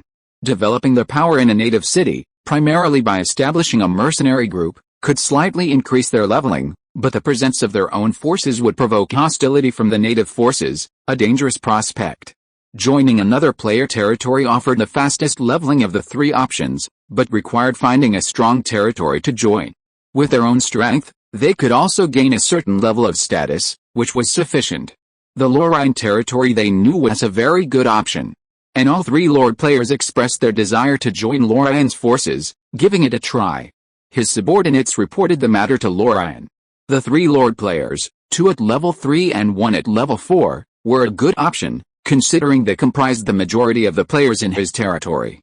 The high-quality population from the three territories, directly teleported in, not recruited, meant their loyalty couldn't be guaranteed. This would allow the three Lord players to continue commanding their former subordinates. As for the three Lord players, who wouldn't dare lead their former subordinates in rebellion, the power of the Joris Consortium on Blue Star would easily defeat them. Only a small number of Lord players had managed to keep their information strictly confidential until now. After making the decision, Lorraine immediately met with the three Lord players and signed a contract. The three Lord players would return to their territories and transport the required population from their territories to Lorraine's territory via the teleportation array. If their territories were located in the Hudo province, closer to Lorraine's territory, the teleportation array wouldn't be necessary. With a high-quality population from the three-player territories entering Lorraine's territory, its strength rapidly increased. Because Lorraine's territory primarily relied on player recruitment, the matter couldn't be completely kept secret. The other members of the VK Alliance and the Purple Star Alliance knew about the deal between Lorraine and the three former VK Alliance members. Some members of the VK Alliance were happy about the deal, as Lorraine's power had increased, allowing him to better lead the VK Alliance against the Purple Star Alliance. Others were angry, worried that if their territories were attacked, rescue efforts would be delayed and they would be forced to make deals with Lorraine. Still others considered joining Lorraine, which seemed like a good option. Within the Purple Star Alliance, the most worried were Gu Ying and the other lords whose territories were in Hudo province. With Lorraine's growing power, their territories were in the greatest danger. Zhao Yi, in the group chat, said, "Don't worry, leave Lorraine to me." Although the second attack on the three VK Alliance territories had severely damaged them and forced them to abandon their territory, Zhao Yi was not entirely satisfied with the outcome, especially since Lorraine would become even more powerful as a result. No matter how much Lorraine gained strength, it would still be less than 1/10 of Zhao Yi's. However, as Lorraine's power grew, so would the cost of its destruction. It would be better to attack Lorraine now. Even if they can't destroy or severely damage Lorraine, they must inflict significant losses, causing its strength to decline. Ultimately, Lorraine will be destroyed. Without Lorraine's leadership, even if the VK Alliance still exists, it will be fragmented and unable to withstand the Purple Star Alliance. Zhao Yi's words reassured the Purple Star Alliance members. First, 3 anti-Chen Alliance territories were destroyed, and then 3 VK Alliance member territories surrendered. Zhao Yi's strength was evident to the Purple Star Alliance members. With such a powerful leader in their fold, they felt reassured. Following his command, they knew they would surely defeat the VK Alliance. It was another day of routine undead sieges. And Zhao Yi prepared to dispatch his assassins. Teleportation arrays had been placed throughout the Violet Kingdom, but the one in Hudo province was far from Lorraine. Among the Purple Chen Alliance members in Hudo province, Gu Ying's territory was closest to Lorraine, though the distance was actually quite far. The Chen player territories closer to Lorraine had already been annihilated by Lorraine. Gu Ying's territory was a second-class earldom, and Gu Ying, by rallying the forces of several Chen player territories in Hudo province, was able to hold off Lorraine. Gu Ying, open the territory's teleportation array. My men will be heading to Lorraine. Upon receiving Zhao Yi's message, Gu Ying immediately replied, "Alliance leader, I'll have them open the teleportation array right away." Gu Ying felt reassured about Zhao Yi's men visiting her territory. Zhao Yi's strength, current status, and previous actions all proved him trustworthy. As Gu Ying ordered the teleportation array to be opened, she and Panzuir exited the city hall, mounted their monsters, and headed towards the array. By the time the two women reached the teleportation area, Zhao Yi's 3 4th-tier assassins had already emerged. These 3 fourth-tier assassins would not be disrespectful to a woman noble. Nobles are nobles, and there are quite a few female nobles, not to mention the female noble before them, who is also a Tier 4 professional. Most assassins, due to their profession, were rather taciturn, so the two sides didn't exchange much, with Gu Ying primarily asking how they could help. Finally, Gu Ying dispatched someone to lead the 3 assassins through the teleportation array, heading to the nearest town in her territory to Lorraine. Then, she dispatched a cavalry unit to escort the 3 assassins out of the territory. Are they Tier 3 or Tier 4? Gu Ying muttered softly. If they're all Tier 4 assassins, how many Tier 4 professionals are there in Zhao Yi's territory? Just how powerful is Zhao Yi's territory? Pan Zuir found it implausible, and Gu Ying felt she was overthinking it. Perhaps at most one of these 3 assassins was Tier 4. Regardless of whether they were Tier 3 or Tier 4, the 2 women were delighted by Zhao Yi's swift action against Lorraine. As Lorraine grew in strength and integrated the forces of the VK Alliance, it was very likely that their territory would be the first target. Although Zhao Yi only sent 3 assassins, Gu Ying already knew that Zhao Yi had also previously dispatched 3 assassins, 1 per target. Undoubtedly, the assassins were carrying reusable alchemical tools that could disguise a vast life force. Disposable alchemical tools are expensive, and reusable ones are even more so.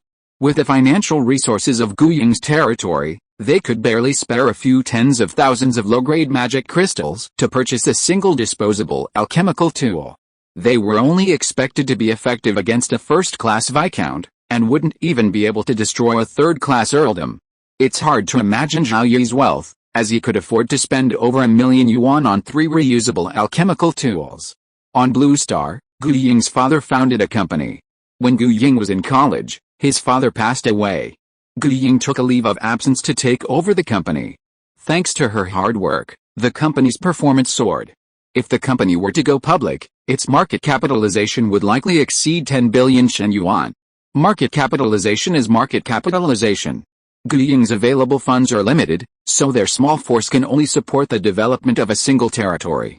Even with all their funds, they might not be able to afford even one of Zhao Yi's 3 alchemical items. Because Gu Ying prefers to hire female employees, after entering the game world, she established a territory that recruits only female professionals. At night, an even stronger undead army than usual attacked the main city of Lorraine. The air cavalry and assassins reported their reconnaissance to Lorraine. Upon learning of the undead army, Lorraine was slightly enraged. Damn the Purple Chen Alliance for attacking him. The incoming undead army is formidable. Although the territory's strength has increased significantly in recent days, facing this undead horde, the territory will suffer significant losses. With luck, the losses will be less than 500, but with bad luck, the losses will exceed 1,000. This is not a problem that can be solved by simply sending in reinforcements. The strength of each VK Alliance territory is insufficient, unless only Tier 2 to Tier 4 professionals are mobilized to provide support. Furthermore, to defeat the invading undead horde, the territory's military supplies would be expended significantly, all purchased with magic crystals. After the fierce battle, Lorraine lost over 700 men, nearly 1/50th of the territory's total military strength, and nearly a Tier 3 professional was killed. Eliminating so many undead would earn more points and the professionals more experience. But Lorraine felt the pain deeply. Replacing these losses would be incredibly difficult, with nearly 1/50th of the territory's total strength lost in a single blow. If the Purple Star Alliance continued to attack, the losses would only deepen, more than could be offset by additional points. Combined with the loss of military supplies, the territory's losses were immense. Lorraine now had to solve a problem, prevent the Purple Star Alliance from attacking again. He could envision several ways the Purple Star Alliance could intervene. The first was a reconciliation between the VK Alliance and the Purple Star Alliance, a cessation of hostilities and a peaceful development. If the Purple Star Alliance refused to reconcile, he could then offer money, using the wealth of Blue Star to buy peace. The second option was for the VK Alliance to also attack members of the Purple Chen Alliance, even targeting the territory of its leader, Zhao Yi. If you attack me, I'll attack you, and neither of us can hope to advance. For the sake of territorial development, we should reconcile. The third option was to directly destroy Zhao Yi's territory. Without him, the Purple Chen Alliance would be crippled, giving us ample time to annihilate all of its member territories one by one. Lorien preferred the third option, but it seemed impossible to immediately destroy Zhao Yi's territory. If there was a way, Lorien would have used it without even considering it. He preferred the first option, negotiate peace. If that didn't work, he would resort to force. Meanwhile, Lorien decided that upon returning to Blue Star, he would mobilize the consortium, locate Zhao Yi, and make him disappear. To prevent another attack from the Purple Chen Alliance, Lorien decided to deploy more patrols. During the next undead siege, they would patrol the other side of the attack route, driving away or killing the Purple Chen Alliance assassins. Elsewhere, 3 assassins returned to Gu Ying's territory, where Gu Ying personally approached them to inquire about the situation in Lorien. The assassins wouldn't elaborate on the specifics of their mission, revealing only a few details. The enemy had suffered at least 500 casualties. Even if all of them were Tier 0 professionals, this was still a significant loss for Lorien. A smile crossed Gu Ying's face. This was enough. He didn't expect to inflict a crushing defeat on Lorien in one go. He simply needed to divert their energy and prevent them from attacking his territory. Zhao Yi, likewise, didn't expect to inflict a crushing defeat on Lorien in one go. He said, "Take your time. If you're impatient, you can always use more magic crystals and purchase better alchemical tools to defeat Lorien." Shortly after returning from the monster hunt, Zhao Yi received a report from his men, a surprising request for peace from Lorien. "Don't fight anymore. Fighting will only hurt both sides. Let's negotiate peace and develop peacefully. Only by being promoted to the Marquisate as soon as possible can we occupy a place on the origin continent." Zhao Yi naturally ignored Lorien's peace talks. End of this chapter. Thank you very much for reaching the end. Don't forget to like. Looking for more exclusive content and immediate access? Subscribe to our Patreon. Remember, every like, subscription, or donation encourages us to continue. Thanks to everyone. See you in the next video.